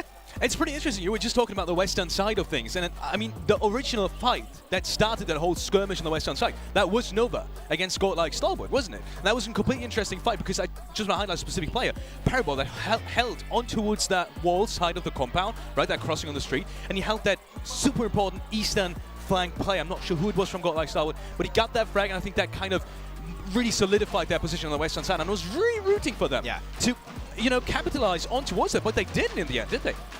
It was Fireflux that came in as well. Yeah, but with me, I actually want to talk about Godlike Stalwart a little bit. I feel like they're underperforming in a big way. Agree. I know you haven't been picking them because you don't want to curse them, but I think it might actually help them out a little bit, Max. I think we might end up working on a reverse curse here if you actually end up picking them. This is not the Godlike Stalwart that I expected to see. I feel like they are being a little bit passive. Yeah, they did go into that push, right, into Nova. It didn't end up working out for them. I'm just not happy with their current performance. I would have to disagree a little bit. I don't think it's them being not aggressive enough. I just have the impression the way they approach the fights is a little bit all over the place, and of course that does come off as being not aggressive, even though they're trying, but it's not the best way to get in every single circle. Like here, you're taking a fight versus Nova, there are 4 players across the road, you're crossing one by one, you're giving it almost to Nova for free to some extent. So I do want to see just some better setups from them. We know they can do better. Unfortunately, it's a 3-day event. Don't have much time to get the impact, so we need to start to see some results right now after we hit the 50% mark of day 1. You guys were talking about Fireflux. You guys were talking about at least one of the Turkiya teams, S2G. They have been quiet, but they have been consistent. I would like to see a little bit more eliminations out of them, but they have put themselves now, as you can see here in the overall ranking, in 5th place. Alpha 7 now jumping up and getting that first place, 58 points. Inco Gaming there with a 56, and 4 Angry Men with the stretch that they currently have with 2 great games, 2 games with actually a lot of eliminations going for them. Push themselves up to 3rd place, Max. Yeah, pushing up onto Inco's position too. They're like, hey, we know that position is good. We're going to full send it. We're going to be careful if there's a DBS in play for Ninebite, but 4AM, that's one hell of a comeback here. Yeah, but talk about Inco for a second here as well. I really expected them to have actually have a better shot at winning this game originally, looking at the first 2-3 circles than A7 even, because they were coming in from the pretty much from the clearest side there is. They were coming in from the southern side, and they took one out from Buriram, I remember. And at that point, I thought, wow, if they are fast on their rotates, they pretty much have got the best control of the southern side and really can, capitalize on towards that. But they didn't really, unfortunately. And in the end, the zone kind of shifted towards the northern side as well. I really like their position. The thing is that 4AM, once again, being so opportunistic. They were like, this is a great position. The circle's not coming their way. We're going to try and defend it. But on the lower side, still Nova not able to climb their way up here. I know, I said I wasn't surprised to see them there. I kind of want to see them at least in 8th place. It's just it makes me so uncomfortable seeing Nova in that second page, even though I know that they have the potential to just come tomorrow and end up pushing themselves possibly all the way up to top 3. It's just not settling to see them there. And something that I also wanted to point out there within that overall ranking with what I was talking about was S2G, only 9 eliminations. I feel like their fragging power has to start showing now, because that's just not going to be able to cut it. Yeah, you might be able to be consistent in regards to placement, but the eliminations are just not consistent for me. Well, I don't know if you agree, Alex. I would like to see another region than Brazil get himself a chance. Whoa. I'm not saying I don't want Brazil to do well. I want to see just other regions, especially, and I mentioned this to you, Seven, a lot of times, I want to see Thailand win. Right, we've got Nepal win, we've got stuff for Brazil win. I want to see a Nepali, Thailand chicken dinner coming out eventually here. I want to see a Buriram win. That'll be a good one to come up. I want to see an Indonesia win. Yes. And I want to see an Indonesia win. I'm with you on that one. Because of how hyped the crowd is. There's no game happening and they're still cheering. that's to tell you. They're not even only cheering, they're beating their drums. They are screaming, dancing as well. I saw some people dancing over there, which is, I kind of just want to shout out to them. If you ever see the stream, shout out to you guys. I mean, I love what you're doing over there. Why would they be watching the stream that they're like, oh, I'm watching the stream? No, maybe one day. You'll be surprised. There'll be that one guy that just wants to be on YouTube chat. Got to support the viewership. Let's go. Coming back to who actually won that game, because we have only barely touched on A7, and I feel like we've not done them enough justice on the stats so far.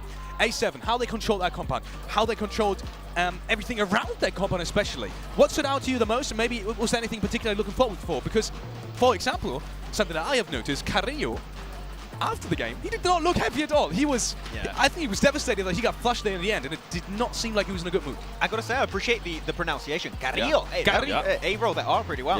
But yeah, I think that Carrillo Shaw unfortunately got taken out a little bit early in the game. But the way they control that trifecta compound, 2-1-1 split, making sure no team had the opportunity to take that compound away, that was the key play from them. They know so well how to play those specific areas to make sure that if a team breaches them, they will be ready to defend that spot. I felt like the main one for me was Revel with that nade, that amazing nade on Inco Gaming. As Inco Gaming was thinking about maybe making a push towards them, Revel was like, hold up a minute, wait a minute. Something ain't right here. He threw the nade and ended up knocking 2 of their players, and I felt like at that point, Alpha 7 being comfortable. And going back to what you were saying there with Carrillo, I feel like that's how he always looks. That's just how he always looks. Is that just his resting it's just face? like, this is Carrillo happy. Yeah. Well, it's like quickly coming back to your teams to watch. Maybe you know what? Just pick one and tell me maybe the reason for it. Actually, no. I want to hear your reasoning behind AE. Is that something you actually feel like? Is that just more like you want to see it? It's because it's of more this. Like we want. Okay, it's more. It's those guys over there. I blame these understand. guys. I understand. This is how hyped they are with them going out in 15th I'm position. kind of shocked, am I? Imagine how hyped they'll be when they get a chicken dinner. Man. That's gonna be epic. I'm actually intrigued by your T2K. T2K. You know what? I want to pick every team at least once. I don't really have a specific reasoning. Professional analyst. Check. Just like those are done. I think I got like 11 teams to go. We'll get there. we'll hit the ratio. If that's the case, I picked DRS because of how well they did early on in the first Erangel. I want to see if maybe it was a one-off for DRS or if they can actually duplicate that. Oh, back to Erangel. True, yeah. What's your team to watch? My team to watch. It's always us. Yes, you know? I know. What about you? Okay. My team to watch. Look, you hate me for saying Paraboy in the show match, but I kind of want to say A7 here as well now. I know it's obvious, but I kind of do feel that way. Alpha 7. Okay, we're friends.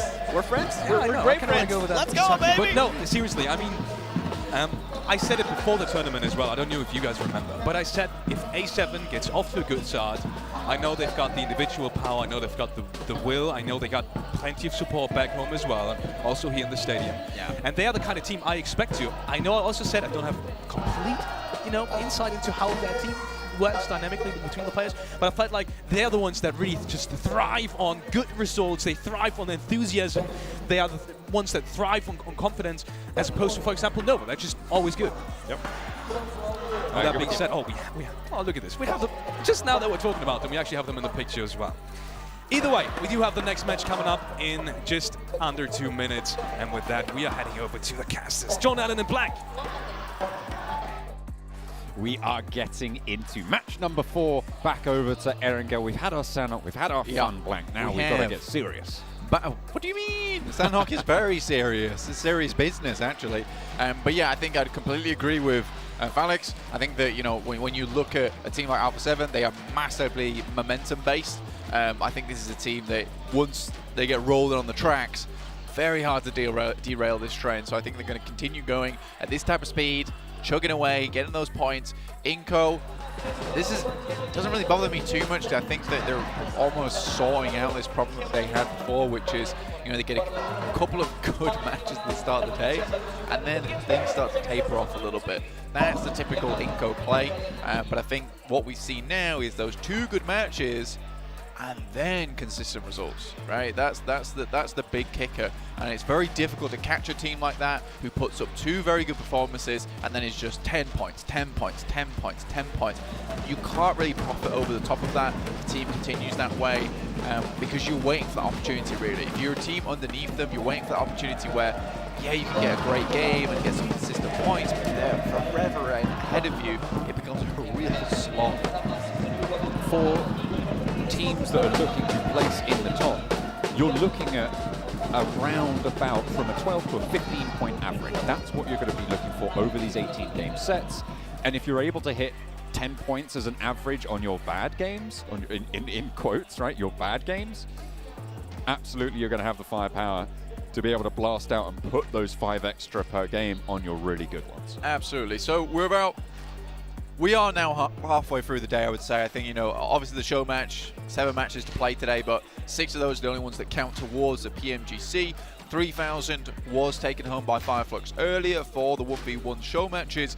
However, now going forward, we're going to be looking at the remainder, you know, the meat and potatoes now. Erangel, Miramar, Erangel. This is where you're going to be able to pick up a lot of those consistent points we were talking about before. Hopefully, some of those teams towards the bottom can maybe change things up, because right now we're having a very top-heavy lobby in terms of points. So Sanhok military base playing all the way up towards Kameshki for match number 4 to kick things off.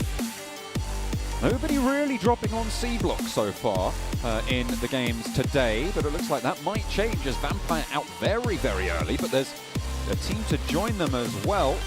Sat there, it's going to be Geek Fam going to be dropping out early as well. We've seen Novo occupied once or twice, but there could be a little bit of argy-bargy as Stalwart are out over it as well. Again, very similar playing path to the start of the day, as you're saying. A fair few teams heading down towards Sosnovka. This could be a bit of a difficulty, John. I think you already mentioned this. I think that, you know, if they can take two sides of Sosnovka, it's absolutely fine. It looks like Geek Fan, Vampire obviously heading towards Primos. That's their usual spot. Stalwart down towards Novo. Very typical spot there for Stalwart. Very happy to move either over the Western Bridge or over the Eastern Bridge. This works out very, very nicely for them. Fair few times. And IHC, who had, well, looked pretty good at the start of the day, honestly. They looked fairly clean with it, but then they started to fall off a little bit, you know? It's really only been a soak in the rain since then.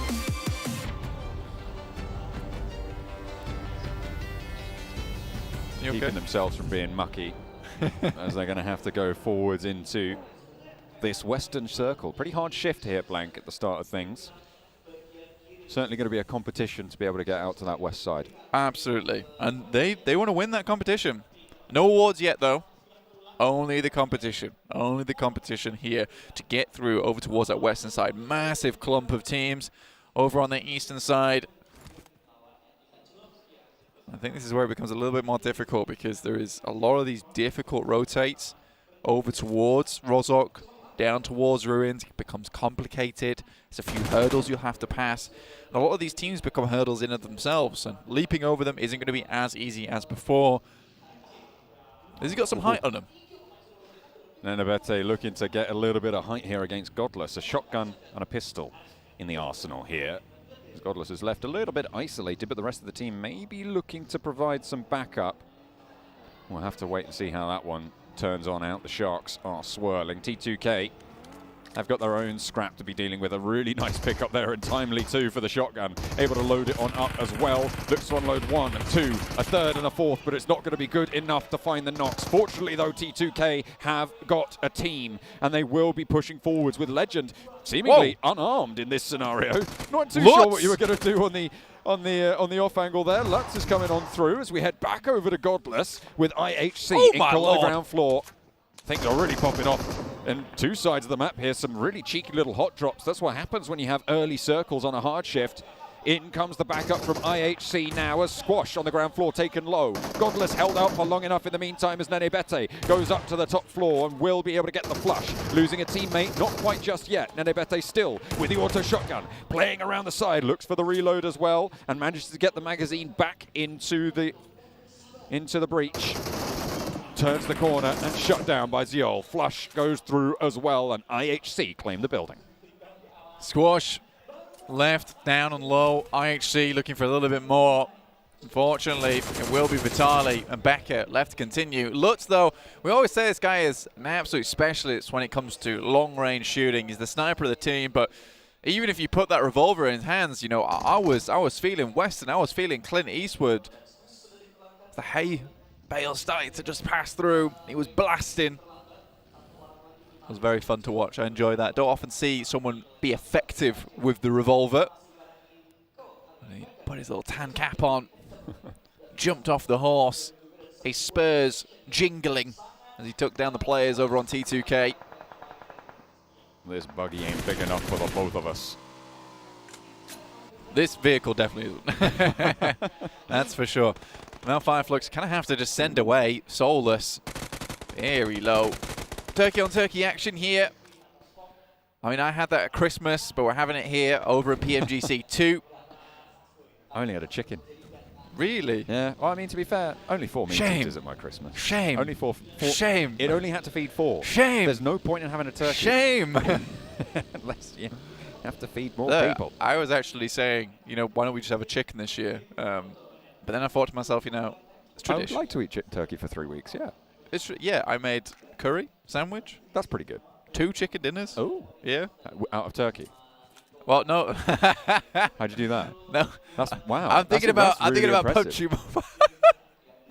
I took 1 turkey. I took 1 turkey. I got 2 chickens. That's how it works, right? You put 2 chickens together and you get a turkey. Yeah, absolutely. 3 chickens together and you get a turkey. 3 chickens together, you get a turkey. But yeah, so that was good. It was good times. I mean, I was meant to go see my parents, you see, but that didn't happen. So then I was like, well, I've got a lot of turkey left. I'm gonna go for round 2. He's turking. Yeah. Anyway, back to the game. No more turkey shenanigans. No. No more shaming you. Tell that to S2G. Well, I know, because these guys are looking for a little bit more right now.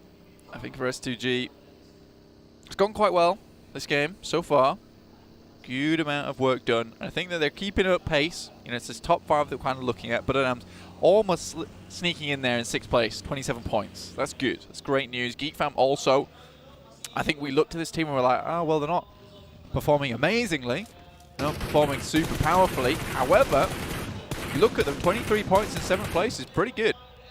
Chelsea will be shut down there, spotted and taken apart. IHC have been pretty brutal so far in this game. They managed to pull one off of... I think they got one of Inko, maybe a couple more actually, by the looks of their elimination tally there. Inko down to 1 player, picking off another from S2G just then. T2K have suffered, but I think they're in a different area entirely. That's over in the northern side, with just Rig remaining in Severny. They'll have to move down south further. Alpha 7 now in the lead with 58 points total. Just the 1 ahead of Inko, but with 4 players alive, their potential in this game is going to be a lot higher moving forwards. Alpha 7 currently moving on the eastern side, just north of farm, redistributing, grabbing a new vehicle. Doesn't have the fuel to get all the way to where he wants to go on this time around. DRS ahead of Alpha 7, and a little bit further to the south, they'll be playing closer to the coastline as they go for that central area. Absolutely. I think it's going to be a little bit tough. Again, going through DRS, as well as the guys from Stalwart. That is not an easy crossing, is it, John? Honestly. It's not. These 2 teams proven themselves. DRS fallen off a little bit. No L+ ratio as of yet. So we're kind of even right now. I think they're still winning. Still looking good. 4th place. It's a 1-to-1 right now. I do think that 4AM is kind of like a surprise pick, but Maxman. The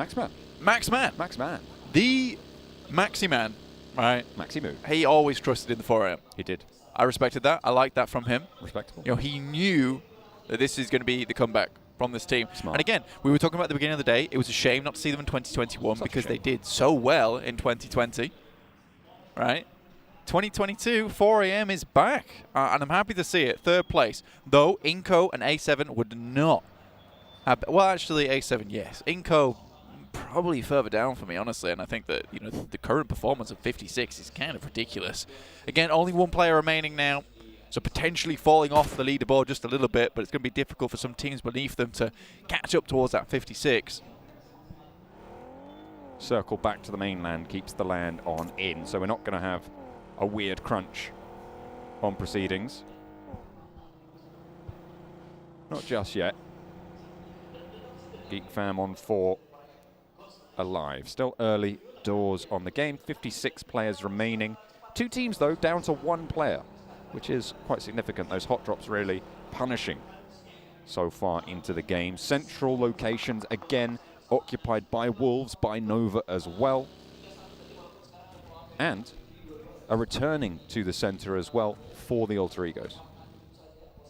I think for Alter Ego, currently 4 points so far. It's not amazing, but again, you look at Alter Ego, you look at Fireflux, again, 2 very good teams. And I think that with 4 points, it's not really indicative of where they can go, where they've come from. I still think there's good potential, good chance these teams to really step things back up again.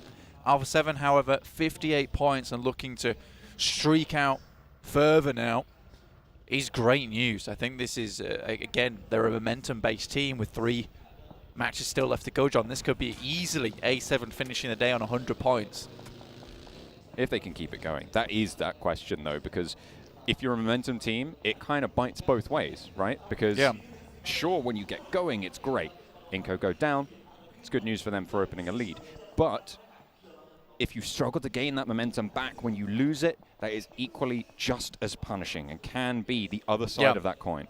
Absolutely. I think there's a I think right now, on that momentum point, I think Alpha 7 will continue like this for the rest of the day.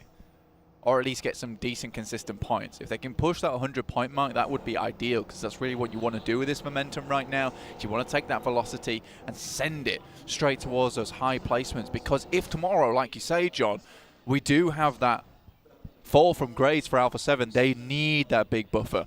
That is what you have to consider when you're a momentum team. But I think for Alpha 7, at a grand final, it's going to be really hard to take that away from them coming into day 2. Influence Kemen moving to the compound south of Everest. Fireflux have a challenge of their own, and it's IHC who have been fairly punishing to the teams they've come across so far.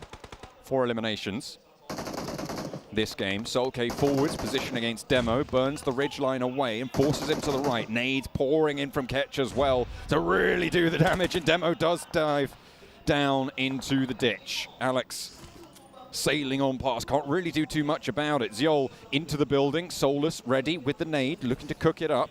Drops it down low and actually into the gap between the buildings to stop any sort of push. Alex on through as well, forces Solus out the back, who's cooking a nade himself, wants to post that one back in through the window. DBS around the corner, does so much work and finds a second as well. Oh, Ziol through the window, Solus claims it.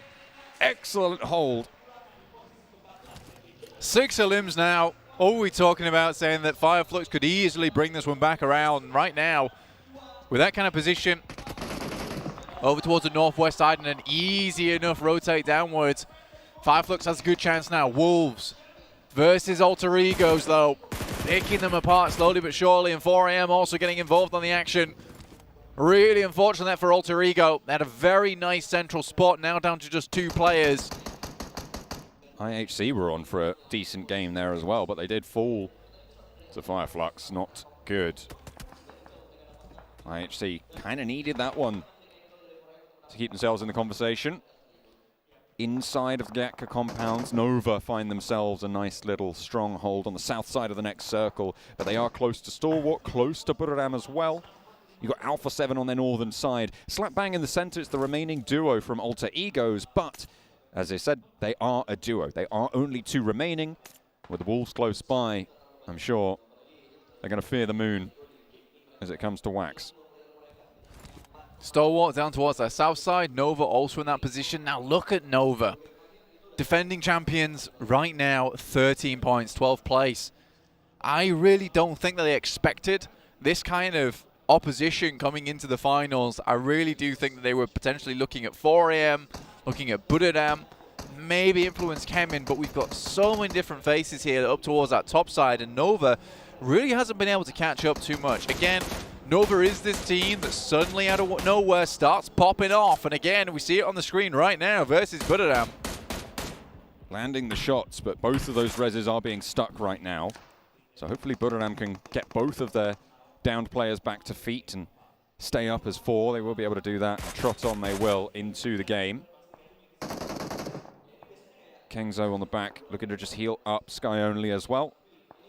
Wants to replenish that health bar. It will slow them down. Fortunately for them, they're very, very central in this circle, so they can afford a lot of time to be invested to keep themselves at strength. DRS, not so lucky. They have to push in and behind Vampire. It's going to be a difficult push here. Vampire, though, I think this is a team that would like to step up a little bit already. DRS takes shots.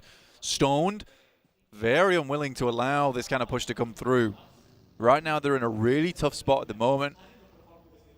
It's a good position on the map in terms of being able to take these fights with teams stuck on the western side, but it's not a place you want to remain for very long. Already you can see Fireflux have eyes down towards their position.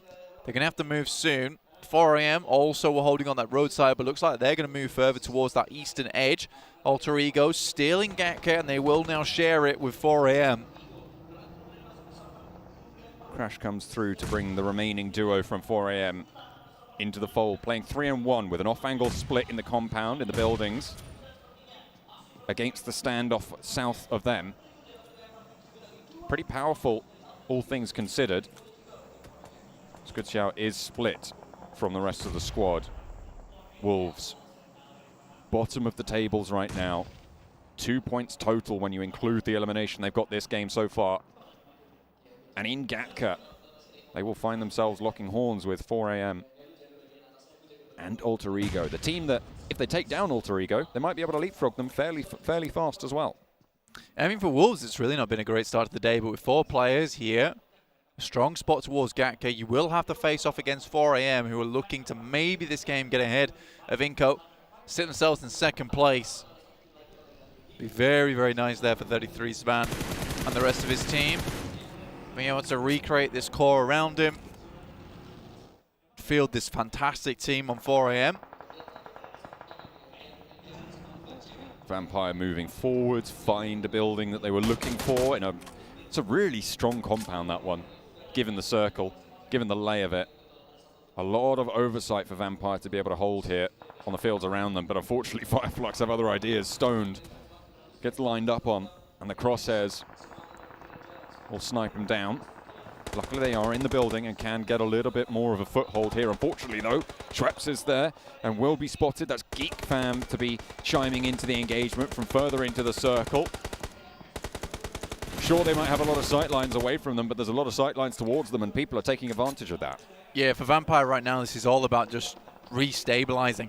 There's not really many teams that can take a full-on push towards their position, so this is the main thing. This keeps Vampire in safety for a little bit longer. They can pull the cape around them, stay elusive and out of the way. And then for a team like DRS, who's most likely going to have to move soon, in the position that Vampire currently hold, they have great oversight over towards any kind of push over the fielded area. So Vampire, it doesn't necessarily keep them in this next circle, but what it does do is allow them to clear effectively. Getting to this position, though, was risky, was dangerous, but they pulled it off. Starting to tick on up on the health bars as well. For Vampire, Nova want to skirt around to the northern side. 3 players alive for them, with Paraboy going down. The claimant of their only elimination so far in this game. Stoned again, getting spotted, getting taken down, but once more they can regroup around it and try and keep themselves as 4. The team from Thailand wants to stay alive as long as possible. 11th place right now, their countrymen Buradam 6th place overall, currently with a lead of 12 points over their counterparts. S2G on that northeast side, can't forget about them just yet. Still have a good chance to send themselves flying up towards the top side of the lobby. Alpha 7 though, that momentum still going. Looking to take the battering ram as it swings back and open up this game, open up the gates towards another chicken dinner here. 0 eliminations, so been very patient so far, getting ready for that combo hit that we talked about earlier from Alpha 7. Don't want to pull the trigger too early for them. So much space towards the center of the circle, just not taken up, purely because of the horrid terrain in this area. There's still some hillside, some staging around on the north side, the east side, south side, and west side, but the closer we get towards the center of this map, the more hectic this game is going to become. Once people are inside that circle, it will become a lot more playable, but as long as people are on the outside, as you said, with those high ground positions, it's going to be really, really tricky. Speaking of outside positions, DRS, they've been behind Vampire for so long. So important. And that was a beautiful knock for Ravenclaw to slow down any aggression. The nade over towards Stone is going to keep them low and keep them on the back foot. And Ravenclaw, hang on a minute, they turn that around in just 1 split second. And Delta stays alive for DRS. I thought that was all done for DRS, but no. They get exactly what they're looking for. They will sweep aside Vampire ahead of them and have a shot towards the center, but there's not really too many places for them to go. Buradam tried to make the push up towards the north and actually successfully managed to sneak on through a little bit of a gap there. Vampire Esports, I think they made the right call, right? I think last time they got bombarded out when the smokes came through, then the nades over the top. So this time around, instead of sitting still, they all stand up try and push the players with nades in their hands. It's very important. Wolves still holding on to their position in the compound. Fireflux moving into the foothills underneath the S2G northern side area. Dangerous position for Fireflux. Those smokes that they're dropping right now, absolutely crucial to suppress any shots or to cut off any sightlines from teams like Nova, from Influence Kemen as well, but that's not going to stop the nades pouring on through. DRS, they're rocking up into the back of Wolves over in Gatka itself as the shots and the pouring in of players comes through. Pick Feet able to handle the first. The DBS around the side though, barks. And the Wolves feel the bite of it, unfortunately. DRS will go no further. They had a good engagement over on that western side, but 3 teams in Gatka, it's always going to be too tough. Still getting that far is almost a miracle in and of itself. I think for DRS to hold on, it was a real struggle at that point in time, and the fingers were really straining on the edge of the cliff there. Influence came in. Still have some players though. This might be their game. They send in Fireflux, Soulless, 1 down. Fireflux down to just 2 players.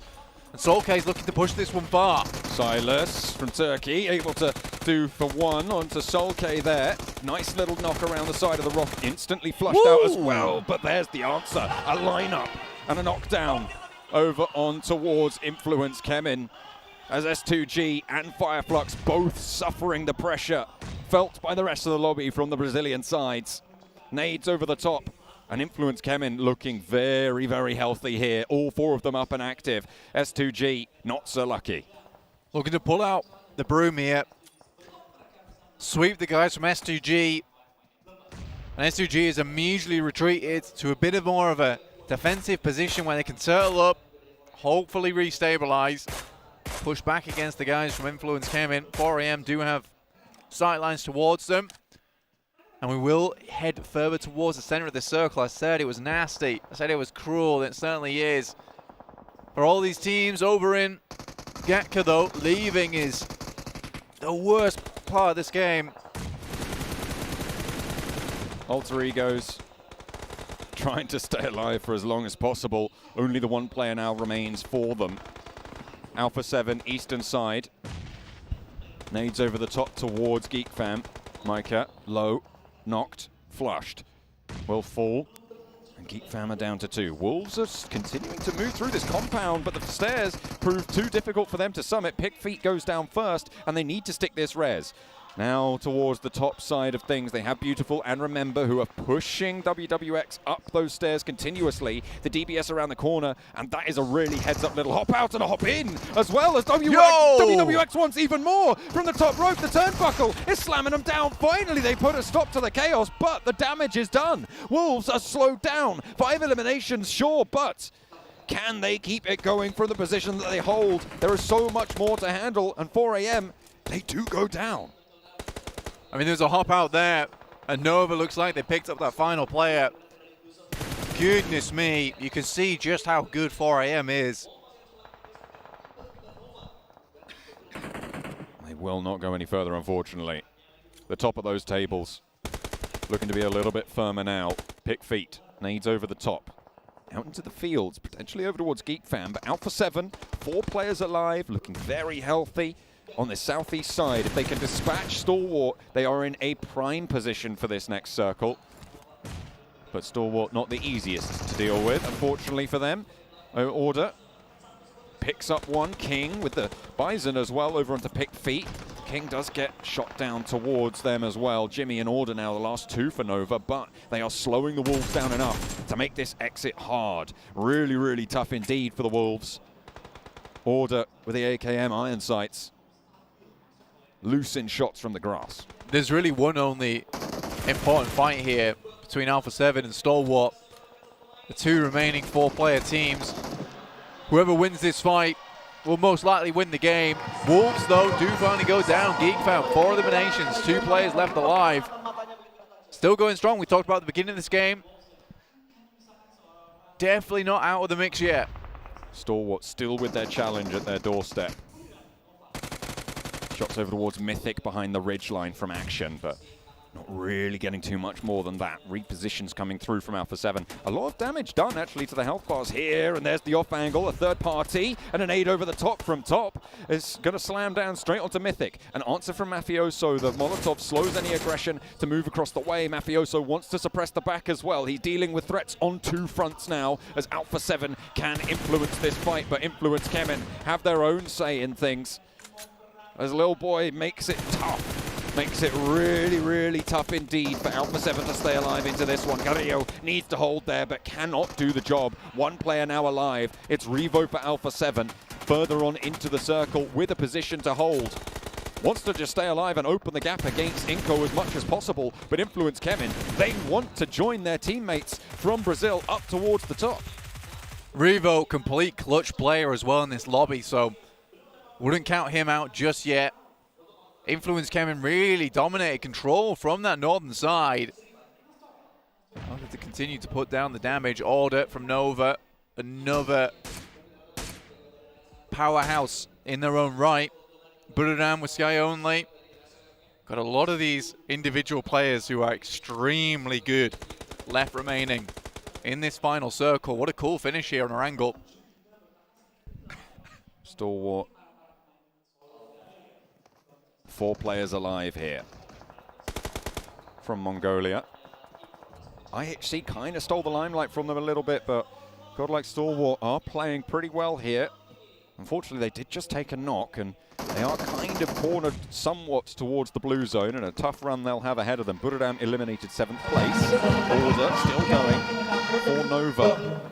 Powerful solo, like you were talking about, a stalwart mount up for their push towards Revo, the last player for top team Alpha 7. Pika leads forwards. No nades in the back pocket for Revo, only 2 smokes to be spoken of, but will be able to open up for 1, maybe even look for a flush. It'd be brilliant to see more from him. And a knock over towards Action. Stalwart coming apart of the seams here. They all are going to fall down, crumbling under the purview of Revo. A clutch player indeed, Blank. Influence Kemen, though, with the center of this circle. Yeah, never count out Revo. This is the guy that really took them all the way. But at this point in time, stage 8, it's going to be difficult to stay alive any much longer. Still, 4 teams remaining. Very good possibility now to get a little bit further. 5 eliminations so far for Geek Fam. But only 2 players left. The difficulty for S2G and Revo, there's absolutely no recompense for either of them. They're down, it's done. You've got to think this is Influence Kemen's game to lose. 6 eliminations on the cards with 4 more to gain. They can potentially get a 25-point game here, Blank, if they get everything left in the lobby. A really solid result that would be.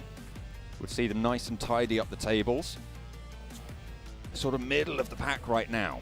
So they want to keep things as tight as they can. Lil Boy looks for one of Geek and will be able to get the flush as well. Revo with shots over towards one of the remaining player, but that's taken away by Law. So 2 of those eliminations already picked up now by Influence Kemen. Alpha 7 with Revo, S2G with Hamzy, the only 2 people who can stop Influence Kemen taking the chicken.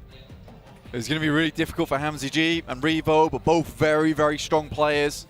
From S2G and Alpha 7, they have to work together now. It's the only way. Revo's already taken damage with the loot crate. He has a lot more room to play with here. Influence Kemen, they have to stand on either side. Oh. Revo's down. Hamzy G's life just become very, very difficult now. However, he is up in 2nd place for S2G, and with Influence Kemen on 3, 10 eliminations right around the corner. That is that 25-point game that they will be looking for here. A very, very solid result, but Hamzy G, he's got that DP. If he gets a cheeky little angle, gets a pick, there is potential here for things to go pear-shaped for Influence Kemen, but you got to hope that they won't. I think for Influence Kemen versus Revo there, it is very difficult for them to lose that.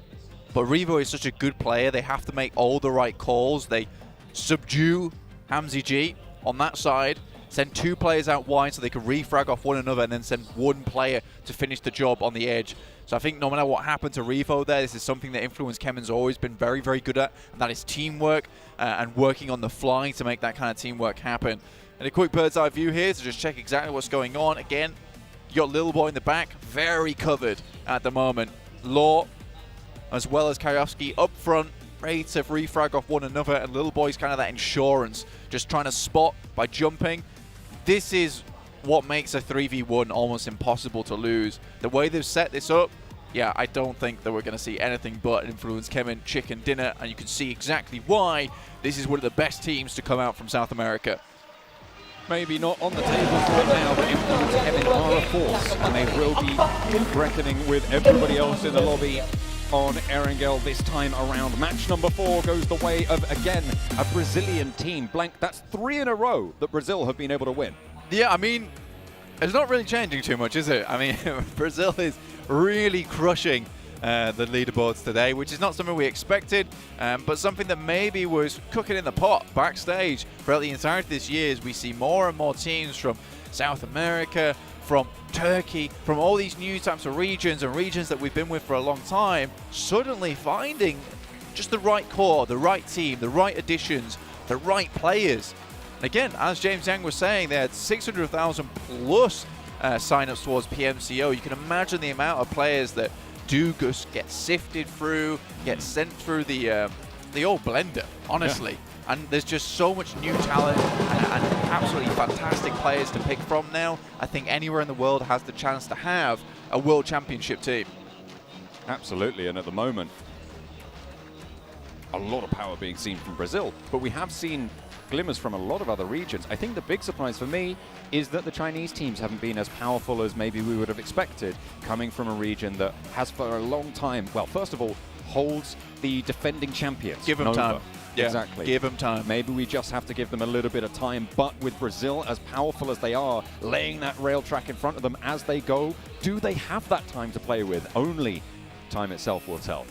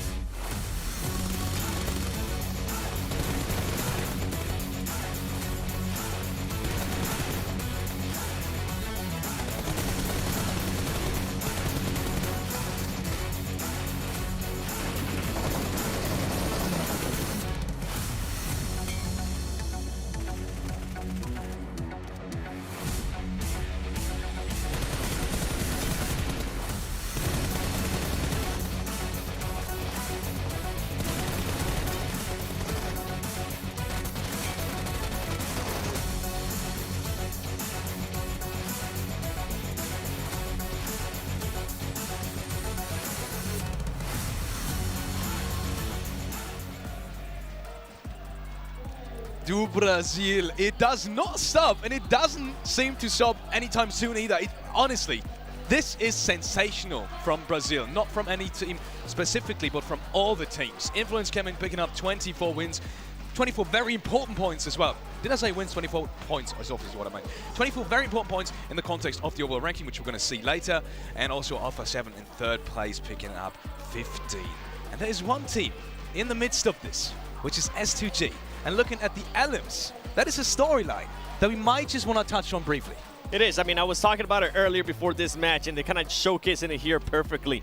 This team has been consistent in regards to their placement, but their eliminations are just too low if they want to be able to contend for that first place at the end of day 3. If they want to go for that championship.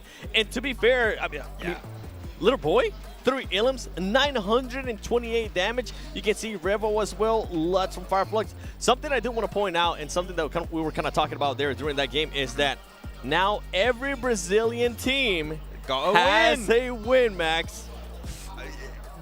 The storyline writes itself, right? You don't even have to say anything at this point. It's just so dominant. You got yourself, Vitaly was looking so strong at the start of the day. Now it's just every single one of them got himself a win. It's just absolutely fantastic to see that unfold. And from Influence Kevin in particular, that third party on the northern side was great, but you're looking a lot more orange than you were earlier. That's what happens when Alpha 7 continues to perform this way. I had to represent for do Brazil. I mean, to be fair, if you would have asked me, do you think Brazil's actually going to be performing this great like they are right now, I would have honestly told you no. I know I tend to be biased because they are from Americas and I do cover that region, and I've been covering Alpha 7 for now a very long time. I'm just impressed, and I something that I kind of have to agree with what Blank was saying is how much Brazil has improved. And I feel like it has to do with not just one team. It was always Alpha 7. Now it's a bunch of other teams as well. And they're just leveling themselves up and they're showcasing it perfectly here when it matters the most at the PMGC Grand Finals. I do have to say, the player that I like the most, also in this game again from A7, while we're already at the point of the team, is Carrillo. I feel like he, when you look at the team in the mid of the game, it's always him being proactive, shots left, right. He's kind of like a dog you let off the chain. He's like, he does the work. You just have to let him do the work. And he is. He always holds his ground. He's doing as much possible damage to anyone there is, literally. He's kind of like a tower. It's kind of like a tower defense dangerous tower, yeah. Either way, we want to take this moment to quickly thank our sponsors, and obviously the first sponsor we want to thank, it is kind of hard to miss at this point, is the Sony Xperia 1 Mark IV. Sony Xperia 1 IV and Xperia Stream were co-developed in collaboration with professional esports players. You can play PUBG Mobile with Xperia Streams, total cooling system, and multiple ports for intense gaming and streaming. And also, we want to thank Prime Gaming. Not to forget them. With Prime Gaming, if you haven't heard of them, you can sign up pretty easily. Just head on over to the website. You'll find the links in the socials. And what you can get there is free in-game content for lots of games and also PUBG Mobile. So by chance, if you do play PUBG Mobile, then there is a chance for you to get free items, free content. So head on over and make sure to check that out. And last but not least, we want to keep your eyes peeled on a little thing you might have already noticed in the chat if you've been active there. There's a survey going on right now, a PMGC survey. And you can check that out either in the chat or on the social media channels. You'll find it. So please do let us know your feedback and suggestions about the show. If there's anything that maybe you find positive, anything like negative, make sure to tell us. Yeah. Make sure to tell us. Fill out the survey, and by doing that, that's the best part about it. You may get a chance to win some prizes. So thank you all in advance for sharing your feedback via the PMGC viewer survey. And before I let you guys talk again, there's one more thing. There's one more thing, and something that I'm excited about as well. And that is the next update coming to PUBG Mobile, which is the Warrior Trial. My goodness, that looks so cool. It is starting today. Yep, it's out. It is out right now, so make sure to check that and awaken your fighting spirit. We got new weapons coming in.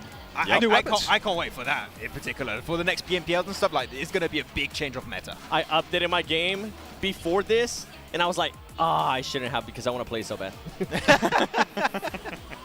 And with that being said, we might head into a quick break where we will potentially open up some PUBG Mobile and check it out ourselves. So make sure to stay tuned. We'll be back in just a couple of minutes, so don't go anywhere.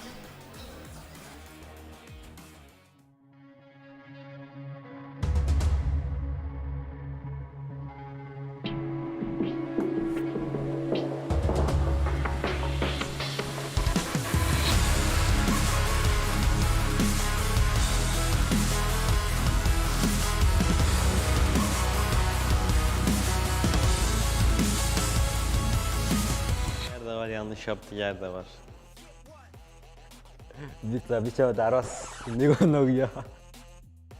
Never play with fire. ผมอาจจะเต้นไม่ค่อยแข็งแรงนะครับ แต่ในเกมผมแข็งแกร่งครับ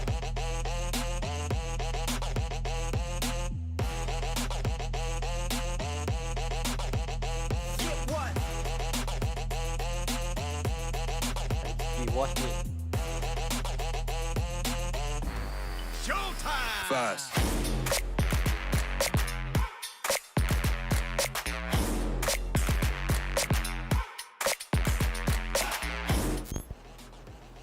On üzerinden 7. Doğru yaptığı yer de var, yanlış yaptığı yer de var. O yüzden. Şimdi size doğru olanını göstereyim. Fast.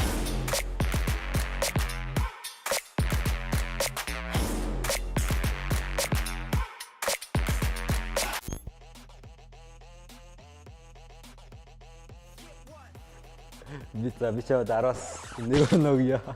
Di urut ini karam ini kono. Dan bisa taros ya. Showtime!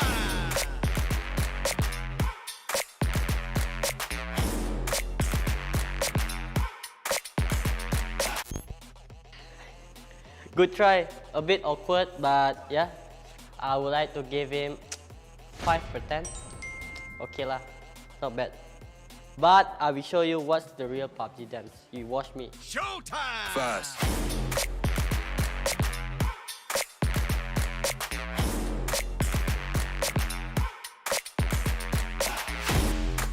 ที่เหลือผมก็เล่นให้มันสนุกครับใครขวางผมฆ่าหมด I never give up to anything. Grand finalde her daim olduğu gibi şampiyonluğu hedefliyoruz. Never give up, we are fireflies.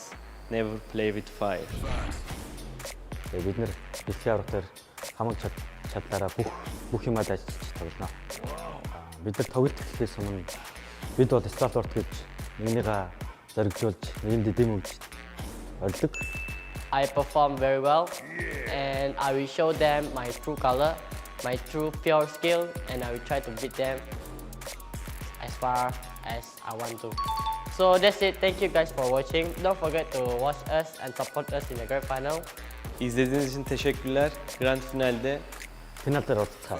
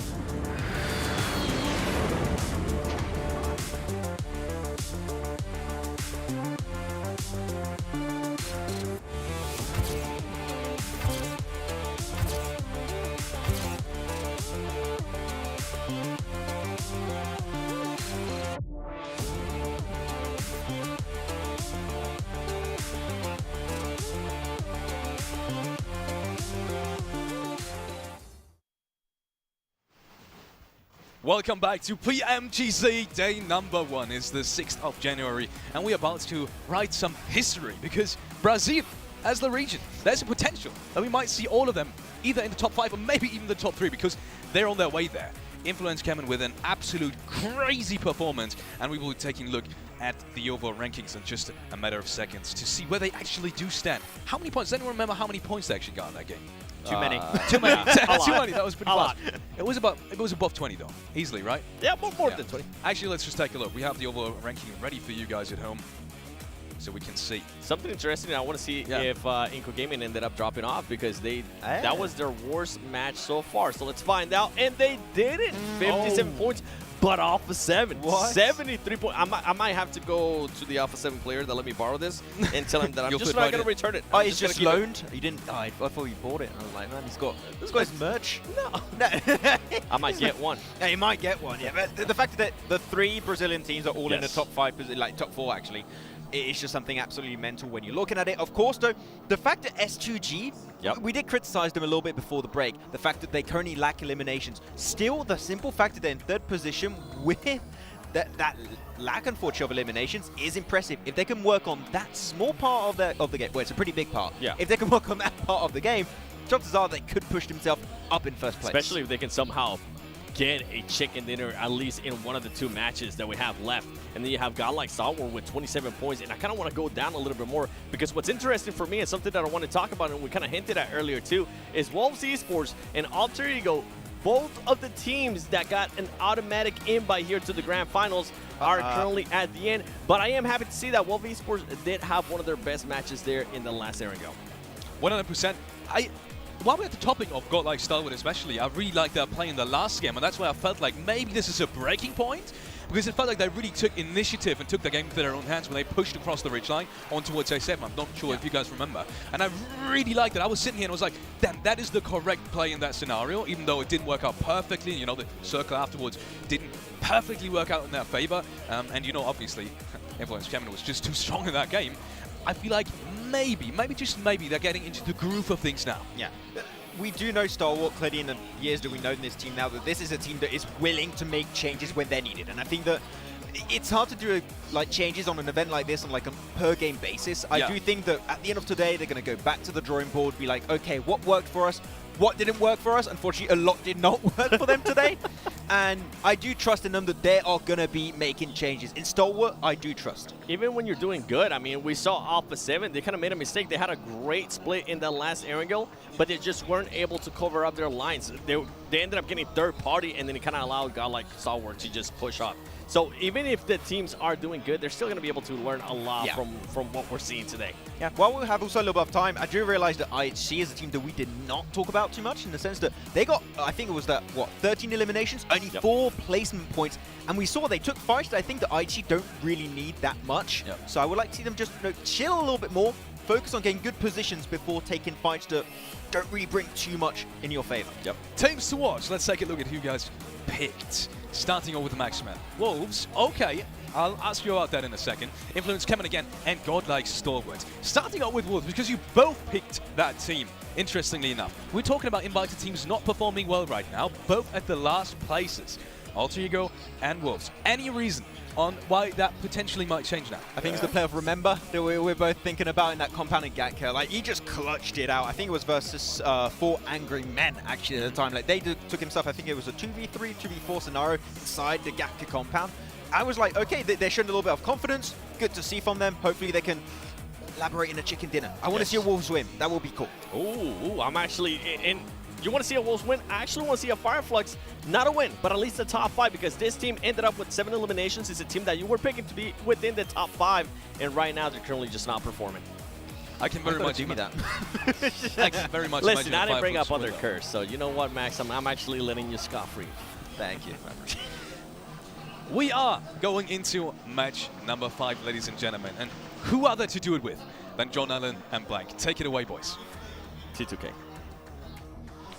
I was trying to get him to give me a fist bump before we went on the camera, and he was just like looking at me, being like, "I don't know what you want from me." And I'm like, I don't know what that is. What? I don't know.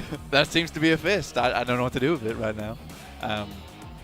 Yeah. Anyway, that was so rude. I am sorry. I'm so sorry. I'm so sorry. Anyway, I'm good to go. I'm ready to go. What about you? Hell yeah. Hell yeah. We're going into match number 5. The first day is drawing to a close. Okay. I started to go 2 more matches, but then you went 5, and I was like, that doesn't make any sense. That's a different number of fingers. I can't handle it. Can't handle it, Blank. It's alright, I just did a peace sign. The numbers, Blank, what do they mean? Yeah. I don't know. Wish I did. I can tell you what they do mean, though, is Brazil has done really bloody well today. Yeah. They are almost in a 1-2-3 with S2G playing a little bit of spoiler. That's right. Do you know who is mean? I don't. Also Brazil. Oh, okay. Yeah, taking all the points. Oh. Very rude. Yes, very, very rude. Do you know who is thirsty? Who's thirsty? Maxman. Oh, Maxman's thirsty. He's currently over there just guzzling water down. Fair enough. I thought about hydration too, and I have my coffee by my foot. Excellent. That was basically what my brain did. I was like, hydration, don't knock over the coffee, look down, my foot is like an inch off knocking over the coffee. Hey, you know what? Yeah. You're keeping your wits about you. That's exactly what our teams are going to need to do here if they want to take on the Brazilian Blasters. The Brazilian Blasters. That's what they are. That's right. Absolutely popping up. Just like the crowds here. Absolutely. I mean, my brain is just linking things together right now, and the guys that aren't from the Brazilian squads need to start linking stuff together and forming themselves into an actual chain at this point in time, because they need to be strong, they need to be sturdy, and all those links need to not be coming apart during the games. Again, great crowd, honestly. It's been a really fantastic time. There's a wave for you. Hello, it's us. Hi. Yeah, I'm doing a double-handed wave right now. I don't think that's very cool, but yeah, they're top left. You could be down bottom right. That's yeah, right. that could be you. You could have been if you were here in Jakarta, but unfortunately, if you're watching online, it's likely that you're not. But we'd love to have you. We would. I did a double wave. You could probably, no matter where you are in the world, you could still make it technically. Do a for double the final wave. day. You could, yeah. I mean, we made it. 3 days ago? Well, yeah, but it took us a total of, I think, about 20 hours of travel each. Don't remind from me. the UK. Yeah, it was a long time. It was longer for others, to be fair. It was. We had a bit of a mid-range travel time, but hopefully the plane path isn't going to be quite so brutal to our team. Imagine the Going plane into path, 8 hours. 18-hour plane path. No, thank you. I'll settle for a couple of minutes. We go into Miramar for match number 5. You count the plane blast, and you're just fighting against the other team that's left in the lobby. That would be pretty good. You land in match 20. Yeah, exactly. That would be pretty cool. Like several matches, and it just happens over a long, long while, and add more and more players to the mix. Don't be ridiculous, Black. Yeah, I think that needs additional work. That idea sounds pretty good. No, you know what? I don't think it needs any work at all, and we can just leave it where it is. Right on the fridge. We'll put it on the fridge, and that's great. I think I'm going to park it. I'm going to park it. I'm going to come back to it later and, do some mechanicking on it. Okay. Mechanic. Okay. Yeah. Okay, okay. I'll work on that. Obviously, Miramar, last to penultimate game right now. Miramar, and then obviously heading over towards Erangel to finish things off. So this will be our last Miramar of the day. The warmth is there. So brilliant news. Brilliant news for us. Brilliant news for a lot of these players in terms of not only the warmth, but also the massive amount of area. This is going to give you a bit more of a chilled out game going forward. And I think with this playing path again, we have had some very kind circles and kind playing paths today. I think it's been very fair, so I don't think anyone can kind of complain that some of these Brazilian teams, the Brazilian Blasters as you call them, are at the top. I think they've absolutely earned their place, earned their footing, and earned their position on the leaderboard so far. So I think some of these other teams maybe need to step up the game, step up that performance, because there are some teams in here that I think, they really should be further up the lobby. I'm looking at Budoram, looking at Stalwart, I'm looking at Nova, in fact. I'm thinking Vampire Esports. I mean, to be fair to Vampire Esports, they're a team that fluctuates massively, so this could just be one of those things where, they've not able to bring out that similar performance. But again, towards the end of group stages, they blasted out of nowhere.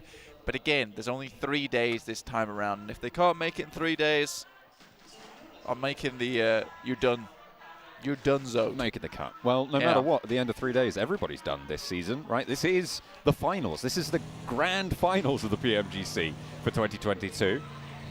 Everything else here on after is going to have 2023 in it, Blank. I know we're already in the year, but we've got to finish out last year first. It's only polite. It is, yeah. We're right now we're just putting the final bow on 2022, and seeing who goes home with a beautiful trophy. The team that qualified to the finals with the highest points total from the group stage, Budoram. 300 points. It was big. Only 19% of people got that right. Yeah. People don't expect it. I think Geek Fan were behind them by a little bit. 293? 292? 292. Something like that. I remember that statistic. Excellent. Yes, don't worry. That's 8 points behind. It's pretty close though. So pretty close. That was over in Group Yellow, I believe, in the third group to play. I do think Group Yellow was an easier lobby though. I think Red and Green were, I wouldn't say equally difficult. I'd say Green was a little bit more difficult, but I don't think it was the Group of Death as people kind of made it out to be. I think in hindsight now, looking back at it, I would say Group Red was just a little bit less difficult than Group Green. A lot of those teams from Group Red have turned out to be absolute powerhouses in their own right. Obviously now looking over towards El Pozzo, teams would like to make their way up over here. Obviously we had that playing path that cut through the center up towards Tierra Bronca, circle over towards El Pozzo. Credit Fields, La Cabrera, all important positions, but realistically right now people just aren't taking up these positions early on. La Triera could be a spot you want to take, but with it being so south down towards this side of the circle, maybe not really on your radar just yet. These positions out in the northwest, they are strong, but as you said, people aren't taking them early. With the plane path as it was, it cut a little bit to the east side and the south edge of it. So they are just big chilling over on that southeast side of the map in general.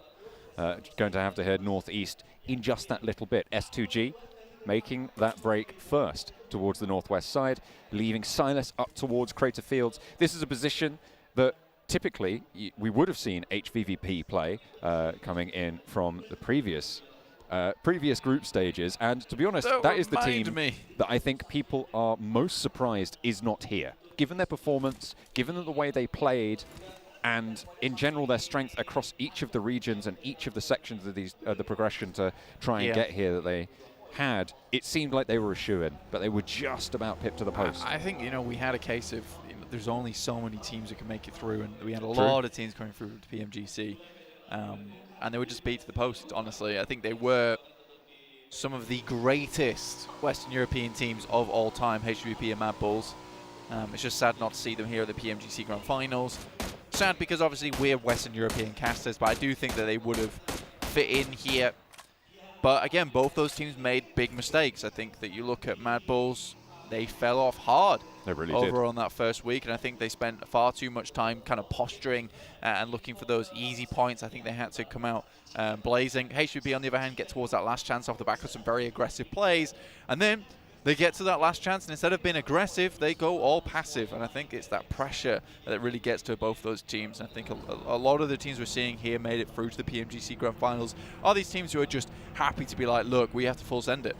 If we don't full send it now, we'll never make it in. We have to make these dangerous plays. That's exactly what Inco did. They're here right now. They're in second place. They're doing wonderfully well for themselves. And if it wasn't for them, you know, being they were so far behind, right? They were so far behind in that final game. They didn't think to themselves, look, we're going to go middle. We're going to take it. We're going to do what we always do. We're going to send it into Nitro towards that end. And we're going to take it to the limit and then beat out Alpha 7. If they don't do that, they don't make that decision, they don't make it into the Grand Finals. And these are the moments that make a PMGC team. And now they're in second place on the overall standings after 4 matches.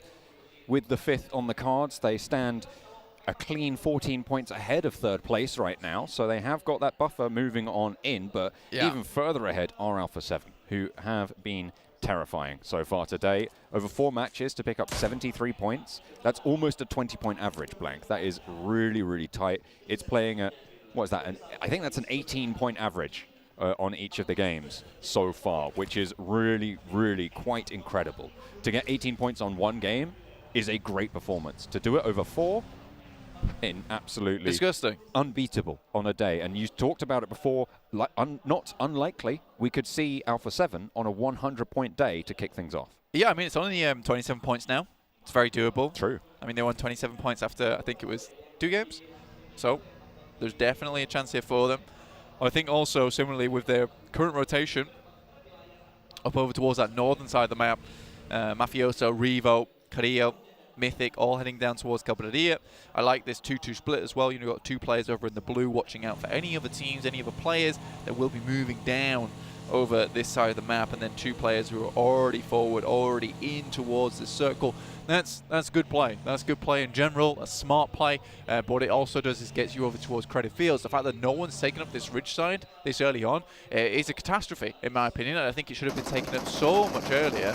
And this might just be free real estate, essentially, for Alpha 7. Danger for Influence Kemin as Geek Fam open up the barrels, but fortunately, no knocks just yet, but I might have spoken too soon there as Federal gets torn off the back of the bike. Kayovsky will sail on forwards, but managed to curve around that headland, up into more danger, just nearly over the top of Geek Fam 2.2. Terrible news for Influence Kemin. They had a blaster of a game last time around. They were in 4th, looking good to set themselves up for a Brazilian 1-2-3, but losing 2 this early, it is far from ideal. Yeah, Micah is just an absolute beast. Really, really good addition here towards Geek Fam. Certainly what put them on the path towards this PMGC after struggling a little bit towards the PMPL. Suddenly back in action now. Influence Kevin want to look for one little more, and he sends shots back, in fact. This is so aggressive from Micah. From the Malaysian region as well, Geek Fam, we saw the announcements earlier today. They're going to be set in their own region as well, moving on forward. So that is going to be really cool to see them going on into the PMPL Malaysia for next time around. But for now, they're in 6th place. They are indeed in 6th place right now. So 36 points. That's 2 eliminations off the back of that really nice spray down. Does not happen often. Unfortunately, it is those bikes that kind of have a little bit of a squiffy hitbox. Makes it just a little bit easier, but not as easy as Micah makes it look, honestly. You try to do that in game and I tell you, you probably fail 9.9 times out of 10. It is quite the difficult proposition to actually field during, especially esport competition, one of this high value.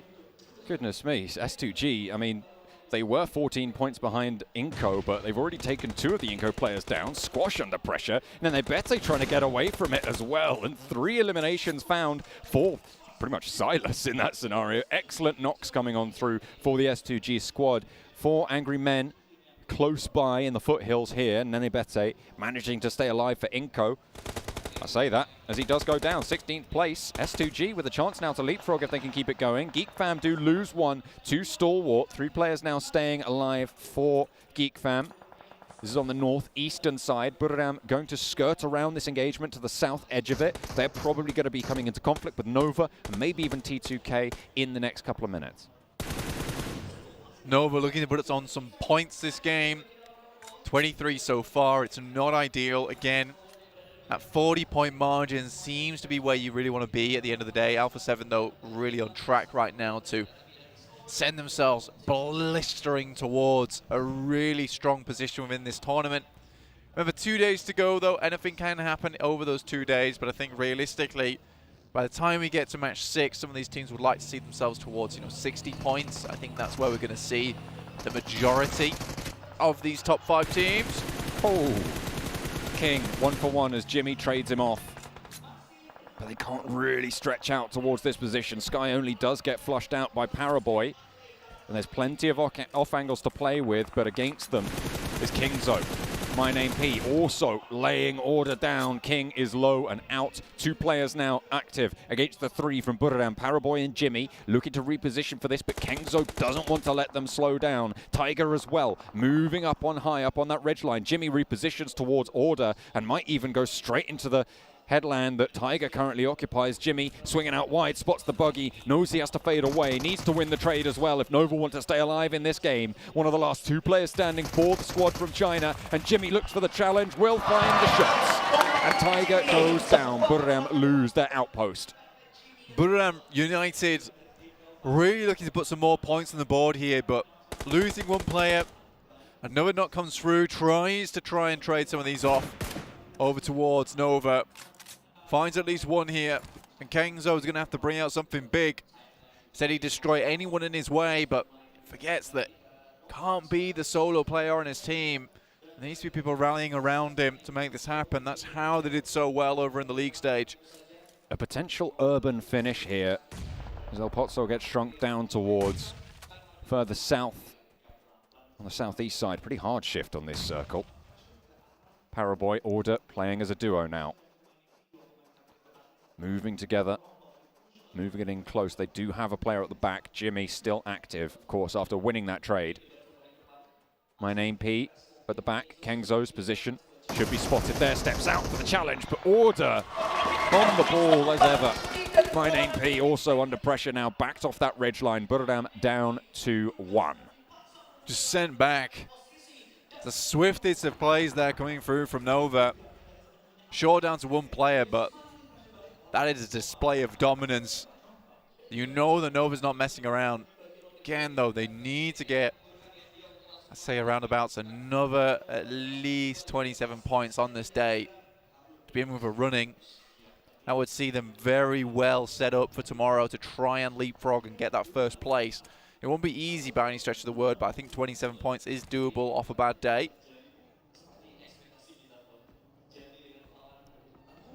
73 points on the cards for Alpha 7. We talked about their performance so far, and it has been astounding. They're on the north side, and if it goes more close or more into El Pozo than it currently is already, they might have a tough time getting into that settlement. However, on that north side, the Wolves have not been powerful at all so far in this lobby. Currently sat in 15th place, 7 points total. Only trumped on the poor performances, to be honest, by Alter Ego.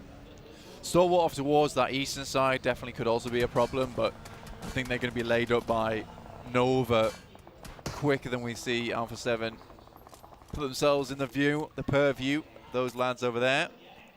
Shots coming through on that side. Alpha 7 can skirt around the crater fields, but we will see this next circle very soon now.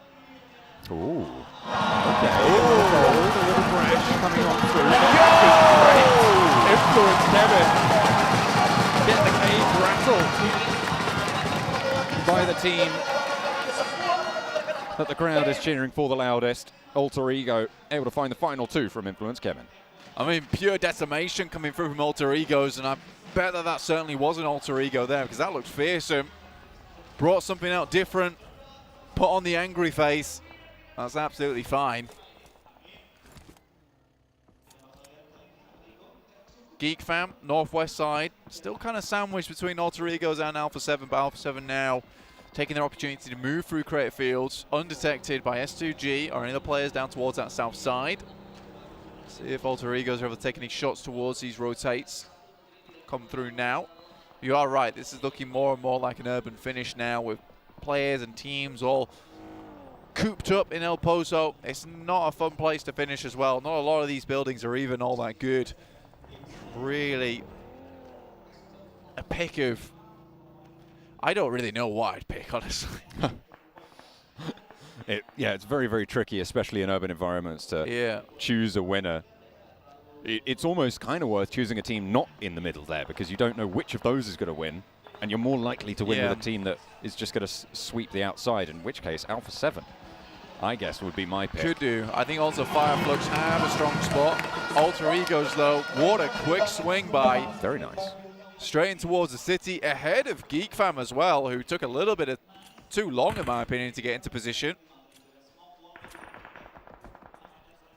But get into position they shall do now. They shall try and enact that labour. Maybe a little bit too late. Alpha 7. Okay, hang on a minute. I take back my prediction. I didn't mean it, Blank. I didn't mean it at all. S2G, the new players on the cards for me. A nice little flush, actually, pinging that one away for Stalwart, picking up a cheeky little point. So only 2 players now left for Alpha 7 as they try and move to the hills outside of those craters, but it's really, really tough going for them. Carrillo certainly going to bleed out here. Revo up to the cliff face. Mafioso soon to join. Razy gets put back a bit, humbled slightly, but Carrillo will finally get flushed. Mafioso behind the vehicle, and Hamzy can't quite thread the needle. There's always going to be a horrible push for Alpha 7, honestly, just because as soon as we got this circle coming down here, S2G had to do one thing, and that was hold down towards the western side of the ridge. Stalwart similarly knew exactly what to do as well, which is on the eastern side of the ridge. Where does Alpha 7 go at that point? They have to go through the fielded area, in which case both S2G and Stalwart get the clear crossfire. And there's no like mix-up in between S2G and Stalwart because they don't have sightlines on each other. They only have sightlines over towards Alpha 7. So really, really nice stuff. But that will stop Alpha 7 profiting for a little while as they now finally go down. This gives a chance for maybe some of these other teams to start getting a little bit more points, getting into position. S2G in particular, 4AM, Geek Fam. All trying to hold positions in this settlement. Next circle just about to come through in about 7 seconds. All of these teams are going to be so ready, pre-planning in the IGL's minds going on right now furiously. And it keeps quite a lot of the outside of the El Pozo area in this next circle, Blank. It's about 50-50. This is going to be a slow game. This is going to be a slow roast. We'll set the old oven going. We'll just pop that thing on 180 degrees and just leave it because this is going to slowly boil up to where we want to see it. And then maybe explode over because at this point in time, most teams are just going to sit pretty. Maybe try and find themselves a bit of a better position. Nice shots over towards 4AM from IHC. Limit the amount of players that still get in. Very unfortunate as well with that just being demo. A great spot taken up from IHC. Issue is, he's really only found one. This nade has to be pretty effective so that he can regroup with the rest of his team. He's already started to cook. Ching Chen, just about escapes that one narrowly. A smoke being thrown underarm there to try and cover a little bit more progression. The nade blasts right in the air over the top of it. IHC really wanting to hold out 4 Angry Men here. 4 Angry Men, 5th place right now. Could challenge S2G. Looking good to overtake Influence Kemin. And how's this for a turn of events, Blank? All 3 Brazilian teams out. I mean, this is where the train derails. And you're saying that can they lay the track in front of them fast enough? And it seems that the energy's run out. The blisters on the fingers were just a little bit too much. And again, that profit no longer there. Have to take a rest on the side, on the desert, on the sand. Sit and watch as the coals cool off and they can go again.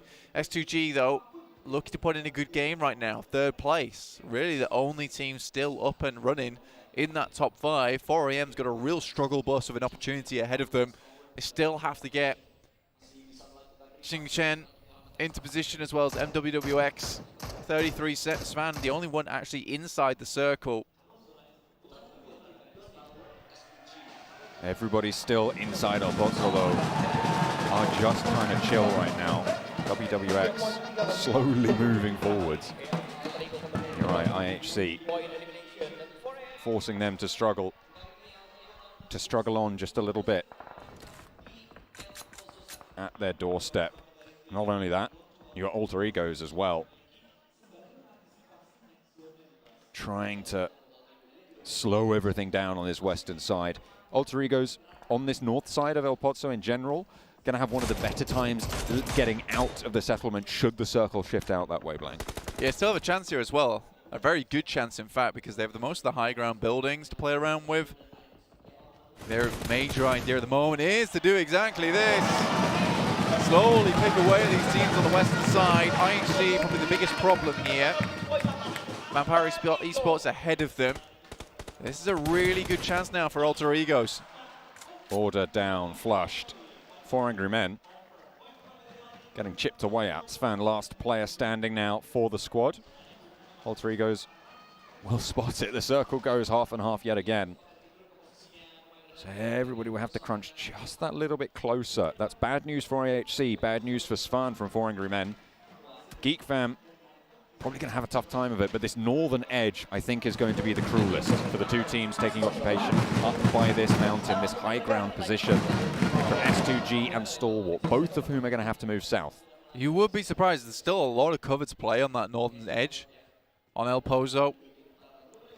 I think the issue comes in two teams sharing that area, so I think now they're going to have to figure out how do they take down one another without alerting themselves and their presence to a lot of the players underneath. So you can see Stalwart just quickly stepping up, stepping back down again.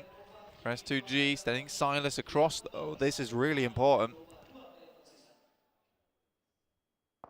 Alter Egos thinking about moving now. IHC had that thought a little bit earlier, but unfortunately seems to be fairly poorly timed as Vampire are absolutely on the lookout. Just completely covering off all of these lines of ingress for IHC. There's no way you get across this one. Demo will pick Ziol back up and Godless next on the medic list, but how much further can they get? They're still outside the zone. Vampire Esports just on a perfect line on that edge of the match. I'm actually very pleased with that is. Giving me the ASMR, but visual. Obviously now we'll have to hold out a couple of the teams, but done the work over towards IHC, Alter Ego. We'll have to move in, but I imagine that the Wolves will have something to say about that. It's pretty much open ground between them and their place of retreat. But again, 4 players, that's kind of what you need to push through a team like Vampire Esports. You may lose 1 or 2 in the process, but I think at that point in time, you just have to see that as acceptable losses. S2G on the north side, clashing a little bit with Stalwart, but S2G keep all of their players alive and Stalwart down to 3. Still, they managed to squeak out the edge of that circle on the northern side in the white circle. IHC have to disengage from the Vampire position. They did keep 3 of themselves alive, which is quite a good turn-up, given that they were 3 of them down at one point. They only lost the 1 player completely. Kalsi behind the tree. Oh, nearly knocks the block off Ketch, but he ducks down just in time to save his bacon. Maybe another shot to be found, though. Has to fade back and not going to really chance it for now. Alter Egos playing as 4. They're going to try and push through Vampire now. Yeah, you can see them getting ready to burst over towards Vampire Esports. See what they can get done here. It's just one of those cases of making sure you watch all angles, make sure all positions are free before you cross that road, before you cross into no man's land and into the night owned by Vampire. That's a Fireflux shift if I ever did see one. Slap bang onto them, they're in the middle of it now. IHC get across. Godless trying to hop on through the vehicles, but Demo goes down first and Ziol second to follow. Godless last and wasn't there to back up the teammates. T2K holding well, but unfortunately they do lose 1. Godless, a sliver of HP will not be enough to prop up the crumbling foundations of that rotation. And T2K will sweep it away. Again now for 4 AM. Alter Ego. Vampire is got their fangs out, looking their way. Wait to leave. It's all popping off on this northern edge, John. Up in flames, S2G go as the vehicle does pop off, and they're going to bring themselves very, very low. Stalwart picking up those points, and Hamzy last to fall. Stalwart curtail them, draw them short. 11th place, 5 eliminations. The top of the tables are crumbling fast. 4 Angry Men may be next on the cards, and they will fall too. DRS now, they led out today with a really well-executed chicken dinner, and now they have a chance to see themselves back towards the top of the table. Schweppes is absolutely dominating Alter Egos in the meantime, and this push seems doomed, and it will fall finally with the last player to go. The western side, Vampire property. Sad funeral dirge behind us there, banged out on the drums for Alter Ego here in Indo. Now Vampire Esports looking to move forward. Geek Fam above them. Still a couple of players, 2 to be precise. Vampire with 3. Some points on this day. Only one team now left on the outside of the settlement of El Pozo. And that is Nova with the duo that they have, Order and Paraboy. These are 2 names that strike fear into the hearts of people who come across them on the battlefields. To be honest, we've expected a little bit more from them today, but we know that they can deliver when pushed. And now is the time that they need to show just what they're made of here. Another shift over towards the Fireflux position, and it seems like this might be a Turkish game to lose. Absolutely. Fireflux, team that I mentioned earlier, in a really strong spot, both on the outer edge and still in the city. It's a really easy spot to hold on to for a long, long time. A lot of accessible areas to excavate yourself from. So I think this is a very, very good spot to be playing in. T2K just about make their way into that building. Looks like Vampire wanted to slow them down.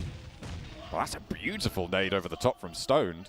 I have no idea how he managed to find that perfectly onto the garage opening from that angle, but 3 points. Excellent stuff. Stone just a very, very good player, and that gives great opportunity now for Vampire actually to move up, which is really important for them actually. Just garnering a bit of space. Geek Fam also looking to take advantage of that. Look at that, those Schweppes already down. Oh no. 2 in fact, and only Stone left remaining. Vampire falling. Crumbling. Being pulled apart at the seams there. Only the one left, DRS, wanting to push on through on the southeast side as well. Wolves looking to hold out, well, pretty much anyone they can right now, but it's not going super strongly. Only Memory is down for them at this stage, however. With Vampire falling, Geek Fam look to challenge, but Yuhai caught out there. If I remember, 5 eliminations for Fireflux as they hold the center, and the hold is strong from the Wolves. Important game for them. Gaznades really, really wanted them to hit a good game. T2K also were looking for something strong here. DRS still going last zone now. And it will close with 5 teams remaining. This is what happens in urban finishes. Blank, there's so much cover, so tightly packed, that these occurrences do happen. And the utility gets burned a little bit earlier into these, which means that the nades aren't super plentiful. Makes these pushes all the harder. Zone is shunting in now. Fireflux with the opening bid. Solke finds a second onto the Wolves. DRS looking to move in closer. Nova is still in on the north side, and Paraboy has a little bit to say about it. Fireflux are just pulling all of the points out of this lobby now as DRS fall in 5th. 3 eliminations found, 10 on the cards for Fireflux. They are unstoppable so far. Paraboy and Order continue to move forwards. There's smokes and cover in the way, but Fireflux are looking out. They are aware of this push. T2K in the meantime want to stop the Wolves, want to slow them down, but they cannot do anything here. Wolves up into the top 3. Wolves versus Fireflux here. Well, they jump into the campfire, into the light of the flames. Oh. Take down the Travelers from Fireflux have come so far. They are protected, ready and waiting for Wolves this night. Paraboy down, flushed. Order last standing for Nova now. Wolves still out in the cold here. Solke does take a knock there. A nade over. Slows it down though again for the Wolves. One player standing for Wolves looking for the res. Order doesn't want to go down here. 3 nades to play with, launches one over the top.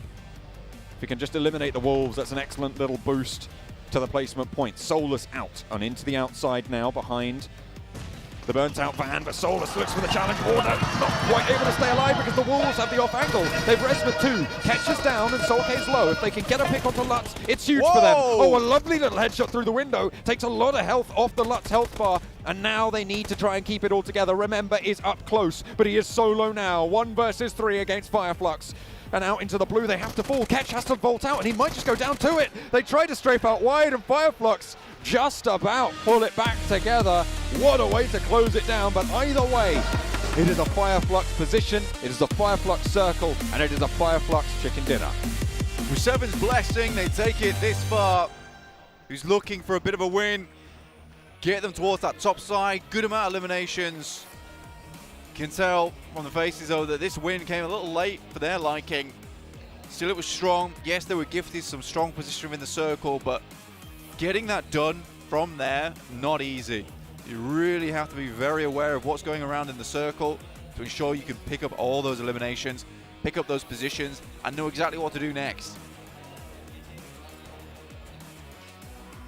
2 Turkish teams performing well today. S2G and Fireflux now picking up that chicken dinner in match number 5. Brazilians as well with their own syndicate. Seems like we might have a little bit of a rivalry between these 2 regions. 100%. A couple more teams starting to come out of the woodwork now as well. Nova obviously getting up towards that 3rd place position. 4AM also making it far. We seem to see both those Chinese teams towards the top quite frequently. Plus Wolves, good match from them. Fortunately not able to finish it out, and when you look at them you just feel like they didn't have that extra oomph that was required. VPE also keeps banging on the doors of the leaderboard. Fortunately, when you look at them though, they are just not picking up the amount of points that we want to see from Vampire Esports. No, not quite, unfortunately. It is not the caliber of team that we saw at PMWI. Yeah. This is what we were worried about coming into this stage in Jakarta. From the performance that they had in group stages, in the last chance scenarios, it wasn't as strong as we'd maybe expected coming from their performance in their regionals. Yeah, exactly. I think for Vampire Esports, when you look at this team in particular, you think to yourself, you know, this is a team that can perform very well. It just takes a little bit of time for them to kind of wind up. And I just don't think that you are given that amount of time here in the PMGC finals with 3 days. You kind of have to be on the money straight away. Yeah, absolutely. Yeah. You have to be on the ball pretty constantly, I think, in these scenarios, and that's what we've seen coming through from the Brazilian rosters, coming in very, very fast and aggressive, and it favors teams that are able to play like that. Unfortunately, that might be starting to run out. I mean, obviously in that Miramar, we saw them go down in 16th, 15th, 14th. All 3 Brazilian teams were out first. Yeah, that momentum only can take you so far, John. At some point, it's going to be a case where you start to just fizzle out just a little bit, and some of these other teams start to take advantage of that and try and lock in some more points. I think for the biggest teams that we saw there, like the Brazilians towards that top side, for S2G, who was not able to get as far as we would maybe have liked from that position. When you look at those teams, that is a horrific place here in match 5 to go down so early on, just because you wanted to keep putting up those points, and now with teams biting still at the heels, now is a real opportunity to catch up. So next match for Alpha 7, some of these teams towards that top 5 has to be strong. Has to be out the gate straight away, but the momentum has been broken. Potentially, I mean, we've still got 1 more match to play today. We'll see if they can draw on those reserves, pull on the performances from the rest of the day, and just stay alive. That's what it's about here, maintaining that lead at the top. Alpha 7 did have a fairly significant lead at the top of those tables, and a lot of those top 5 didn't do super well this time around. However, that gap will not stay forever, and they need to hold it down. Fireflux will be on their tail.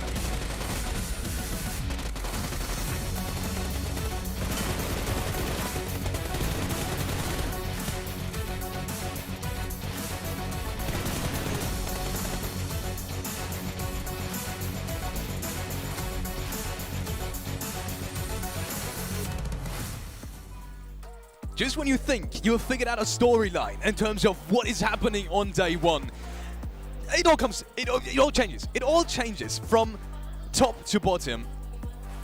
Look at the teams. And it is Brazil all the way down. 14, 15, 16. Alpha 7 influencing Inco. What has just happened? I think we cracked the code with 7. They took a break. They got too many wins. They're like, yeah, we'll give a chance to the other team to get some wins eventually. You know what? That's fair. And 5flux, I mean, no, talking about S2G looking good, and also right now 5flux finally gave himself a chicken dinner. I said it, from Turkey, it did pretty good. And there you go, they get the win. Whoa. That wasn't my teams to watch. Slow down there, by the way. For 5flux, I picked them because I know you didn't want to pick them in cursive. So thank you. I guess I appreciate it. Reverse curse somehow in some weird way. I don't know how it works, man. I don't know. I'm winging it. But to be fair, it's good to see that now another Turkish team is stepping up. We've been talking about S2G. I mean, we can see here Catch being able to put up 5 eliminations, 709 damage. Yeah. And you can especially see, like, these urban finishes are rough to play, but El Porto, compared to a Los Leones finish, is so hard to cross from building to building. And you can see all the teams south and west struggled so heavily to make those crosses happen. And then you have 5flux to have that little warehouse, well, a big warehouse position. Go right to the final phase. It centers up on them. You know, all the teams are going to come their way one by one, and they pick up so many elims. But it's not quite enough to push away Alpha 7 and Inco from first and second place here. And I'm actually surprised that we're still seeing Inco Gaming there in second place, because they have had 2 games now that are not up to the performance of what we were seeing at the start of the day. But for them, 57 points, definitely keeping them there within that second place. S2G, 49 points. I am now starting to see a little bit more of a fragging power out of them. That was my main concern. But in return, their average placement points are starting to slow down a little bit. They haven't really been able to average what we saw earlier on as well. DRS Gaming, we really haven't seen the flashes that we saw early on. And then when we go to the second page, Nova, 36 points. Godlike Software, 34 points. And now a big jump up. Maxman, Wolf Esports in 12th place. And we kept talking about that pop-off that we needed a bit. It's not the massive big pop-off, right? But it is still, remember especially, like, he was out in the open. He was getting shot at by some players of 5flux. Like, he had no cover. And he was, like, almost winning those trades. So, like, remember really standing out to me as, like, the star player of Wolves. And if they can keep it up, maybe a chicken dinner. I mean, you only got one more game for the day, but I would like to see one eventually in these finals. And there we have it, ladies and gentlemen. Match 6 is going to be Erangel once again. And coming back to the team that is almost on the brink, and you said it before, 7, you really wanted to see Nova on that first page in overall rankings, and they are sitting so close to it. And that's something I personally was really rooting for in that last game, especially because Nova played that so smartly. That was such a smart game. They took their losses early, but they still managed to capitalize on towards the position they had, and they were so sneaky in the way they positioned themselves around 5flux. Sure, they didn't win the game, but that was such an important game in terms of collecting points towards that first page. And it was good to see that the duel was towards the end. I know you looked at me, Max, and you said Paraboy and Order are alive, and then Paraboy literally got eliminated right away. But it's good to see a little bit more flashes of them, right? We really haven't seen much of them. The only stuff that we talked about is how they're being eliminated, how they're currently in second page. But now we're starting to see the turn of a page here. And I feel like if they can close out today with the win, it would send a statement to Alpha 7, because Alpha 7 does have a 17-point lead. You don't want to have Alpha 7 finish off the day with a win. That's just going to be demoralizing for a lot of the teams out there. They're looking so confident it could happen. But I was looking at Instagram during that game also at some point. It seemed like the sentiment we've seen from a lot of people, and I do fully agree with it. Nova doesn't feel like Nova we've seen so far, at least on the first few games today. They're playing outside of the circle. They're just taking things a little bit slow. But as we like to know for them, they're going to change things up eventually, and they're going to try and be streaky once again. I'm laughing because in a way, we could have called this. Right, we said Nova might not just end up performing in day 1, and then tomorrow we're going to see everybody's going to be in Instagram or anywhere you go. They're going to be like, oh yeah, Nova still got it. We were sleeping yesterday, don't worry. That is a very much real possibility. Let's take a look at the teams to watch. Who did you guys pick? Starting off with Maxman, DRS, 5flux, and Geek. 5flux again. Is there a possibility for another Turkish chicken dinner today? Yes. I would like to see another one eventually, right? I mean, it's just 5flux is the team that I've been looking at. And I did my pick before they actually got the chicken dinner. I was like, I like their transitions from position to position. They got the chicken dinner on top, so that cherry on top at the end of the day. So yeah, I think 5flux have been looking good. But especially as you mentioned, I want to see the other Turkish team do well in S2G. It's all eliminations, all placement points. How about both? Please. That'll be good. And that's why I pick SCG, because now I'm starting to see the eliminations, but I want them to narrow down just a good marriage between the both if they want to continue to be towards the top 3, if they want to continue to be towards that top table. I also pick Nova because of what we were just talking about. If they can actually get a win here, they will be able to send a statement to Alpha 7. And I pick Alpha 7 to kind of just counter that point, because if Alpha 7 can get a win to finish off the day, it's going to be massive, and it's going to put him in a big lead point.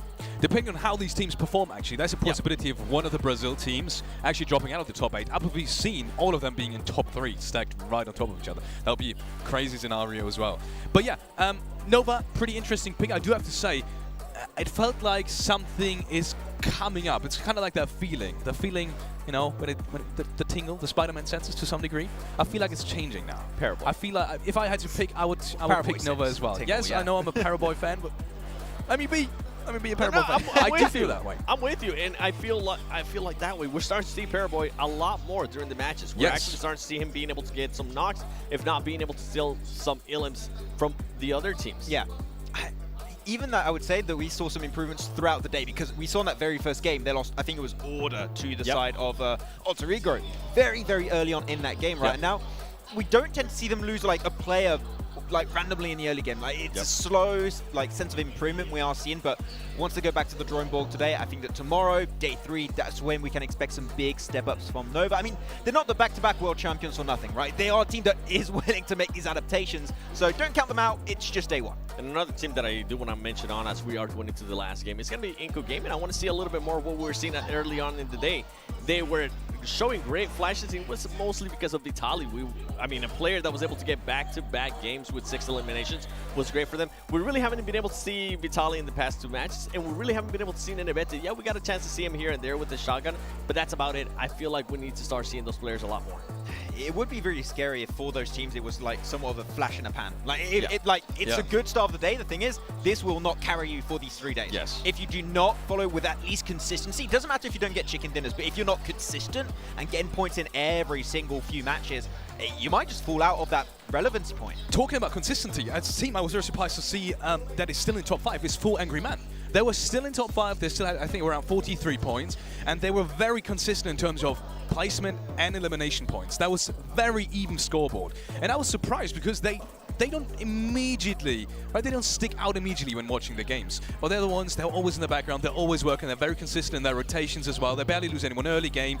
They have a very progressive and very methodical approach in the mid game as well in terms of getting to that positions.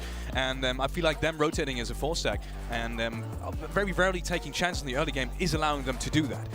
I'll be interested to see how they perform if they actually get a good circle, maybe capitalize on that, maybe get some gifted placement points as well. Maybe there's going to be a breaking point that is reached eventually. Yeah, if they get themselves a good position, I also want to see from them not only just, of course, get those basic placement points, I want to see them capitalize on a strong position, get a ton of eliminations. But of course, as you said, no, that 50-50 split of placement points and elimination is important. Hopefully they can try and pull it off in these next few matches, well, this next matchup today and the next few days. I mean, they already showed us that they can get those eliminations, right? Even when they weren't getting those placement points, I think at one point they ended up with 9 eliminations and they weren't even in the top 10.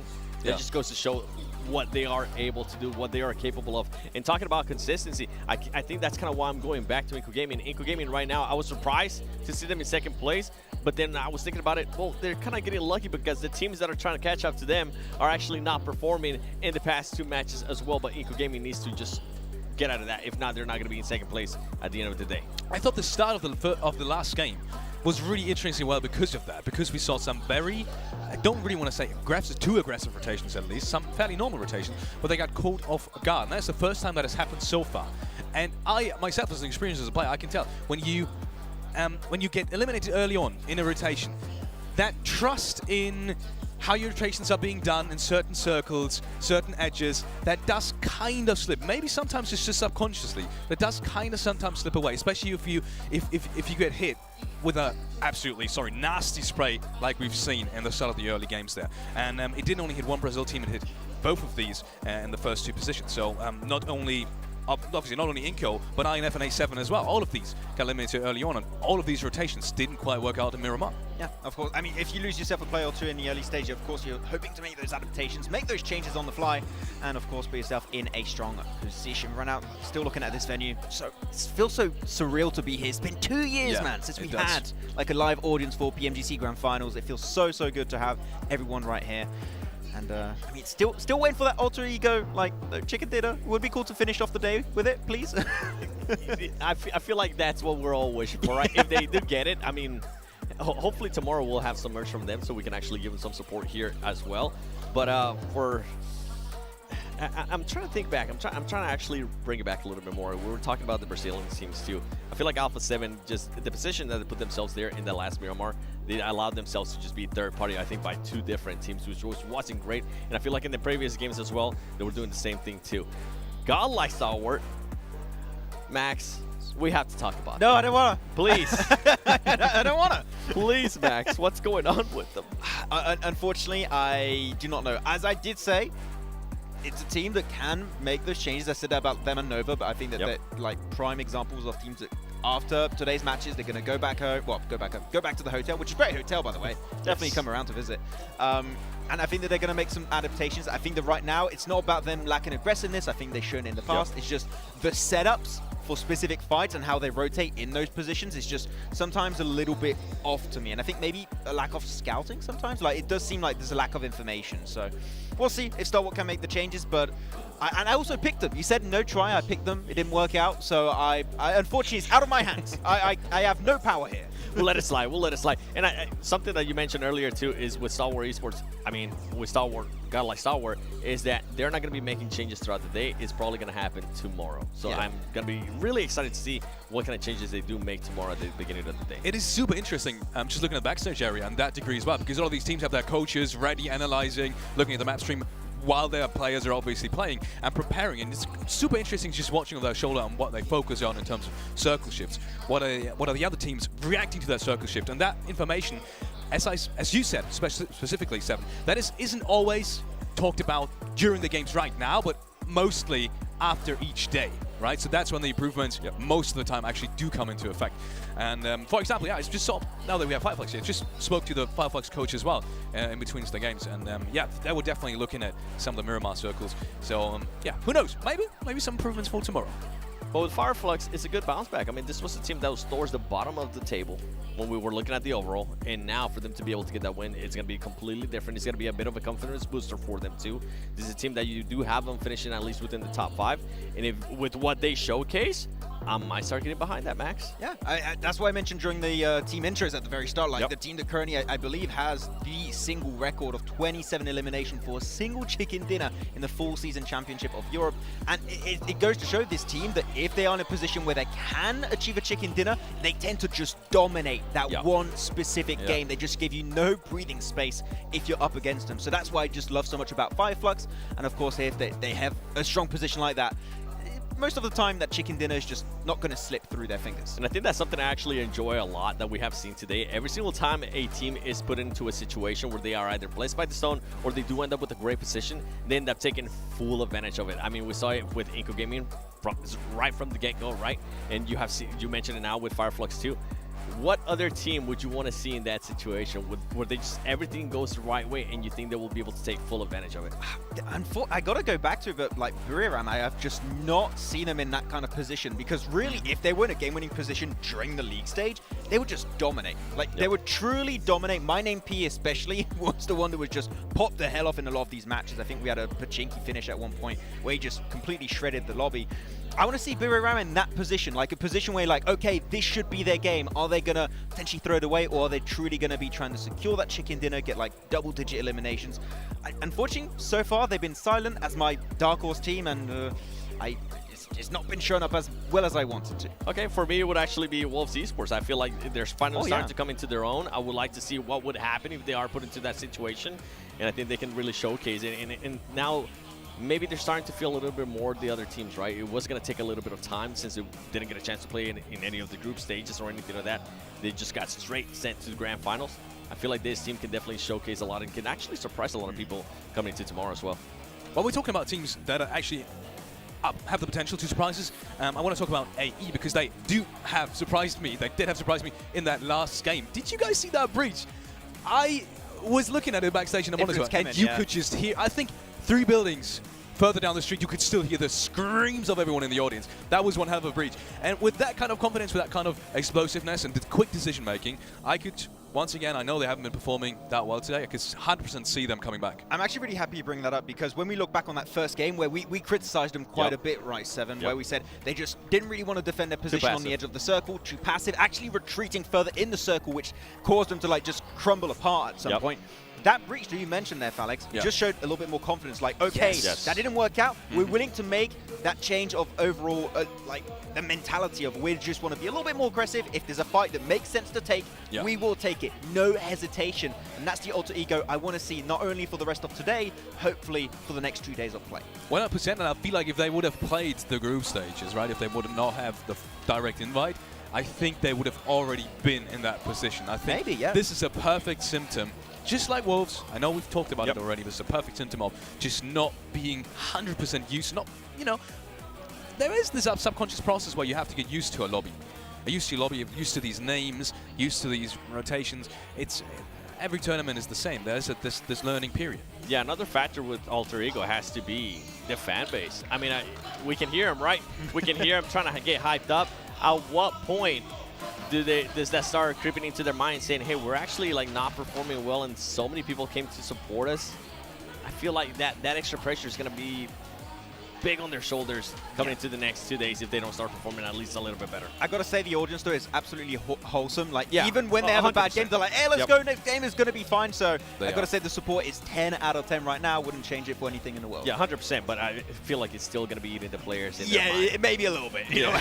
That's a fair point to make though. As you can see, the energy is still absolutely phenomenal here in Jakarta, Indonesia. And with that being said, we are heading over to the casters for the last game of PMGC 2022, day number 1. John Allen and Blank, take it away, boys. We are getting into the final game of the day, Blank. It is only one more round to go so far, and then we will be 1/3 of the way through. Thank you very much. That's for the welcome to Indonesia. For Nova, though. That's for you specifically. Oh, is that Nova? That's for Nova, yes, not me. Otherwise, they would have Teddy Maka said that. Oh, well. That bad boy. Ah, well. Oh, well. A lot of Malaysian support, apparently, in the big crowd time. as well. Big time. It's really nice. It's really, really nice. Showing up for the Geek Fam? For them Geek Fam, the Geek Family, I am ready for this last game. I think you are. Yeah, I got my eyes peeled right now. Quite literally, I got a potato peeler earlier, and I was ready to go. Yeah, I was wondering what you're doing with that. Yeah, that's to ensure I can watch this game. Nothing's going to slip by me. I'm ready.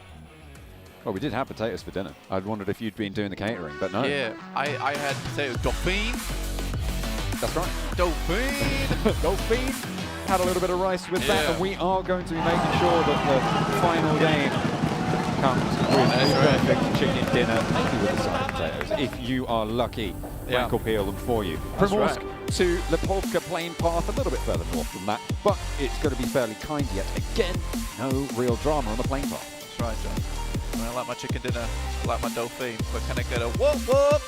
My dauphine, wow. Whoa, whoa. Thank you, bro. I appreciate it. That's what I really need today. I need the circle to head onto the screen shortly, but right now, plane path fairly smooth. Down from Primorsk all the way from Chinky School up towards Mansion. It's happy days. It's a very, very nice plane path. It's been simple all day long. PMGC 2022 have not thrown us any of those curveballers, right? I've been ready with the bat. We've been batting them backwards, and there's been no foul play. It's really good to see. I love when this is the case because fair play makes me feel like I'm getting the right winner for PMGC. I don't think that there has been a game where I thought, oh, well, that was look. Maybe the Sanhok. Maybe the Sanhok.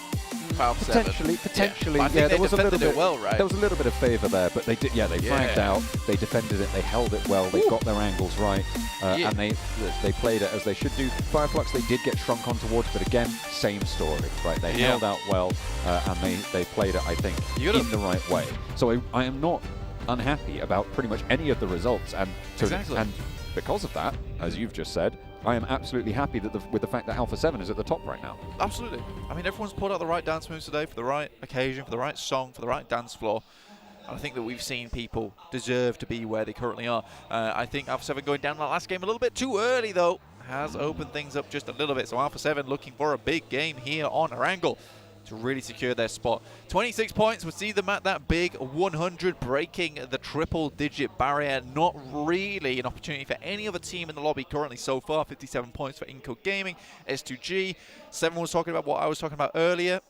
We did a switcheroo. That's right. I think that he was not hearing me at that current time, though. He was getting coffee or something. That's fine. I'm okay with that. But we were saying, you know, they kind of fizzle out towards the end of the day.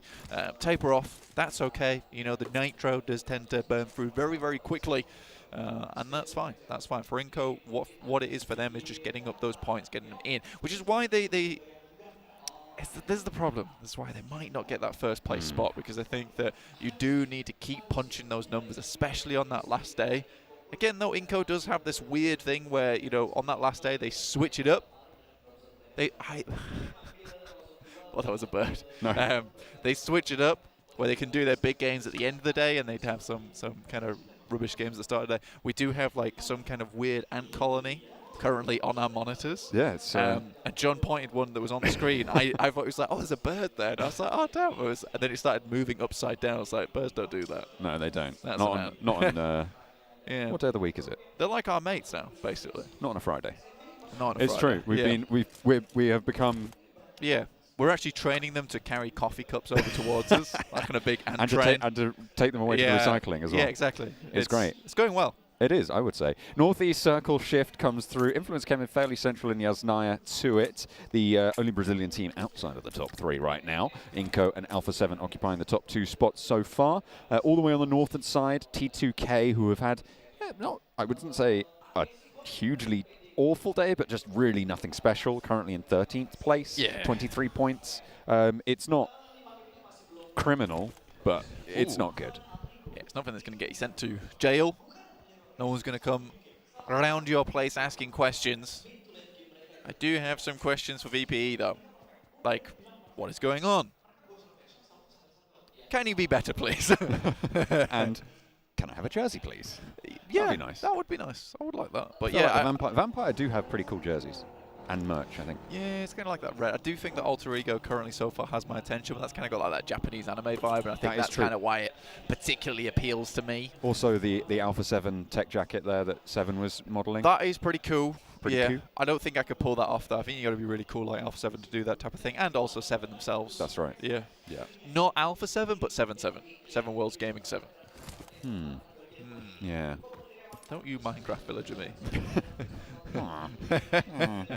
That's unacceptable. Anyway, taking a quick look at the map here. Alter Ego, sent central. Obviously down towards A7 in Milta Power. Currently at the moment, Pubg held by Buddha. Two teams kind of very much close to one another a lot of times during this day. That's absolutely fine. I think that they have come into contest with one another, and Buddham's kind of got the worst end of the stick there a lot of times when you come to things with Alpha 7. I think that's what has caused them to be down towards 11th place. I don't really think we've seen them. We've been able to see them get their big performances come out through just purely with Alpha 7 shutting them down early, and with their similar rotational paths. Ooh, it's just not good. Not ideal. That's correct. Not ideal. We're on board with Nova right now. As I say that, we swap over to the other to one of the other Chinese teams, but Nova will have to leave Gatka fairly soon. They've still got a little bit of time left on them. Wolves, they did better, I think, in that last game than they have done the entirety of the other games that they played so far today. Still looked a bit scrappy, though. They do want to try and convert on that performance here now in this last Erangel, and they're in not a terrible position to do so. They're at the back of the queue, though, in that south area of Yasnaya Fields. Yeah, to kind of recap you guys on the day, if you've only just tuned in, Alter Ego, taking some shots, getting a little bit better as the day goes on. Still in 16th place with 10 points, but I think they have been kind of stepping up to the plate a little bit more often than not. But to recap you on the day, Alpha 7 currently blasting. Had some very consistent games, some really pop-off moments. Inco at the start of the day were looking exceptional. They goes to second and a first place, they're able to pull out. S2G kind of been more on that consistent vibe, right? It's not a load of chicken dinners, but it is a case of getting 10 points, 12 points every single game to get themselves at 49 currently that they're at, which is great news. That works out for them. And DRS kind of riding on the coattails of that first game of the day. Qing Chen from 4 Angry Men will be leading the move to the east side of Yasnaya Polyana,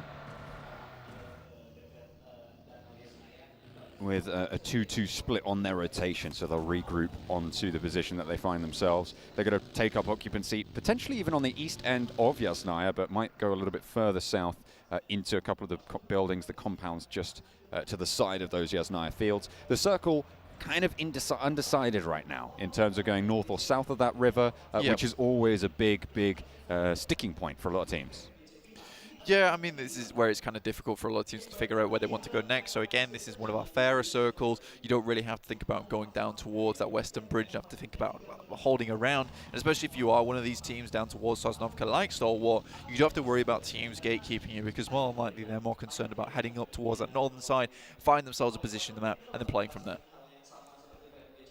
S2G, they're playing on this northern side of the river with a little bit of a 2-2, I say a little bit, they are playing a 2-2 split, with the island central to the river currently being their second outpost across the way from Hamzi and Silas. IHC currently split around this position. You can't really see it on the minimap, but they are there. A little bit further out. 4 Angry Men, they have got this compound to the east side of the Yasnaya fields. They did skirt around and take position out on this side. 4AM have been, they were talking about it on the desk, quietly consistent today. They've had a couple of really quite strong performances, but they're 43 points right now, absolutely in the conversation to be towards that third place, only 6 points behind S2G on 49, and I would say they've been fairly put together. You spoke about how it's reformed this roster around Svan. I think they've done so incredibly well. Obviously, getting that direct qualification spot from the group stages as well. They've had a great time with it, and they've managed to keep themselves nice and consistent moving in. A little bit further behind Alpha 7, but if that momentum comes to a halt, then absolutely possible for them to start to catch up. Shots over towards Wolves, but not really going to land too much damage. Not too much damage done. You're right, though. 4AM have been able to really regroup and reform fantastically well. Happy with the performance they've been able to put out so far. 43 points. It's unfortunate losing a player, though. That is to alter egos along the way. Inco also could be taking shots towards them. But again, this kind of circle, Yasnaya up towards that northwestern side. There's a nasty fielded area up there, that kind of pizza slice you don't really want to get too much into, but there's also the fielded area down towards the south side of Yasnaya. I think most teams would be preferring this headed over towards the west side of the circle. Give them a lot more opportunity to play, a lot more opportunity to take some, I'd say, preemptive action. You know, holding on the sides of the bridges, taking some positions to hold out rotates. If you head over towards Yasnaya, it's just going to be a free-for-all who can get into Yasnaya compounds the fastest and the best ones. Inco needing to keep up the pace. We spoke about it at the start of the day, and Seven highlighted it as well over on their desk just before. This is a team that they started out strong today. We absolutely knew that they were capable of doing that, but we were worried, and you said this as well, that they do fall off. They lose that momentum in a way that some other teams, like Alpha 7, kind of don't do. And we've pretty much seen that come to pass here. In the final game, though, they still find themselves in second place, so maybe they can reset for tomorrow. Yeah, again, this is what I was talking about at the beginning, is they will continue to do well. And I think for Inco, honestly, a top 3 spot would be fantastic. That would be really good for Brazil. It would be really good for them in general as a team. I just don't know if they've got the chops on them to take that first place. If they have the chops on to continue this kind of performance through day 2 and day 3. They've proven me wrong more times than I can count, though, so I'm not willing to count them out just yet.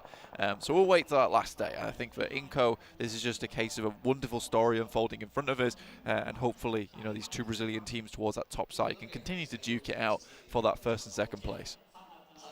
Inco central position. They have a compound to the west side of the Yasnaya fields. They're in probably a prime location for a south side circle shift to go to the south of the river. If it goes north, though, they might struggle just a little bit. We might even see them try and go through the river and ford the river between the 2 bridges, because if they send south, they'll hit opposition. This is going to be a south shift, though, and won't be too much of a problem for Inco. Yeah, this is horrible. This is real nasty. It's not good for any teams. Yasnaya Polyana practically cut out at this point in time. I don't think a lot of teams are going to be thinking this is going to be defined upon Yasnaya. This is most likely going to be around the fielded area. Obviously, the road size that meshes through on the map. It's going to be a rough one. It's going to be very, very difficult to play. S2G, though, can wrap round Yas Lake. So can Fireflux. The two Turkish teams taking very similar rotations at the moment. See exactly who could find the better position. Fireflux, though, rotating 2-2 currently with S2G at a full 4-man. So you might see Ketch and Lutz get into a bit of trouble. Scry, though, the first one to tangle with a Mini 14, the wrong end of one anyway. Not going to have a good time with that. S2G have managed to get around the headland to the east side of the Yasnaya Lake. Behind them, as you said, Fireflux just a little bit behind on the queue. Wolves get spotted out, and actually Memory is going to be flushed away. T2K on the north side of the position held by Inko on those hills near the bridge crossing to the west of Yasnaya. T2K will spot the Wolves, and the Wolves are kind of penned in at this stage in their position. They can't really find a way out without having to take a fight. Yeah, this is where you push the Wolves into a corner. You kind of don't want to be around for this.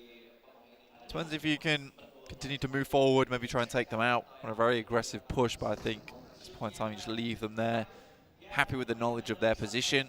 Try to pick up somewhere better to play from. Inko, really nice spot at the moment. Very, very, very good spot within the circle. And it is surprised me. A lot of these teams tend to be playing these outer edges.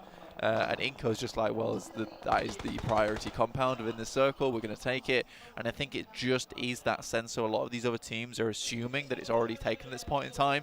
So essentially the only team that is taking it is Inko, because everyone else thinks it's already taken. I kind of like it. It's a bit of a weird false sense of security for Inko, though, because they are just sending towards these spots, and I think it's more careful gameplay by a lot of these other teams that is allowing these positions to be open. But hey, what the hell? If Inko can take that, or they can play from that position, let him. Law has been forced into an engagement here, but is navigating it fairly well and successfully, I would say. Fireflux should know that he's behind the wall, but he can put a nade through. That's perfectly placed, but Solke just about shimmies out the way. Has another one in the pocket and can look to throw that one down. Ketch wants to suppress, but it bounces back in the wrong form, and doesn't quite burst out. Spots the player jumping out. Solke, position known, can't quite thread the needle under the vehicle. Molotov over, forces the fight, and Law now doesn't really have too much backup from across the way. Out in the field, the teammates need to stand strong, and it looks like they're going to try to do so from the tower. They're looking for suppressing fire on Over, and Solke wants to move out to get these reses. A lovely little headshot through the window, but Solus is flushed. Law is answered on towards as 4 angry men move into the Wolves' position. WWX goes down, so does Svan, and that is a really swift wipe over onto 4 angry men. Nicely found there, and the Wolves stay alive. 4 eliminations coming through for the Chinese squad that direct qualified with invite. Over, another Chinese squad. Going to be going down as well, potentially, if Fnatic has anything to say about it. And Nova fall. Alter Ego, 4 eliminations, meaning they picked up all 4 members of Nova, the current reigning champions. I think if anything's a win today for Alter Ego, that one right there is it. Fantastic stuff from them. What an aggressive push. And again, we should maybe see a little bit more of that coming out from Alter Ego. It's worked a fair few times where they have just full sent it. They look like they're very comfortable in a team fight, but maybe a little afraid to take those team fights more often than not. Very well done there to Alter Ego. They're going to be hugely happy with that. They also managed to slam a knock over towards Vampire, so that's going to slow down Vampire's position. With the circle as it is, they have a valuable south side area under their control in the buildings that they occupy. The high ground that they have, valuable, certainly, to be moving on with. Geek Fam, ooh, they've been rolled on down. It's actually not even sure who managed to pick that one up. I think DRS did manage to get the rundown and the flush through. Fireflux, they are getting pressured on towards as they tried to send out to the western side away from Yasnaya, as Influence Kemen do pretty much control the entirety of Yasnaya fields from the central area. Fireflux will fall down and out of the final game of the day. Match number 6 will end there for them. It's still kind of a horrible position to be in. I think Influence Kemen made the best out of a bad situation, which is a case of we're just going to take shots at everyone who tries to cross this field, because that was exactly what we saw 4AM fall prey to, which is they knew they had to make the crossing, and they had to make the crossing quick. send directly into Wolves, and then you get out of the vehicle, you just have to take that team fight right off the bat. You don't have much time to react. It's just pure mechanical skill in that moment. A nade out the side of the window. Leaves S2G on 2 players. A lovely nade over the top from Revo. Spots Hamzy exactly where they needed him. The flush comes through from Carrillo. Only Mythic has gone down for Alpha 7. And this is how they might want to start their run for 100 points if they're lucky. If they behave themselves, if they've been good this year, maybe they'll be given one. Yeah, very good play there coming through from Alpha 7 so far. S2G, last player standing, tries to pick up the teammate, but Alpha 7, again, it's that momentum. They're going to keep pushing it, going forward. There's no stopping this. Kayovski? S2G just sends in the water. And so does Kayovski from Influence Kemin. I've no idea where Influence Kemin just came from. They must have sent straight out those fields. They needed to find a way westward, and this is apparently the way they want to go. Unfortunately, Alpha 7 will try and slow them down. 1 knock over towards Alpha 7 leaves 2 active. Same story for Influence Kemin. Federal unlikely to be able to get back, but if he can fall over that headland towards the rest of the players from his team, he should be resable. Unfortunately, the health bar will not support that effort. And 2 players now remain for Influence Kemin. Kelsey swimming in the river under the bridge, and everybody's going to need to shift down south. This is a rip and tear coming through from Alpha 7 so far. They're looking to put the final touches on this northern side circle. Next one heads up central. Still that riverbank is in for the western side. Kelsey could maybe swim ashore and crawl his way in and just play for the end game. Get as many points as possible for S2G with where they're currently placed on the rankings. I think trying to go for that top 6, that top 5 is probably the smartest thing for that boy to do at this point in time. But T2K, Wolves, Inco still holding strong in that compound, but they'll have to move west as well.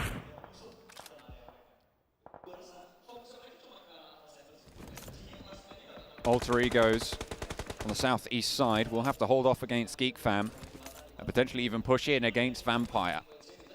Geek Fam will not be able to slow down here, though. They will have to go over this ridge towards the buildings there. The smokes have bloomed pretty close to Alter Egos. It cuts off the sightlines from up top, but does allow potential close pushes to come through. Vampire's holding off against DRS, trying to swing around wide.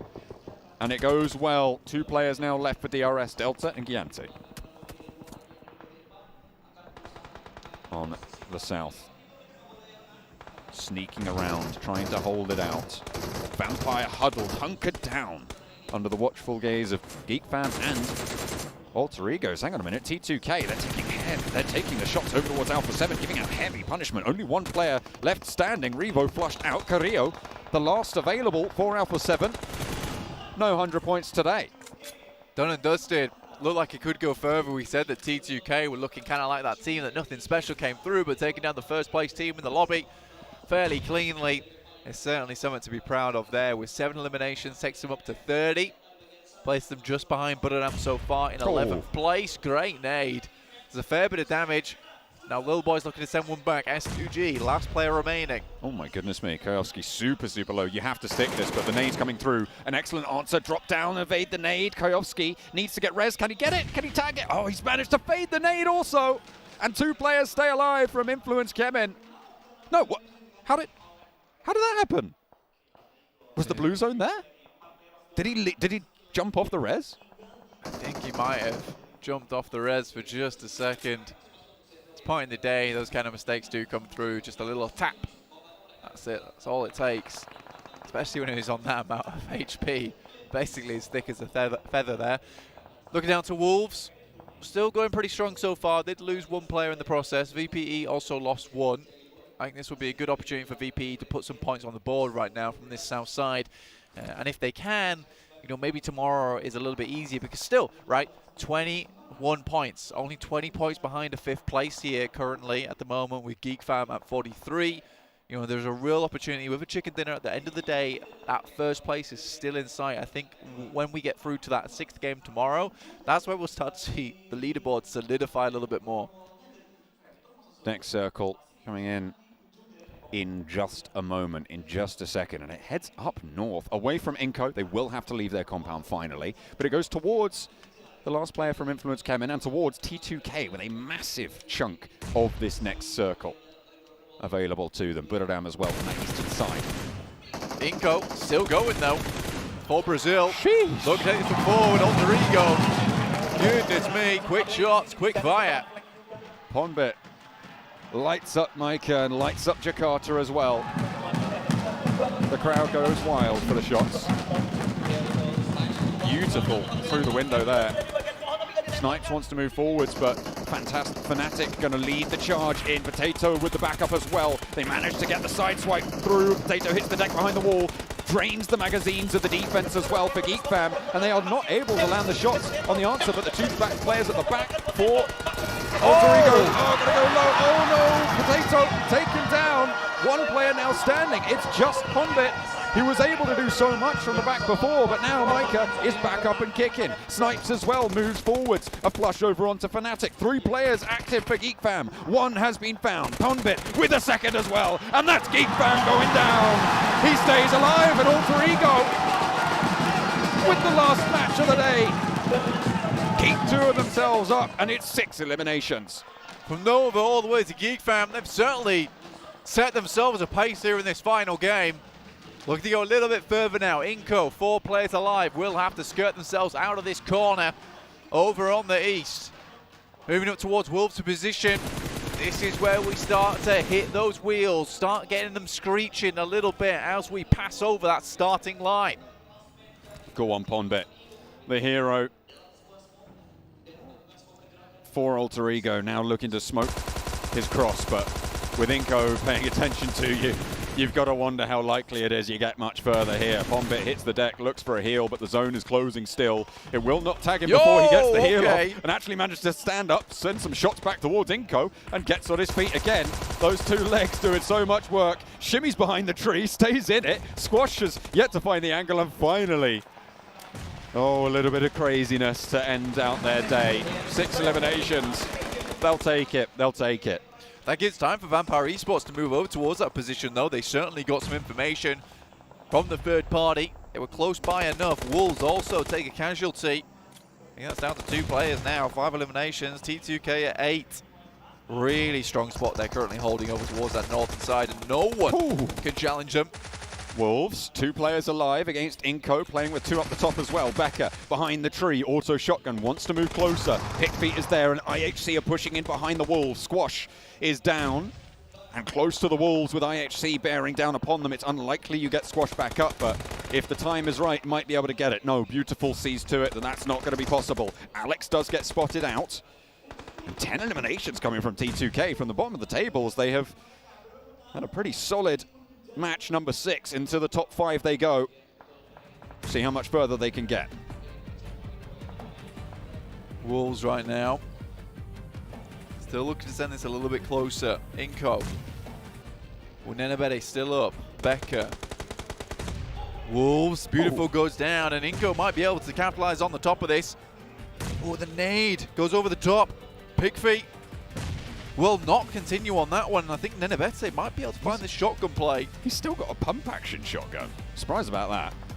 Interesting choice, to be sure. Wolves. They've looted nothing. You can see from his gear. Yeah, they must have been completely bare there. Big feet. Oh, no, he knows Becker's there. Cooks the nade. That's almost certainly a knock, and Nenebete will be left alone. Hopefully they spotted where the nade came from. The buggy should be a giveaway, but IHC are pushing in as well. They don't want to let the players here go. Look at that, T2K managed to steal that elimination point away. And a phenomenal game coming through from the team from Nepal as well. Currently influenced Kevin, Lil Boy, on the northern side. Not moved an inch at the moment. May even look for a very good finish here for themselves. Nenebete outlasts the Wolves, but close by there is danger. Legend steps forwards. They don't know he's here. He steps up with a pump action, goes for one. Doesn't get the knock. He turns his attention the wrong way, and now he's going to hit the deck and bite the dust for it. A little bit of a slip. He thought he got the knock instantly, but panic set in, and now we're down to 3. Influence Kemen with Lil Boy against a 4-player roster from T2K on 14 eliminations, and IHC with 3 still pushing in from the south side. An absolute standout game here from Nepal, from T2K. Really brought this game home. Influence Kemen still going. This is just 2 players looking down towards IHC. The rest are trying to hold out. That 1 player for Influence Kemen and Lil Boy. This guy is one hell of a snaker, though. if IHC can do a lot of work on this south side, even if they go down, that does give Lil Boy a little bit of an opportunity for Influence Kemin to step up further. But no matter what, this is a big point bonus for Influence Kemin. He has two himself to deal with on this north side. They've repositioned. They've left only one over on this north side now. IHC, they managed to get this red through as well. A lot of pressure being put on here, and the shift goes southwest as well. IHC have the inside track on this flank. Yeah, so technically you also have a potential 1v1, and that knock is absolutely huge just as the circle shifts across. This is going to slow down T2K massively. Another nade launched by Godless. Lil Boy has got a powerful position here. They're right next to each other. Look at that. The off angles for both of these teams here will struggle to find any sort of safety. Everybody dashing now towards this circle. T2K with one player down, looking to try and stick this res. Demo, he's on the downstairs, but there's an upstairs threat as well. Jane is there still. Rig moving on in to add to the pressure. And in the midst of it all, do they know that Lil Boy is here? Mark 14 by the bankside, looking to take this chicken dinner home. Store it away in the vaults. Demo bandaging up, has the threat above him. Now T2K kind of split off between one another. This was a really good regroup and hold from IHC. From a very tough situation to a beautiful nade that opened up that shift, that rotation over towards this spot where Jane currently is playing. Riggs had to move up though. They're trying to evict.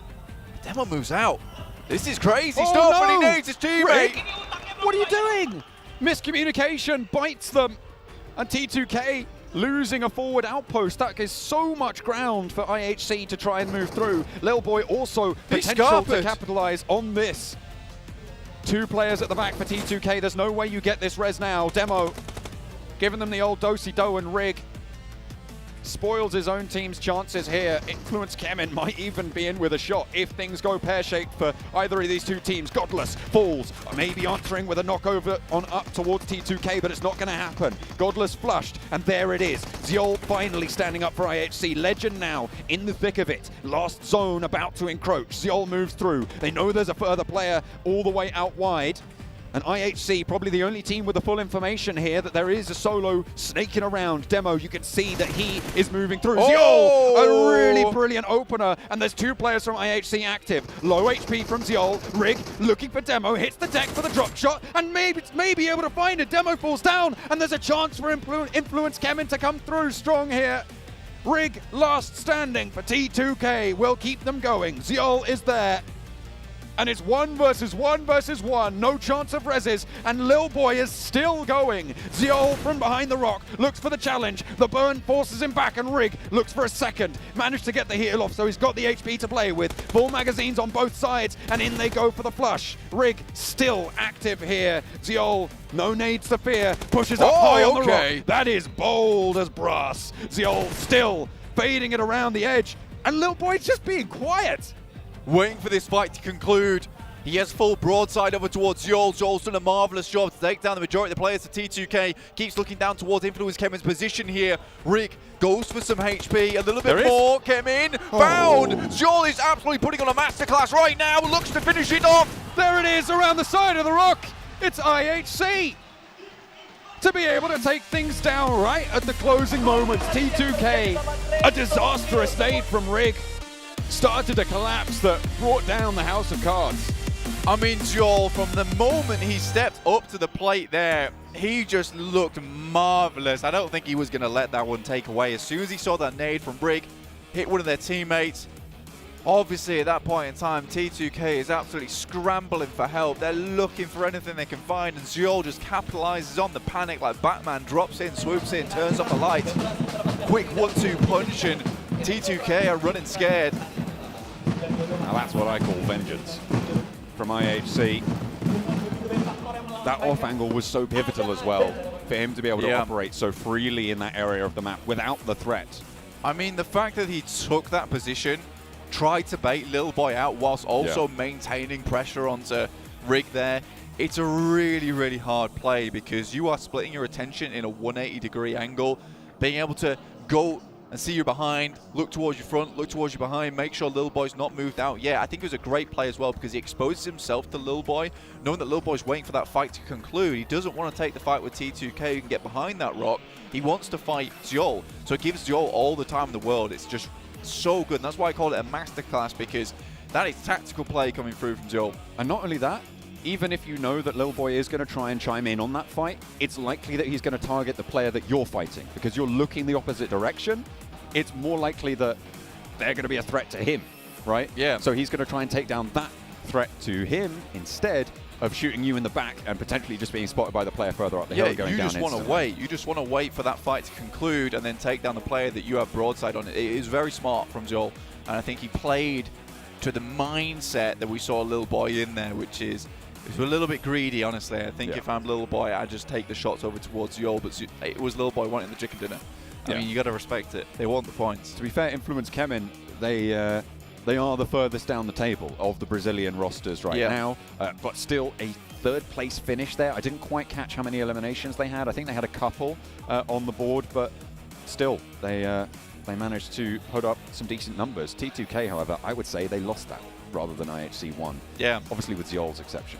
I think, yeah, I'd suppose so. Anyway, see you guys later after the highlights tomorrow, but for now, the desk.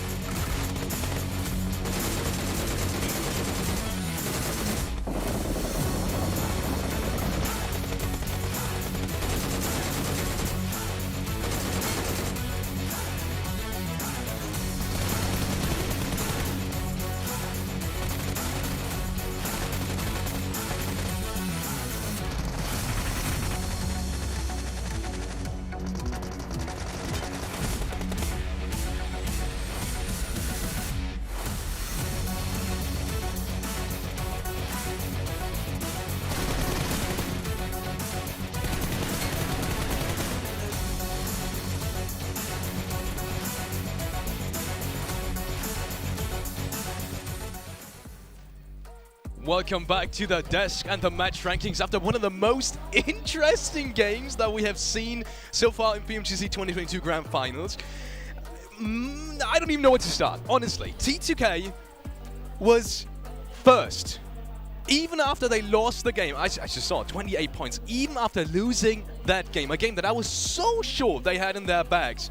Maybe they forgot it was not the show match anymore. I know Maybe. what, 28 points. Did they really lose the game? I wouldn't really count that as a loss. Yes, actually I still do. Yeah, technically I guess it is. Okay, chicken dinner did go the way of IHC, but hey, IHC take themselves a chicken dinner. Zhol, absolute masterclass there. Yeah, I think he understood at a split second. He's like, wait, I should be taking a 1v2 right now. Yep. But if they still had two players, they would have pushed me together. I would be dead right now. There must be a solo somewhere remaining in the shadows. And he instantly turns over, spots Lil Boy, takes him down to go back onto his 1v1. That is an insane play from him to allow to get their first chicken dinner. The awareness that he showcased at that moment, it was tremendous, and I love that he was able to kind of look towards where he thought that player was going to be, and then he just kept going back until Little Boy finally made a movement, and he went for that shot. I feel like Little Boy, man, he should have realized that he was spotted, and he should have taken a shot. With fire, yeah. He waited too long. I do want to say one thing. Something that's completely got overlooked now was Demo actually staying in that tower for so long and disrupting the ability from T2K to just focus on towards one side, because that is what they ultimately lost them their game, right? They had to refocus, turn around. Nice. Wow. Let me just finish that one for 1 second. Then we can look at the overall rankings. They had to turn around, focus on Demo. That's where the mistake happened eventually, and that kind of split their forces after what was almost a perfect game for them so far, right? They focused onto watch both sides almost perfectly. But looking at the overall rankings, top 3 is all Brazil. Wow, and look at that. All the 3 Chinese teams here from the PL are just not looking too hot on this first stage 7, unfortunately. Go Brazil, but where's go China? No, now does not have any opportunity to do so. It's day 1. We can see some changes, but the clock is ticking. Remember my pick at the beginning of the day for the show match? It wasn't a show match. Actually, that was your prediction for the day. I didn't want to tell you guys that he was my He was prediction seeing for the in the MVP. future. But Revo being able to come out on the MVP, 13 eliminations for himself, 2,800 damage, that's impressive. And that was what I was talking about too at the beginning of the day. That player has been able to perform so well for this whole season, and he continues to perform that way too. It's not just about Carrillo, it's not just about the other players like Mafioso, Mythic. Revo is showcasing what he's capable of here. I really have the impression that not only for Alpha 7, but the Brazilian teams as a whole, Brazil is known to be a very, very aggressive kind of like region as a whole. It works so well right now in terms of elims, so keep it up, boys. It's great. That will be it for today from us at the Dish from the casters. PMGC Day 1, we will be heading into an interview, so stay tuned and see you tomorrow. Stage where we are joined by one of the team members of the leading team after day 1. We are joined by Revo from Alpha 7. Congratulations and, maintaining first place throughout today. This can be seen as a double-edged sword because in the one hand, you have this huge boost of confidence after day 1. But on the other hand, going into day 2, you kind of have a target on your back. There's a bit more pressure. Do you feel that? Então, parabéns pela vitória de hoje. Ele disse que, por ser campeão no primeiro dia, tem a vantagem que vocês vão ter um aumento na moral. E o problema é que também pode ter uma pressão aqui, por causa que todas as outras equipas vão vir atrás de vocês. Vocês se sentem assim? Não, acho que aumenta a confiança e isso é bom pra gente. É bom até certo ponto, mas a gente tem que saber regrar isso para a confiança não atrapalhar a gente. So he said, of course, you boost the morale for the whole team, but of course they have to be careful to not to go overhead. Oke, teman-teman semuanya, kita sudah bersama Revo di sini dari Alpha 7, salah satu tim yang memang hari ini luar biasa sekali permainannya. Dan setelah mereka mendapatkan posisi pertama dari leaderboard untuk hari ini mungkin bisa dibilang adalah sebagai pedang bermata dua untuk mereka semua. Bisa jadi ini menambahkan atau meningkatkan tingkat kepercayaan diri mereka atau justru memberikan pressure tersendiri untuk mereka semuanya. Tetapi menurut Revo sendiri, yes, ini meningkatkan kepercayaan diri mereka, tetapi mereka tetap harus hati-hati untuk esok hari. Apalagi besok hari kedua adalah hari yang paling menentukan juga. Well, you and your team played very consistently today, but it was that 14 elimination chicken dinner that really made all the difference when it came to the points. Now, going into that match, were you always planning on going in that aggressively? Então, ele disse que vocês jogaram muito constante hoje, mas que fez a diferença foi a vitória que vocês tiveram com as 14 eliminações. Indo para essa jogada, vocês queriam mesmo jogar muito na ofensiva? Acho que o estilo do jogo da Alpha 7 é agressivo. Quando a partida realmente caixa, a gente, quando ganha com muita kill. So for the team, they actually play on the offensive. So when they win, normal they win with a lot of kills. Oh yes, of course. Dan teman-teman sekalian, karena memang tadi kemenangan mereka yang paling berkesan adalah WWCD plus 14 total elimination point yang which is itu sangat besar sekali. Dan tadi memang Revo mengakui kalau memang playstyle dari Alpha 7 ini agresif. Jadi ketika mereka mendapatkan WWCD atau kemenangan, biasanya mereka memang mendapatkan double digit atau banyak eliminasi point. Now, speaking of playstyle, let's talk a little bit about tomorrow because being in first place after day 1 kind of gives you a luxury of choosing how you want to play day 2. So, speak about tomorrow. You could play a bit more passively and just play for those position points, or you could go out the gates aggressively again. What's your plan? Então, como vocês ficaram hoje em primeira posição, têm a chance de escolher amanhã como podem jogar. Vão continuar jogando na ofensiva ou vão jogar na defensiva, só mantendo os pontos? Acho que a gente vai continuar da mesma maneira, continuar agressivo, porque se a gente mudar nosso estilo do jogo pode acabar prejudicando a gente. Então é isso, continuar agressivo sempre. So no, they keep the same aggressive playing for tomorrow because they are afraid if they try to change the way they play, they might be a disadvantage for tomorrow. Oke, jadi memang Alpha 7 sendiri akan terus bermain seperti biasanya mereka saja, bermain agresif karena pastinya kita tahu semuanya lah ya, kalau misalnya satu tim bermain tidak seperti biasanya, mereka akan takut sesuatu hal yang tidak dienakan atau tidak mereka inginkan akan terjadi. Jadi Alpha 7 besok akan tetap bermain seperti sedia kala atau seperti biasanya. Well, Revo, thank you so much for joining us here on the main stage for your interview. Congratulations on all your success for you and your team after day one, and we wish you all success going forward for the rest of the weekend. Thank you. Everyone, give it up one more time for Alpha 7. Whoa. Alpha 7. Thank you Amazing. so much for tuning in today. Thank you to all the fans, both here in Jakarta and at home, for watching and supporting your favorite teams. Thank you so much to the production team for putting on this incredible show and building this enormous and very impressive stage. Thank you so much to all of the talent and, of course, my incredible co-host, Donna, for all of your hard work. And tomorrow we're going to have 6 more matches, and things are really going to start to heat up as we get ever closer to that trophy and that $1.5 million prize pool. My name is Banks. You're not going to want to miss it. I'll see you tomorrow. Jadi teman-teman semuanya, kita sudah sampai di penghujung acara untuk hari pertama di PMGC 2022 Grand Final kali ini. Terima kasih banyak kepada kalian semuanya yang sudah meramaikan acara kita pada hari pertama ini, baik yang datang secara live di G Expo atau yang menonton secara online di rumah dimanapun kalian berada. Thank you so much. Dan pastinya kalian harus tune in lagi, harus datang lagi esok hari sebagai hari kedua, karena pastinya akan lebih seru lagi, karena masih akan ada 6 kali pertandingan yang akan kita tonton esok hari. Jadi akhir kata, saya Dona Fiska mewakili seluruh talent dan juga kru yang bertugas di balik layar pamit undur diri dulu. Dan akhir kata sekali lagi, selamat malam, selamat beristirahat, dan sampai jumpa esok hari di hari kedua dari 2022 PMGC Grand